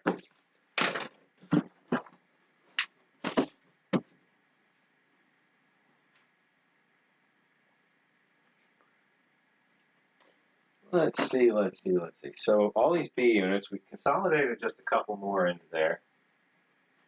And I wonder if I was already doing that or not in terms of these taller ones. So I've got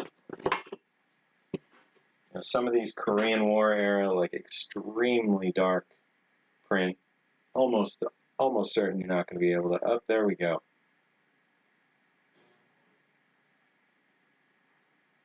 Like these cans remind me of the writing on like the Japanese JSDF cans from a particular era where they were just like super dark green cans with super dark black text that's just very hard to read. We've got a lot of 1950s B units. So these are 60s, I believe. So these are all labeled, let's see, 166, 266. This is labeled 51.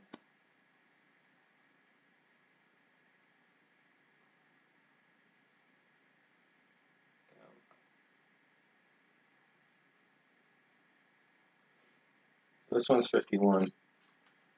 Jam, coffee, milk, cookies, crackers, sugar. The cookies in these things, oh my God. This is labeled 57.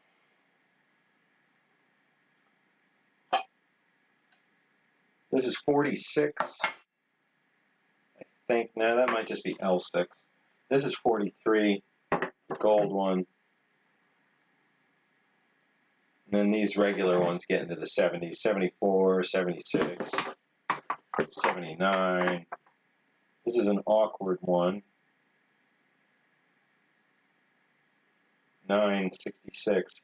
So this one's neat. And this is kind of what, having the collection lets me run into, is just like the weird little versions of things. Like the very, very strange, like, printing on B2 unit itself on this one. Like it's not clear, and there's nothing else printed on there. The stamp, it is indicating September 1966 pack date. But some of these, like, they just look so strange. I got a column of peanut butter over here. Let's see, so then the next layer, I'm going to bring this in closer.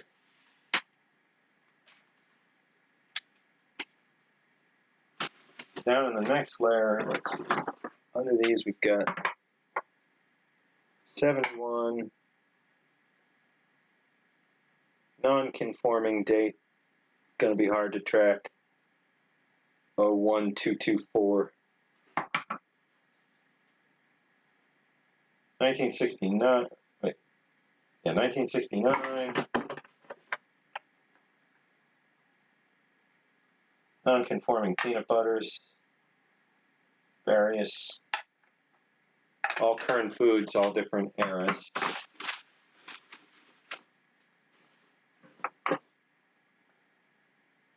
More of these 1966 super dark B units. Whole column of peanut butter. Got a lot of peanut butter. Those aren't B units, so I'm not going to keep them in the B unit can or box. These are all peanut butter. Just loose. Probably all full. Or, I mean, probably all edible. No rusting, no holes, no pitting. Some of them, though, the surfaces are getting dark and probably oily. There might be some leakage. So I don't know. But Kern Foods, nice big stack of those. But in here, I'm seeing a lot of 50s. Only that one 1940s or 1943. And then other than that, we're looking at, I would say, a 44 or 45 on the one, and then the rest of these are likely all 50s and 60s and 70s. Is this another stack? No, okay.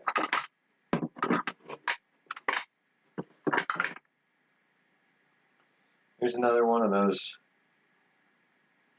strange print type, just sort of bleeding. I don't know if that comes through at all. It's just kind of ghostly. Same type, same era, B3.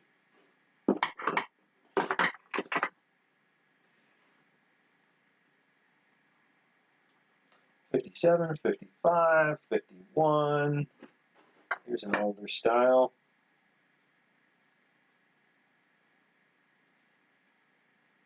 Undated, but probably early RCI.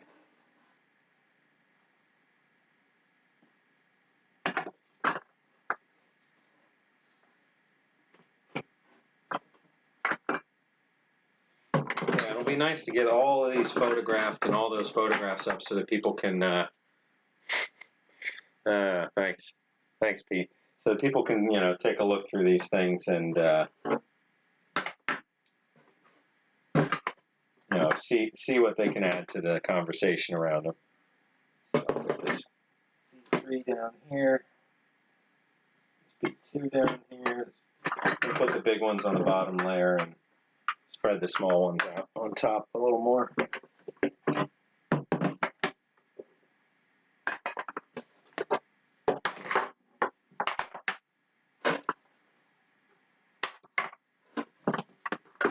And I'm just going to put a little foam around the handful of these that are much harder to come by than the others.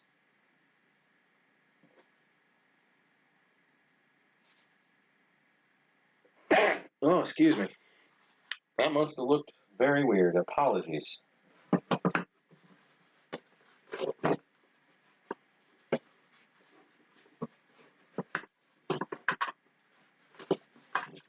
do it like this.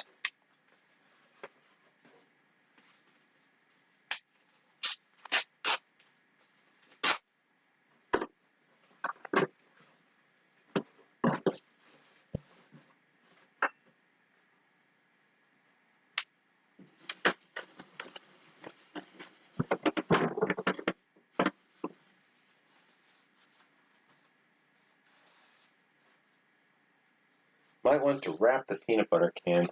Yeah, that's a good call. I'm going to put them in a plastic bag, actually. I don't think I'm going to put them back in this box. Just because they're sort of kind of something else.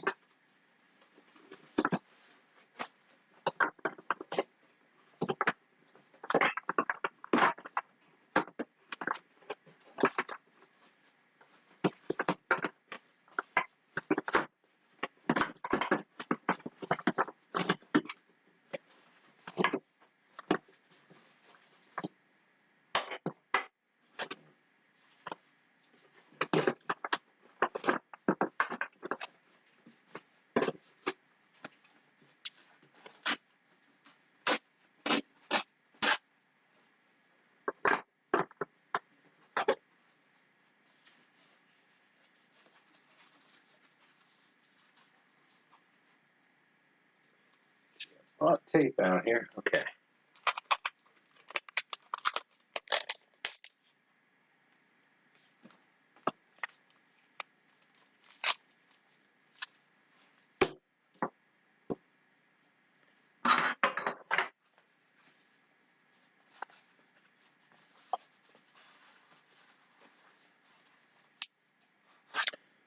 So anybody planning on going to the movie theater anytime soon? Now that they're starting to open back up? Well, the ones that are still in business?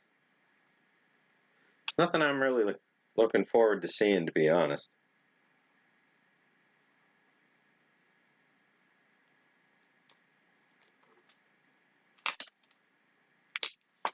I heard some good ideas, though.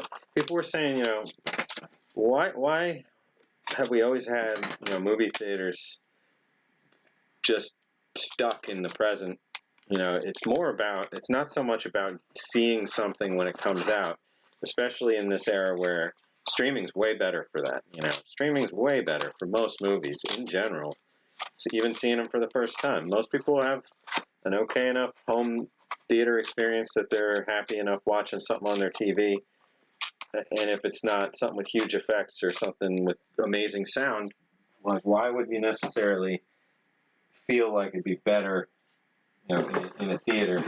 But conversely, there's all kinds of older movies that we've seen that, how great would it be to be able to, take your son to go see, Escape from New York in the theater again, or I don't know, just a random example. Don't get stuck on that one, but like there's a lot of stuff that would be amazing to experience again on the big screen. That I would go back to a theater to watch. I would, they don't need to be in theaters for months and months and months, but theaters could have more of an active, like, let's try and spice things up, play some old movies that people like, give people a reason to get out of their houses and come check something out. I don't know, just thinking. Peanut butter seems to be one of the sturdier items. Peanut butter absolutely is a near inkillable ration item, especially from Kern Foods. I don't believe I've opened one yet that I would consider inedible.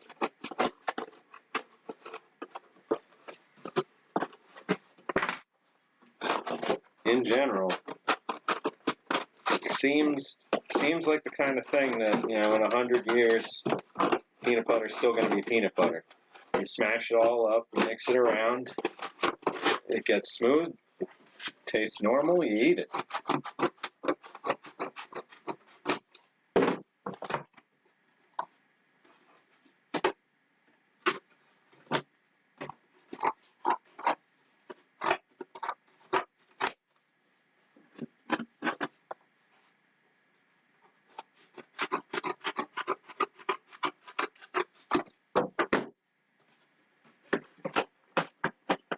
Alright. Put a nice layer in between there. You never know. I mean, these are pretty stable. These are all going to be crackers and cocoa and that kind of stuff. But the thing is, inside some of these are cheese and jam, and that could certainly leak. So some of these are going to be on our cleanup pile in the future, just to keep them, you know, from going bad on their own or from busting open and harming anything around them on their own. We'll want to break them open and clean them up. That's probably why these peanut butters were here, came out of B units, but I don't know if I'm going to put them back with them.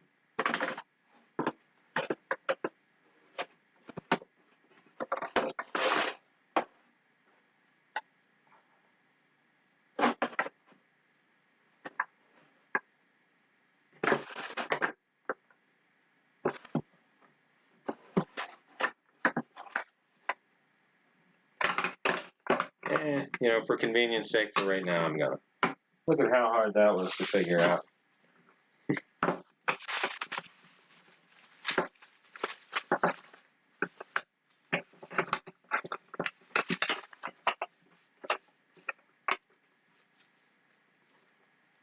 see.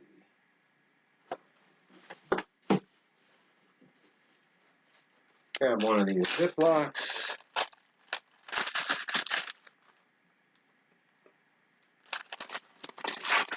My get-rich-quick idea with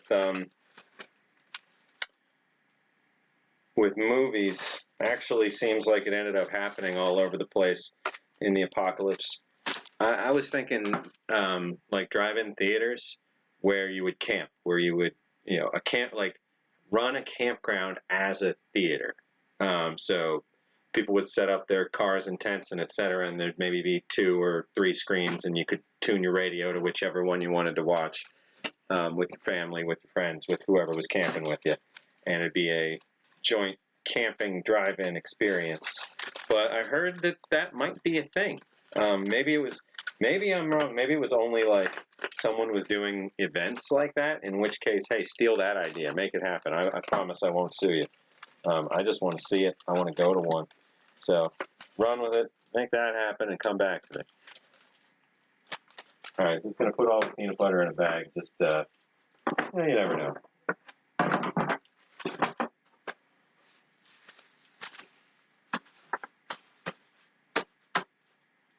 So that's the B units. I'll call that good for right now.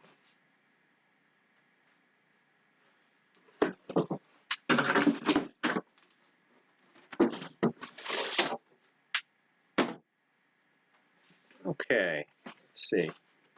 Finally feel like we got a bit of a rhythm going.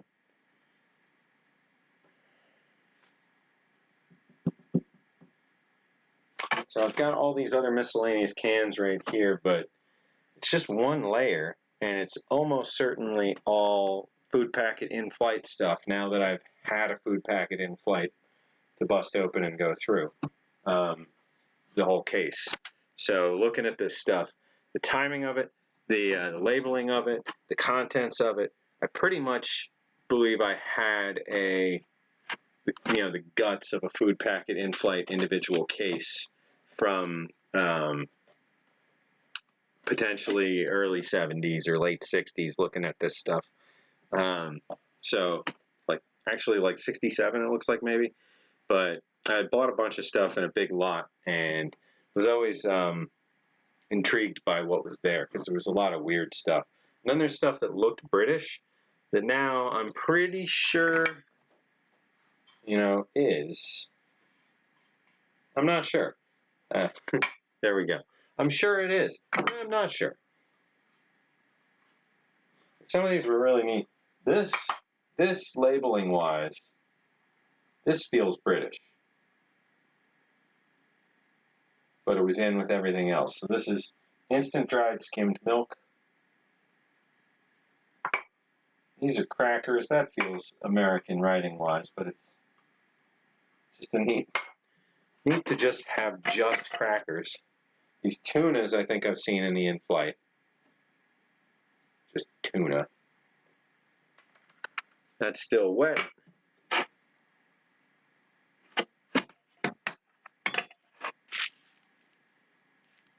Yeah, and then the rest of these things, fruit cakes, date puddings, pound cakes, white bread, these all seem like in flight. I was about to be all excited that I found another military beer can. I just picked up the same one. Okay. I'm not getting tired yet. I should keep going. I'm always a little easily distracted. Alright, so putting that stuff back. This box might all end up in flight stuff. So I'm going to keep that off to the side. Show me what you think is Brit. Yeah, it's just that skim milk looking at it, I think. Oh, that's skim milk. Skim milk is British Compo. Okay, I'm taking them both out. I'll put them with Compo parts. They are stamped 25-101-63.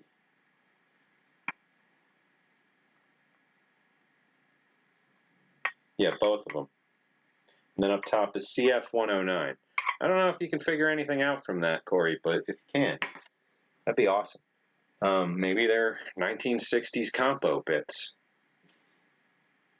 I don't think any of the other stuff was. All this other stuff does seem like in flight. Some 1966 peanut butter packed by Cinderella Foods in a gold can.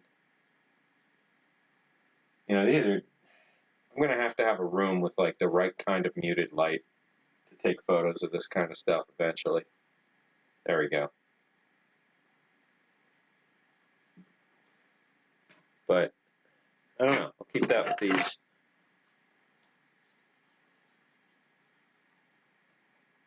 I'm a huge, huge fan of the cookies in the 1930s and 40s B units. I mean, who knows if I'll ever get to eat one of those again, but when I was a little less concerned about going through them, and, you know, taking them out of existence, I ate 2 or 3 of the cans worth of cookies. Shared a set with Steve. They were just so good.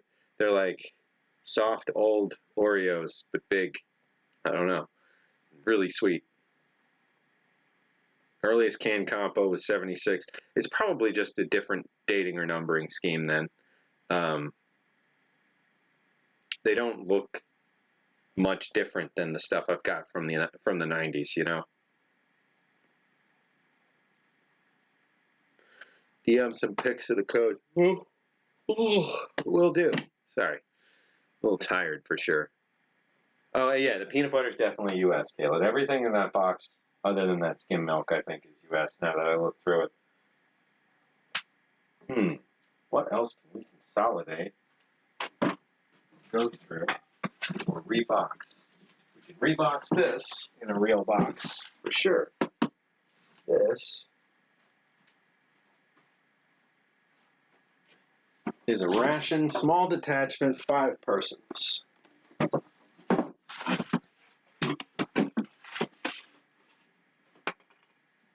So, rather than keep it in a beat up old UGR box that unfortunately I've ruined beyond ever saving, we'll transfer the contents over to an actual banker box so the things packed on top won't crush it. So this is one of the inner boxes. This had sundries in it. So I'm just going to put that down in the bottom. It got leaked on quite a bit. Actually, I may save this and put this on the top like it was in here. So canned white bread in the small detachment rations was quite a bit bigger than in the individual rations. That one's not in great shape, but this one's in perfect shape.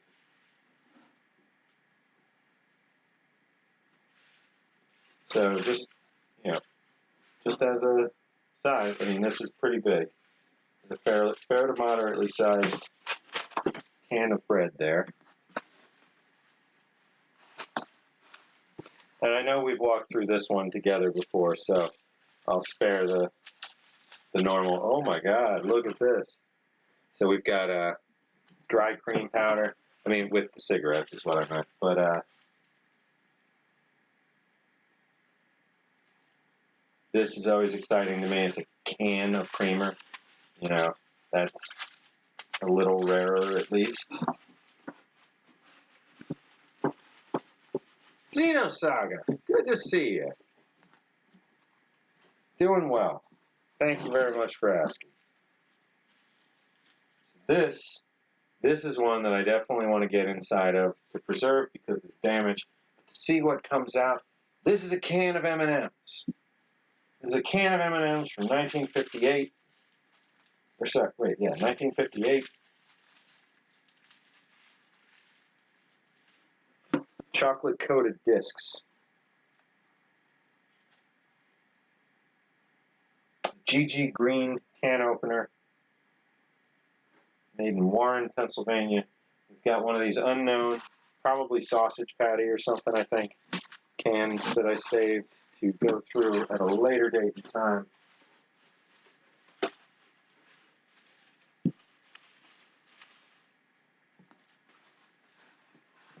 We've got the cookies that I am talking about being the Holy Grail for me of cookies.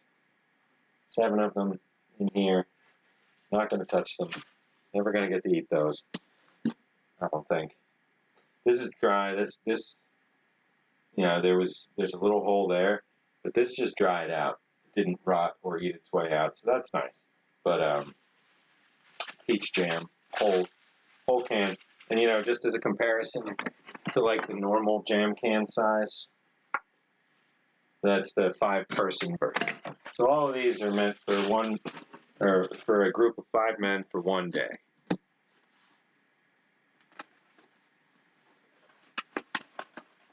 All right. Jelly bars.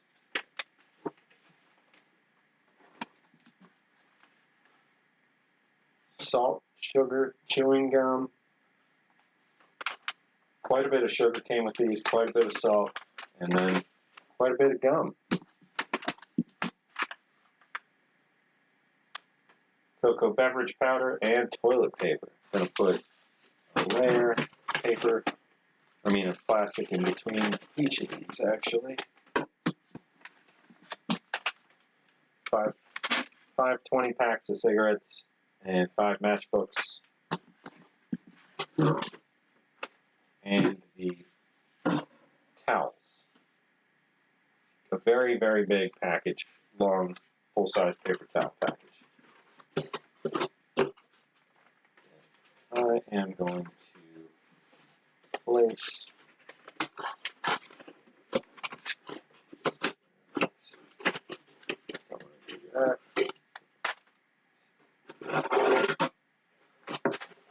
move this can down. I'll move these corner cans. Put this back. The towels down the side.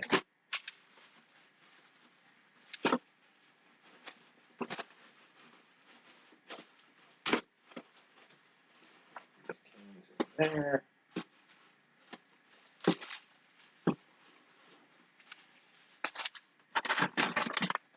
Cigarettes against the edge. No, I don't like that.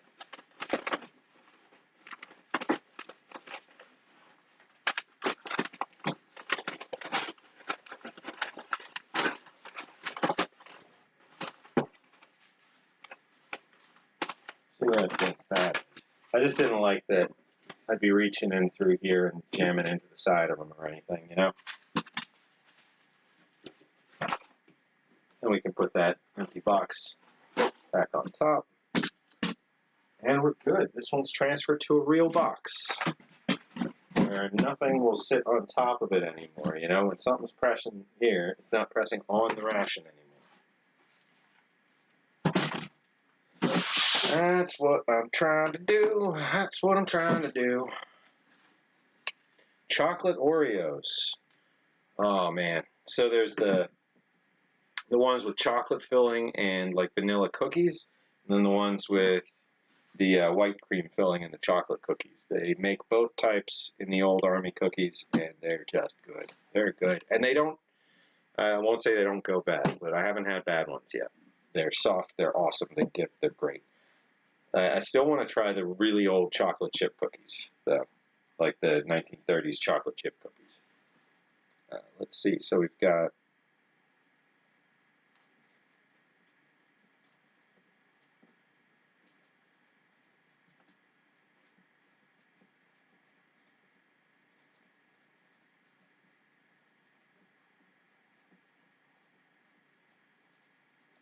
This was an early find. This I picked up back in like 2013 or so, I want to say. Early, for me, for the bigger stuff. Might have been as late as 2014, but, I haven't really, I can't say I've seen a small detachment in a very long time. I'm sure they do still go, but I just haven't seen one. So I don't know what everything goes for. I know the cigarettes themselves are, stuff of legends at this point. A single 5-pack of, a 5-pack of 20, full 20 cigarettes, each packs of cigarettes, with a variety. So it's probably, who knows in there. Camels and Chesterfields and Pall Malls would be my guess. Maybe some Lucky Strikes. But let's see. What else can we get in here? It is 7 o'clock, but I do feel like going just a little bit longer. Maybe labeling one more new box. This box here, I think I'm going to put as in-flight stuff, and then I'm probably going to bring in the other in-flight stuff and layer it in there, since it's all just loose. And then I'll have practically a whole case.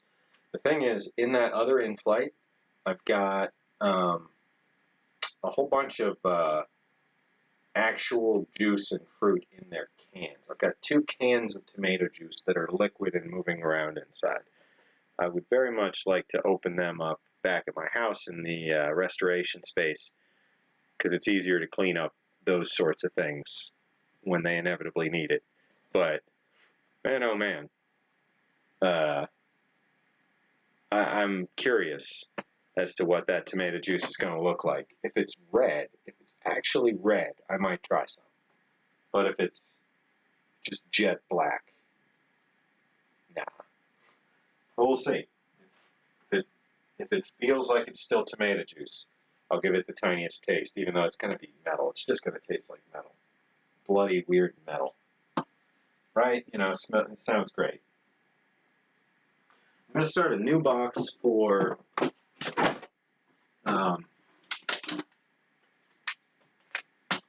paper and advertising. Or paper, photos, and advertising. So, I'll put this stuff in there. There's more in the office that I'm going to grab, actually. I'll be right back.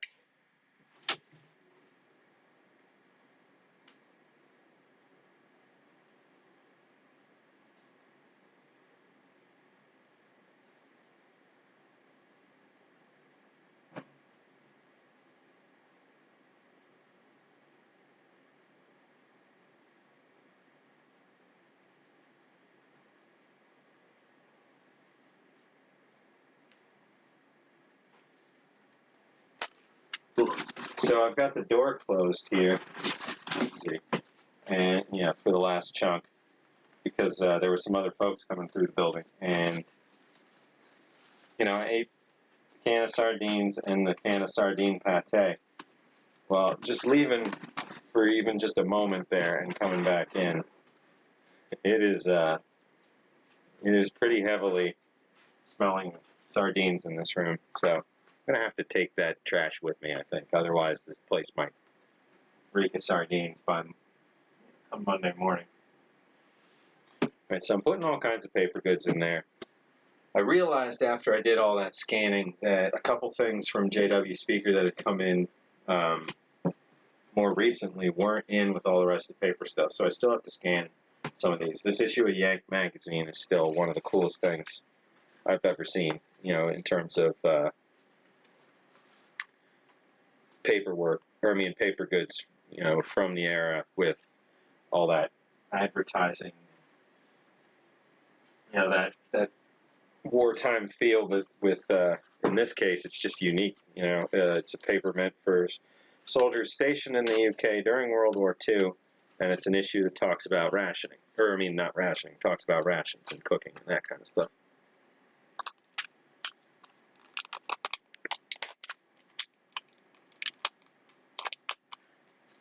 What's a better comedy, Dave or My Fellow Americans?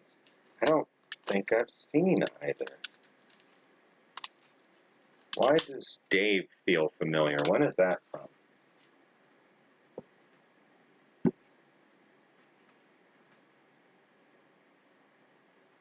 I think that'll be alright right now. Grab a lid.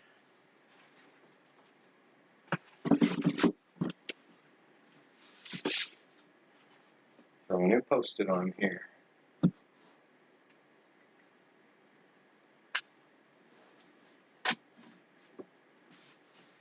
Alright, so this is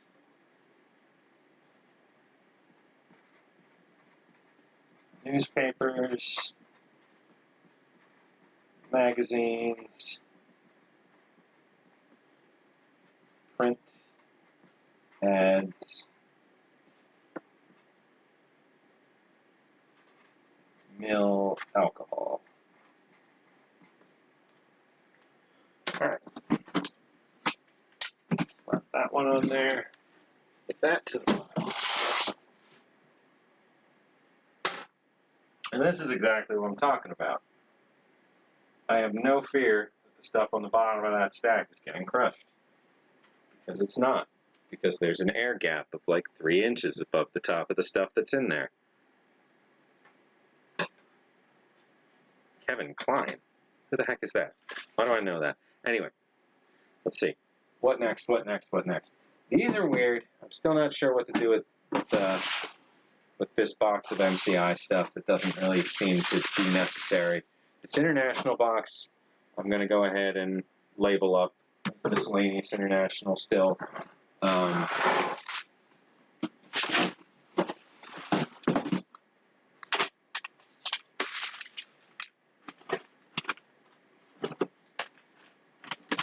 We'll have to sort some of that stuff later. I'm going to put this...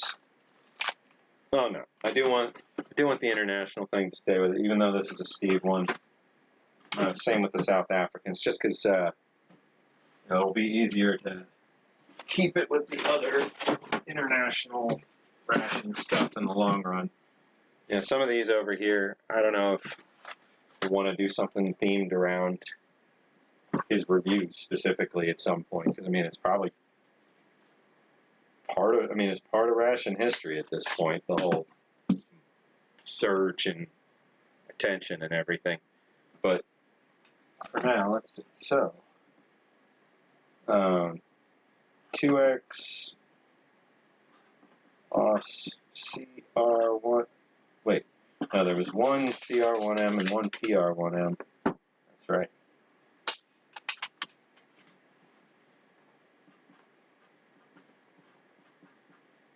One CR1M, one PR1M.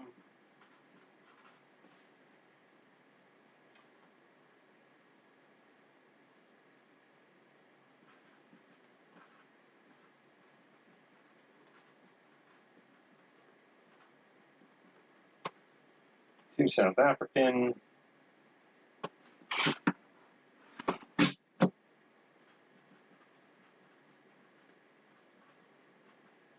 Empty Dutch 24-hour.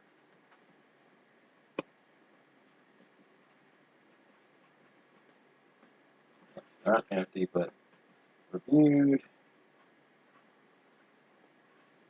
Hi.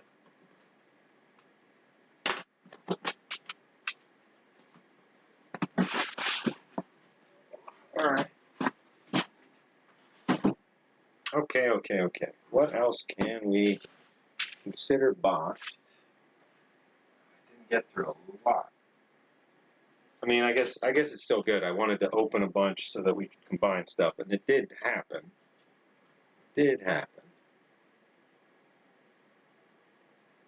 Thought you saw an ORP box in there, same size, but it was Dutch.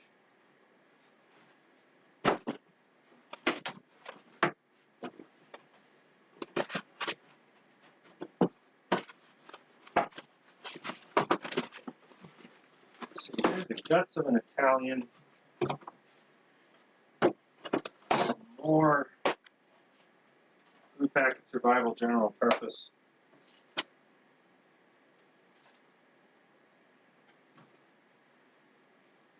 Can of grape juice. So these should have gone with the rest of those, I think. Got some unofficial MRE recipe book stuff. Can go over in the sundries box with the other one.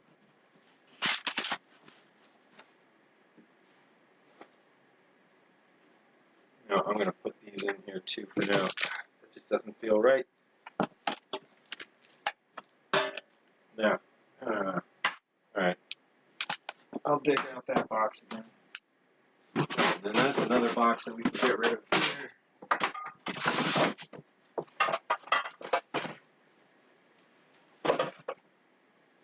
Got mess kit stuff. I think I might go for a whole nother hour. How do you guys feel? Everybody can do what you got to do. I mean, Corey, I'm sure it's like 3 in the morning.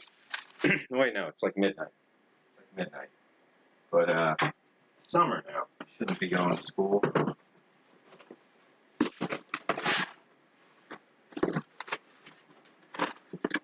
Can of hot dogs.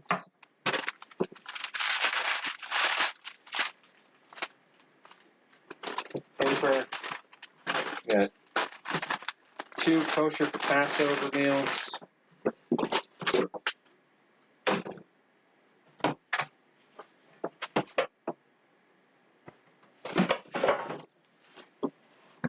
Ration collection, untouched since Bozeman. Packed sideways. Should it have been?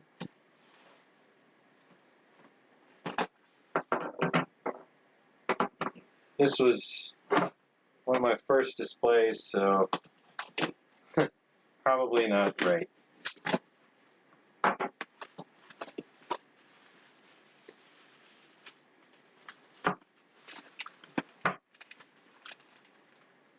I think I did it so that each layer, I didn't want to put things back in their boxes, so I think the layers come out and they're a whole ration. Yeah, okay. These seem like they fared pretty well. I smell cheese. Yeah, one of these things. They all still have their contents. That cheese is definitely going from the breakfast one. Oh my gosh, yeah. Yeah, you can smell that. Alright. They were packed sideways, or stored sideways. Don't think they should have been. I'm going to go ahead and put them back in and store them. Well, no. I'm not going to put them in this. I'm going to put them into something better. Well, we'll see. Oh. I'm going to put the Canadians in the sundries box so that they can get shot photo-wise and moved into the Canadian box, or Canadian survival box. Probably want to move the RCAF and other little packets in there, so I think I will. I'll move them into the sundries too and put that new food packet survival stuff in there.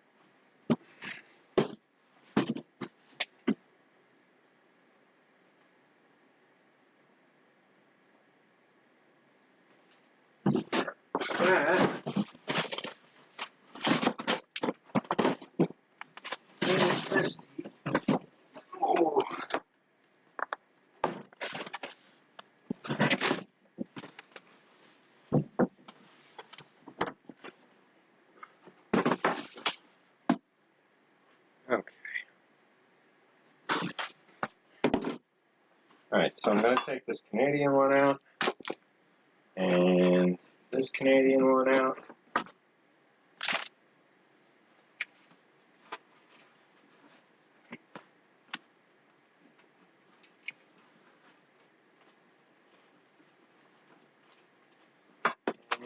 lay down one of these. Now, stand these up. I'll put pemmican on either end.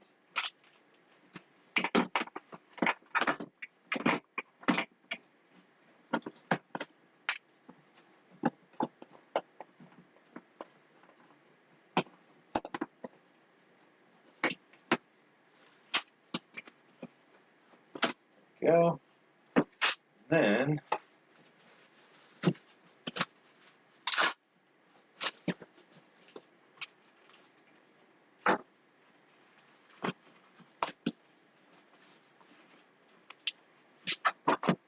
we'll come around with these.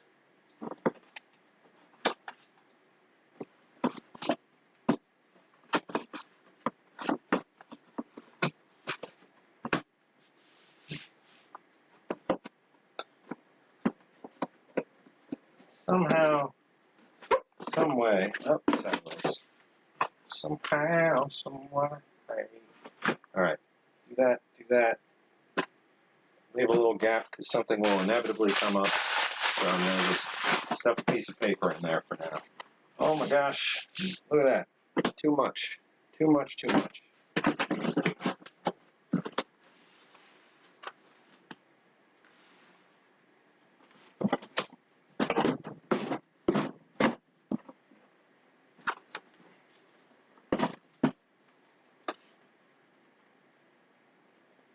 Alright, and I didn't even mention the Canadian stuff, so that could have been confusing later. Anyway. Alright, so I got these big cans. I think I got more big cans over here.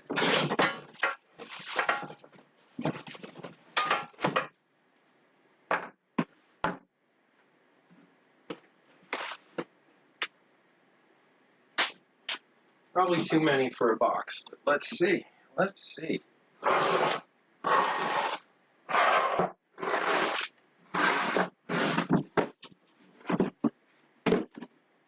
Back up a little. Alright, so we've got the cornmeal. You can already tell side by side, there's no way.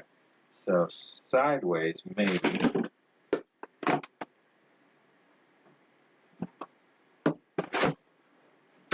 So these are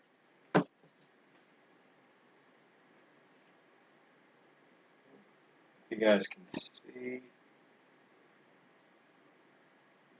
These are beef patties, dehydrated, raw. So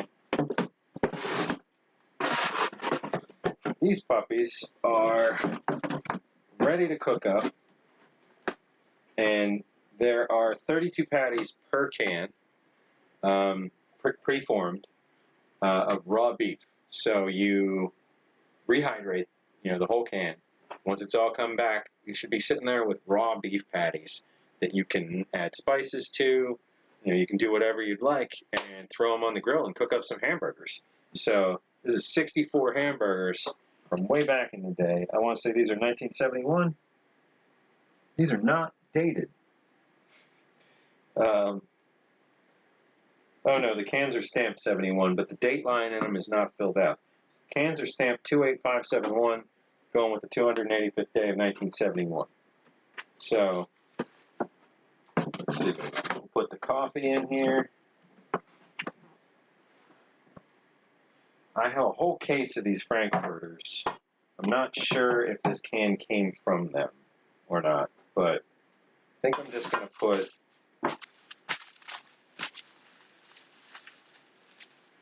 this can of grape juice in the middle. Kind of keep all them apart.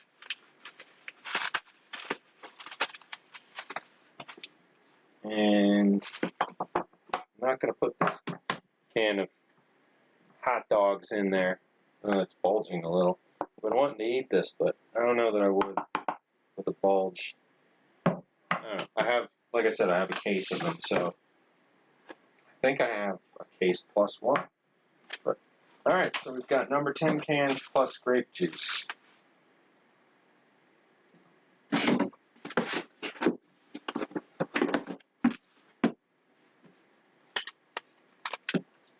Right? Heck of a cookout. 64 hamburgers, and, well, technically I got like 80 pounds or 50 pounds of the hot dogs. And they're not freeze-dried. They're just hot dogs in cans.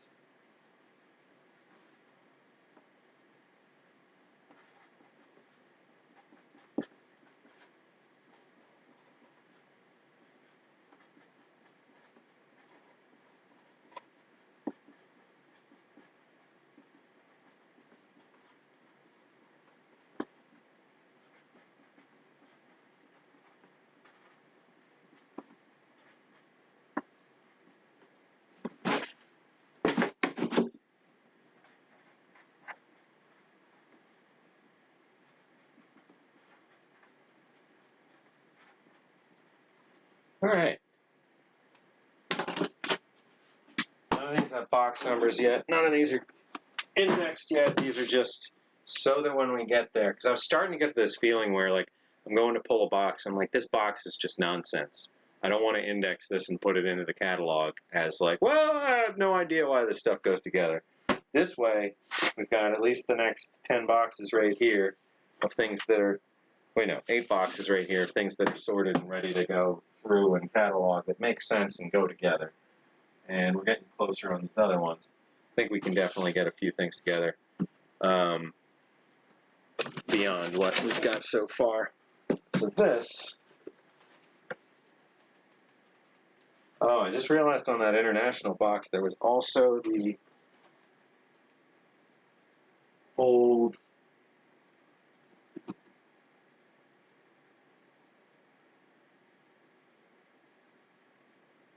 Yugoslavian one. I didn't label it.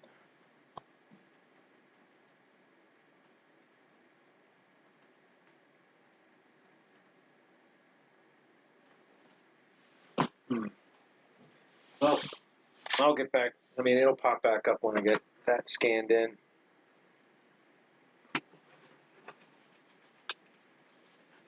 The Russian one, you know, like this feels well done. It's old, it's kind of waxy, but I mean, it smells really old. But then this does not in any way look old. This looks and feels like a modern repro, you know, just box. It's got just tea in it.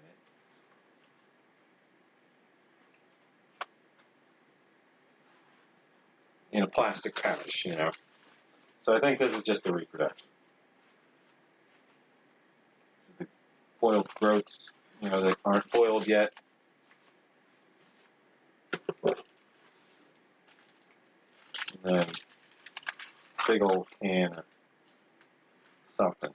But it got greasified at some point, all of it. So I'm keeping it all separately pouched.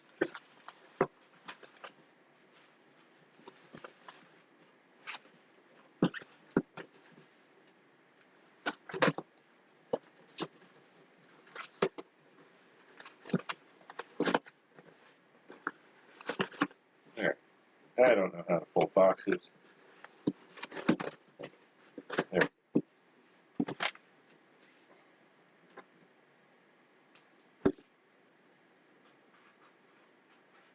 Repro World War II Russian. Yeah, that's a repro. There's no way that's original. I'm just going ahead with that.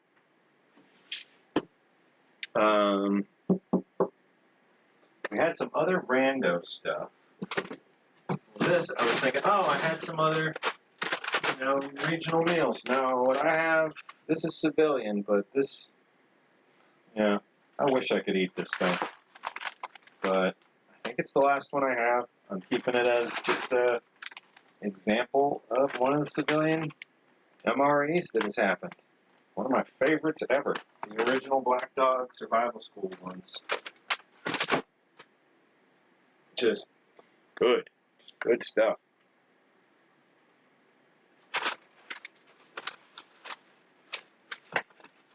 And, alright, help me spot? I guess I have. Look at that, bringing these back together. 4 of these meal religious kosher for Passover. So that's nice. Ooh, arms are starting to stiffen up. Got some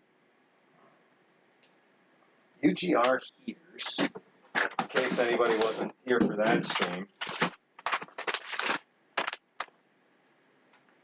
These are great big tray heaters for UGR type E's. And it's 3 sets, 2 with the label on them and 1 that's just, you know, missing this instruction sheet. But those are huge FRHs. And then also for UGRs, I've got this package of hamburger buns. There's just 6 in here, but they're full-size regular hamburger buns. Never seen these again other than this. So that's UGR stuff. Actually, that grape juice is UGR. I'm wondering if I should pull that from the number 10 can box, put it in, and just have. I'm gonna. That's what I'm gonna do. I'll pull that from the number 10 can box. I'll scratch it from that plan. This is just number 10s, which will let me shift these a little, which will make everything fit in there just that much nicer.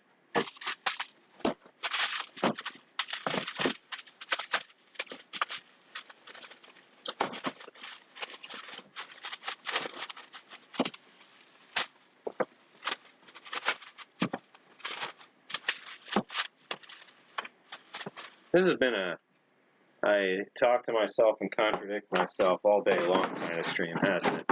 It's been a fun one, though, for me. I like getting stuff figured out, you know? When I made all those boxes, I was thinking I was nuts. I was never going to get through them all, but there's only 3 more over there. So...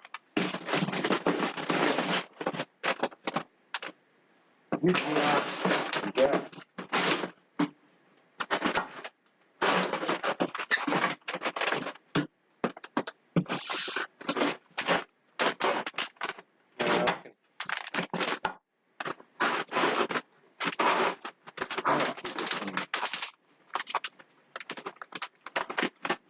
Right. All right. It doesn't have to be full at the moment. I don't know why I keep doing the same thing. I first didn't really want to put this can on top, but it doesn't hurt anything. It's just a can of powdered juice.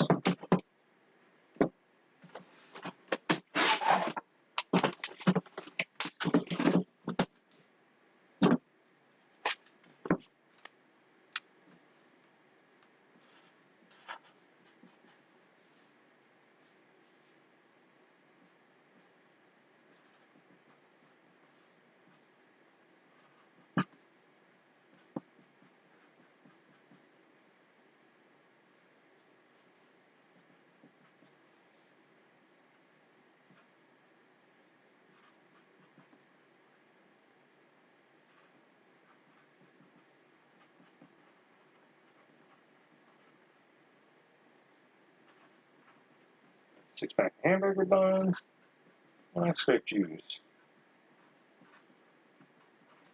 There we go.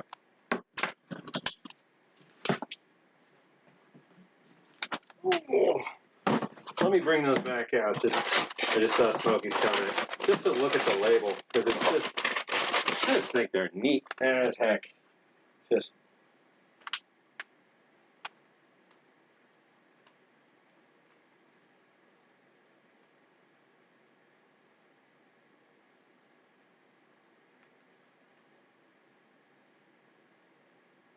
There we go.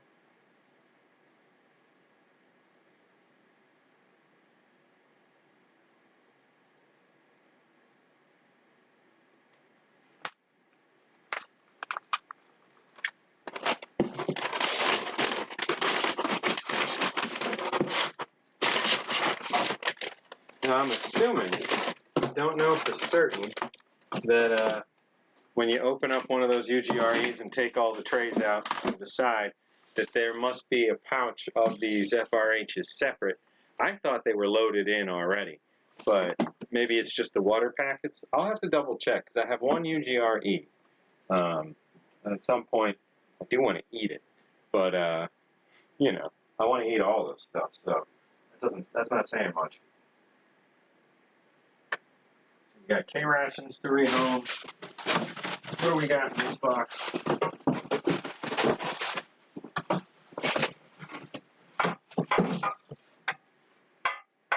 Oh, we have mess gear that I didn't sort the last time with the other mess gear. So we got classic steel tray.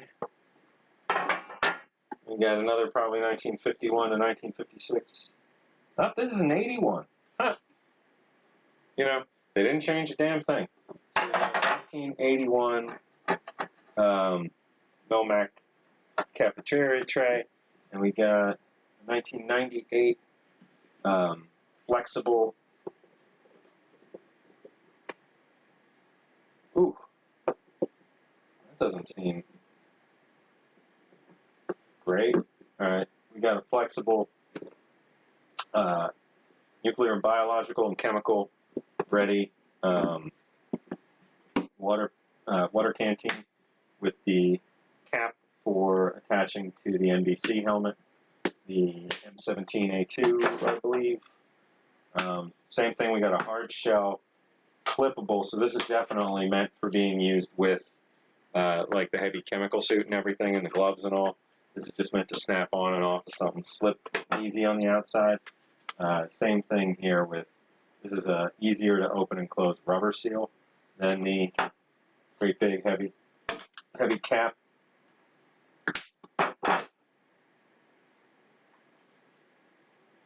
Same kind of thing. So this stuff I'll probably want to put with that mess kit box from before. I'm going to put this over the miscellaneous.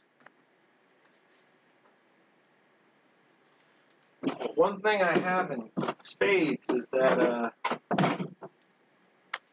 that Melmac cafeteria stuff. I have a ton of that. I got at least 10 or 12 full sets. So at some point I'll do a giveaway for a full set with the bowl, you know, the full bowl, the little condiment tray, like the, you know, the where you put like applesauce, or not condiment, like the little side, like where you put cottage cheese or applesauce or something. The clear cup for juice, the Melmac cup for you know, whatever drink in the Melmac mug. At some point we should do a giveaway, get all that stuff together, and that's easy enough. And I have plenty to spare. See, this is great getting, broke down some big boxes. Still have some stuff in here that doesn't have a home just yet. I think the K rations and the hardtack can live together. They're both very rare enough. Melamine goodness. Out of cheese ravioli. Oh my gosh, I'm sorry. I'll call for help.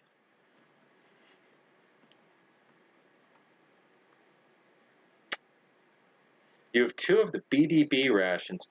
I must have said something. BDB. What are BDB rations? My brain's not clicking, and I probably just said it.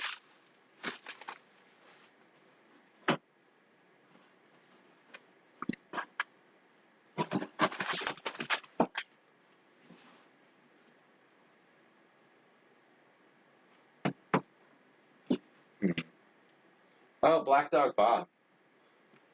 You have two of those. Ooh. We should, you know, Smokey, you and me should eat one together. That's what we should do.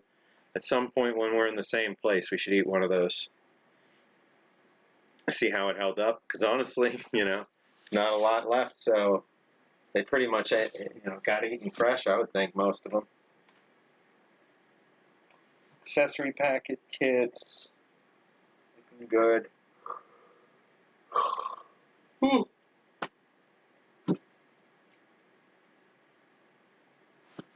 was in this smashed up looking box? Oh, that's the Italian. Oh, I have another loose Italian, I think.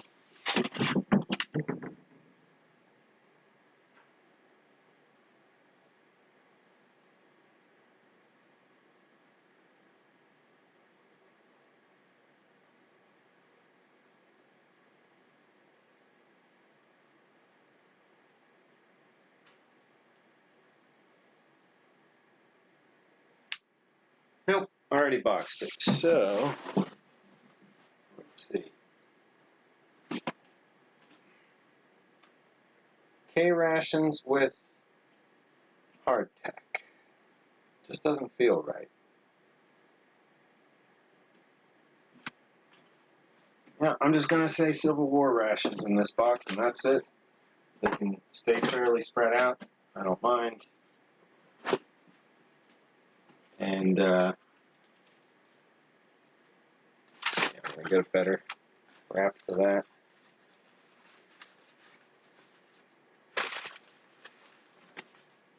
You know, it just means I have to find more, or else the box will stay weird looking.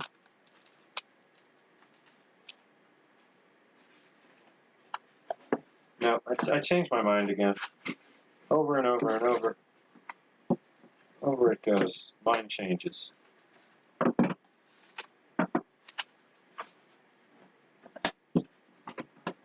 I'm going to stick these K's in there.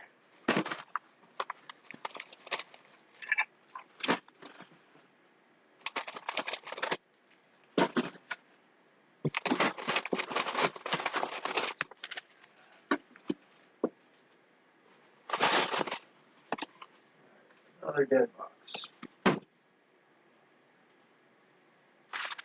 I got a pair of Civil War cutlery right here.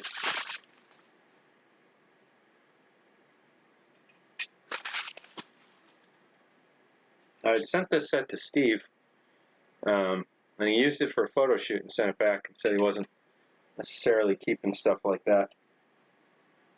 I'm not sure. I have a whole bunch somewhere else. I'm going to go put this with the Civil War mess kit box.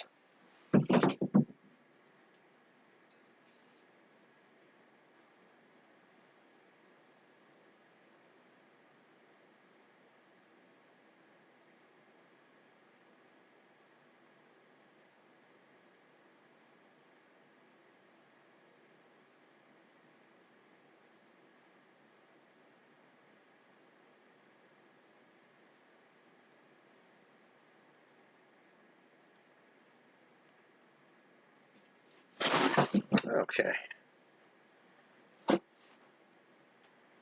Whew. All right. I'll call this one okay, even though it's very empty. We'll see where this stuff ends up in the long run anyway.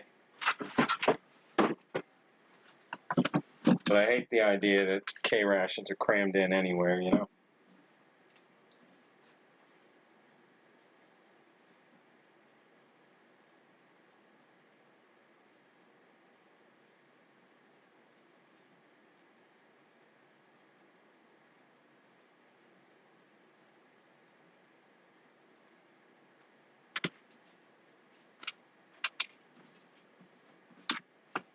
All right.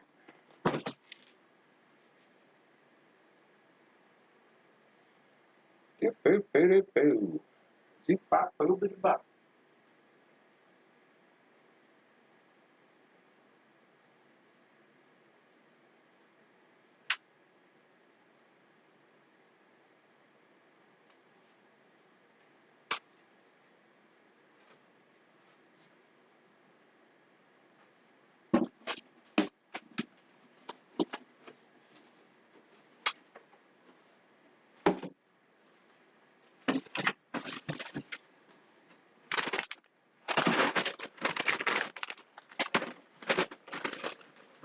Put those in there.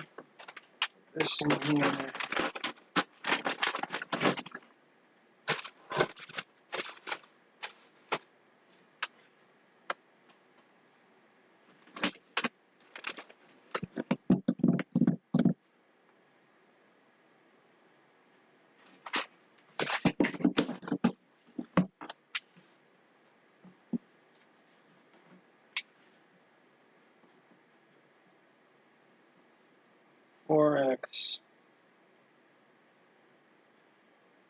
meal, comma, religious, comma, kosher, comma, for Passover.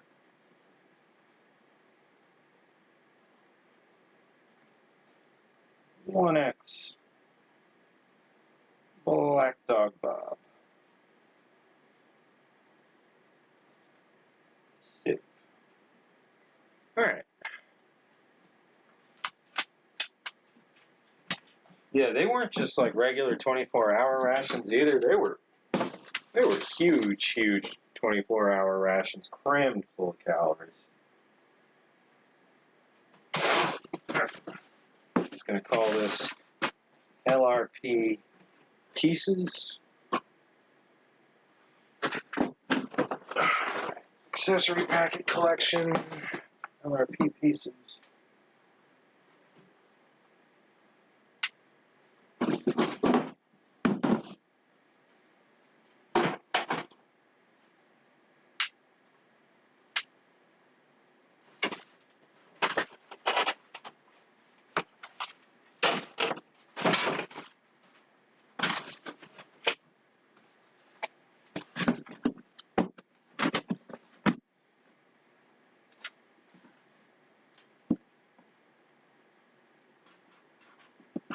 Whisk LRP pieces.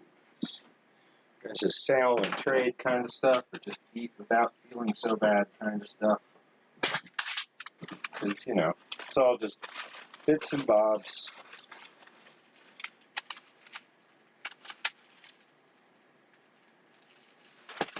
Candy. I wonder which one this is.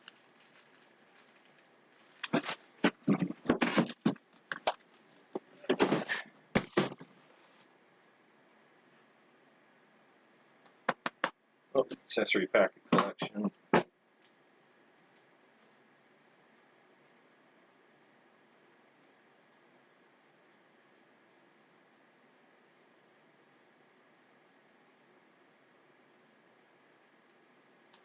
And you guys have seen that before, but just in case, just a peek. So these are just loose, you know, group meal accessory kits from earlier, like UGR style stuff, and then a whole ton of just loose older accessory packets. That open accessory packet can. Actually, I'm going to put this back with the Steve Reviews pile stuff, because that's what that is. And then the two accessory packet cans, so underneath is where we've got all the neat older types. This is like my favorite looking packet ever. This super yellow one with cigarettes. It's the only one of those I have, but I just love that one. Love it to death. Some old assault ones. You know, there's a ton of good varieties in here. And then there's the two cans. Wait, was it just over here? No. Two cans.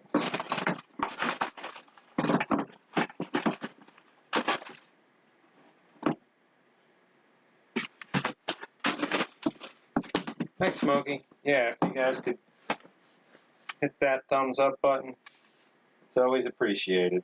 Tell your friends. If they're bored on a Sunday, too. They can watch a lunatic put army food in boxes. Okay, let's see. I think it might be time to call a box unsorted. I'm going to call that one unsorted instead of sundries, because that's starting to get just everywhere, you know, nonsense-wise. I'm going to call this food packet in flight. Ooh, almost knocked down the laptop. Going to grab one new box for it. Unsorted to put the Italian and the Russian in.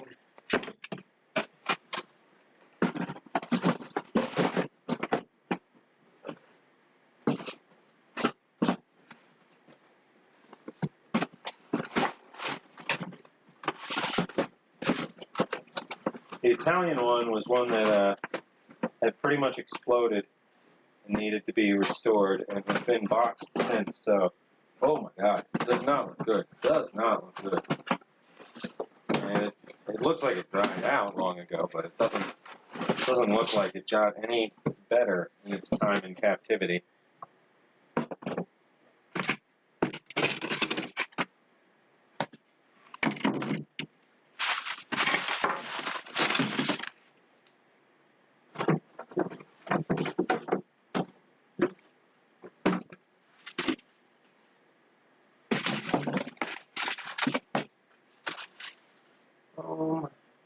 Cardboard, foam, paper.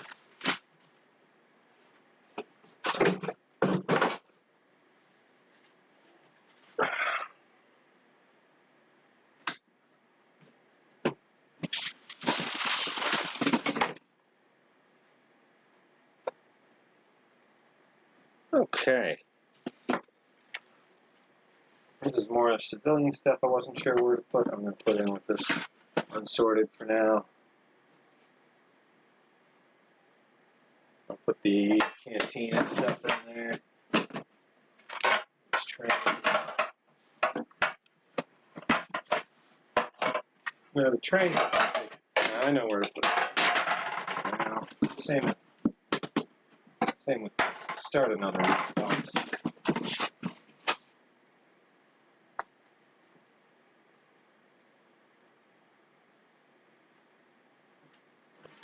Got all these lids over here, and it doesn't. Oh no, okay, there they are. There's the rest of them. I'm like, where the heck are all the boxes these lids go for?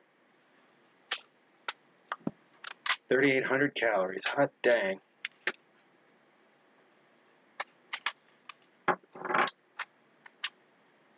Oh, yep. Well, thanks for sticking in for, geez, almost 5 hours, Kaylin. I really appreciate it. And I'll definitely be done before yours starts. So everybody that's still watching, don't forget to jump over to Kaylin Strange's channel at 8 o'clock. She's going to be starting up her review for the night.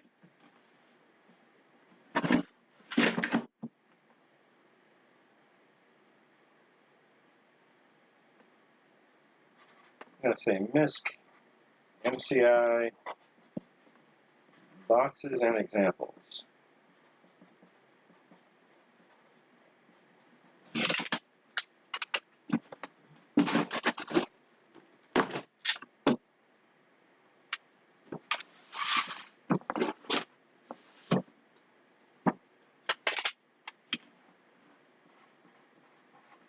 Unsorted.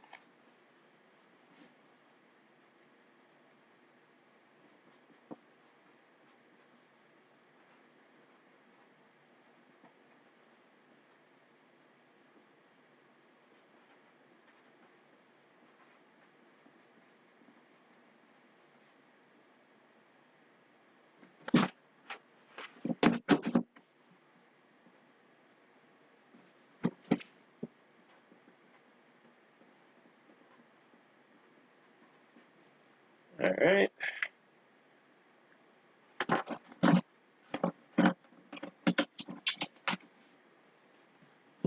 I hope you have fun with it, Kaylin. That's the point of all this, right?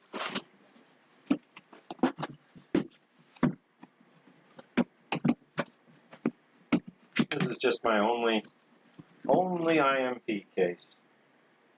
So I'll keep that as is there. Okay.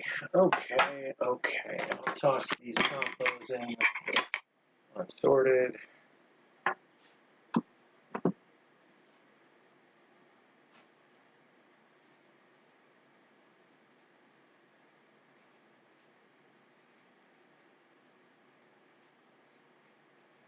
Lots of very miscellaneous.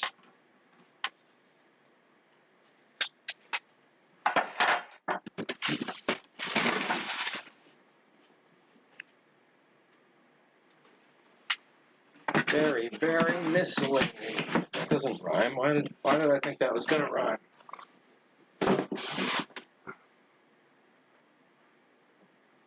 Oh, we're almost there, folks, and then I get to show you the stack from the other side. And you get to be all like, wow, that does look cool. That looks like a great job, Lunatic Man, and I get to say, heck yeah. Heck yeah, it was.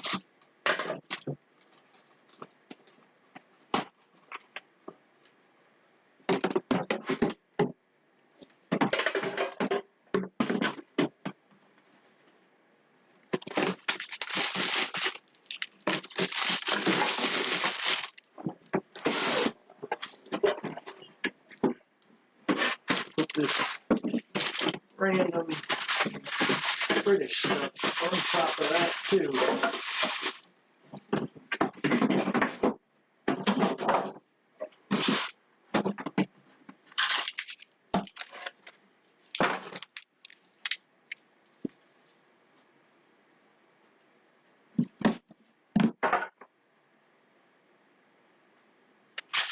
Just so many fewer rando boxes now, because I had so many just like, you know, these, just like sitting up on shelves in corners. So every time I needed to find something that I wasn't certain where it was, I had like 15 of these little boxes that I would open up, I would check, I'd be like, oh yeah, that's what's in there. I'd put it back, I'd slide it back over, I'd go to the next one, I'd open it up, I'd say, oh yeah, that's what's in there. And I'd eventually find what I'm trying to find, but no way is that efficient. You know, that's not a good way to dig through things. So, all right, I'm going to call this food packet in-flight misc cans.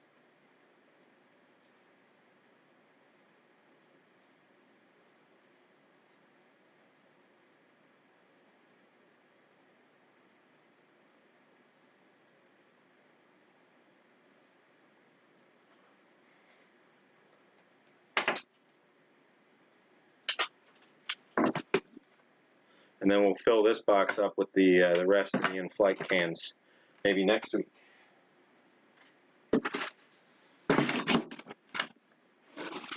No, insane, right? Because we're going to have a while to go through all this stuff that we got in the boxes so far. But, ooh-wee.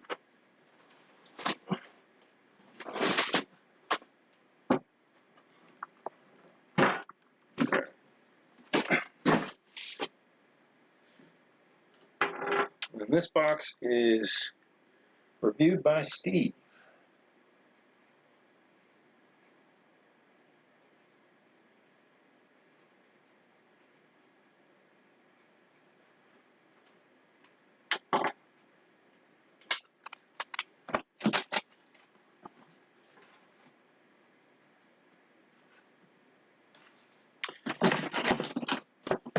You know, just a disclaimer, he's not affiliated, doesn't endorse.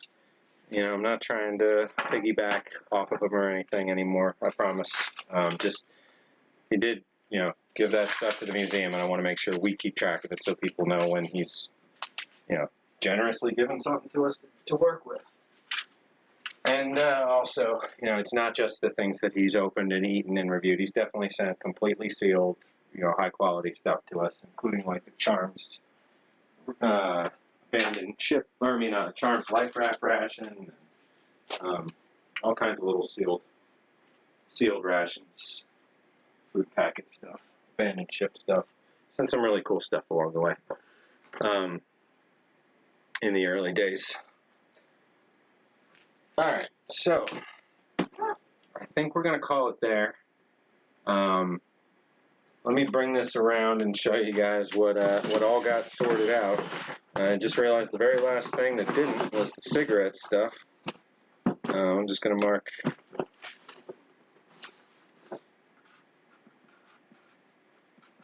cigs and tobacco.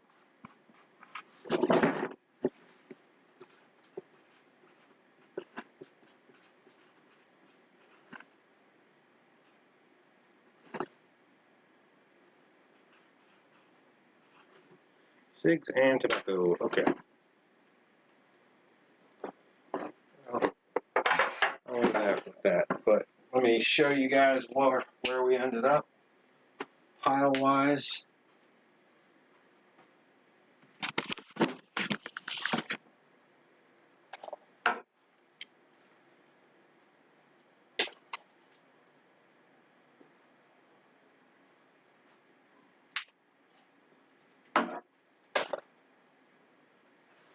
Alright, well, I guess you don't need that in your face. But, let me get back. Now, I don't know if there's going to be an angle where you can see this whole pile. But, there we go.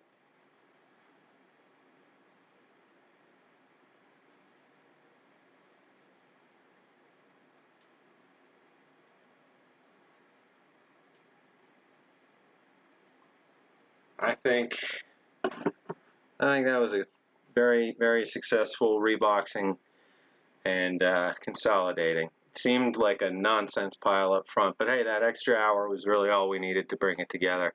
I would have felt, like I wasted half of it if I just stopped at 7 and put all the stuff that we hadn't finished sorting away, because all kinds of stuff jumped boxes in that last hour there. So enough food to feed an army. I could probably feed 100+ people for a day at least. No, I'm sure there's way more than that in terms of food in here.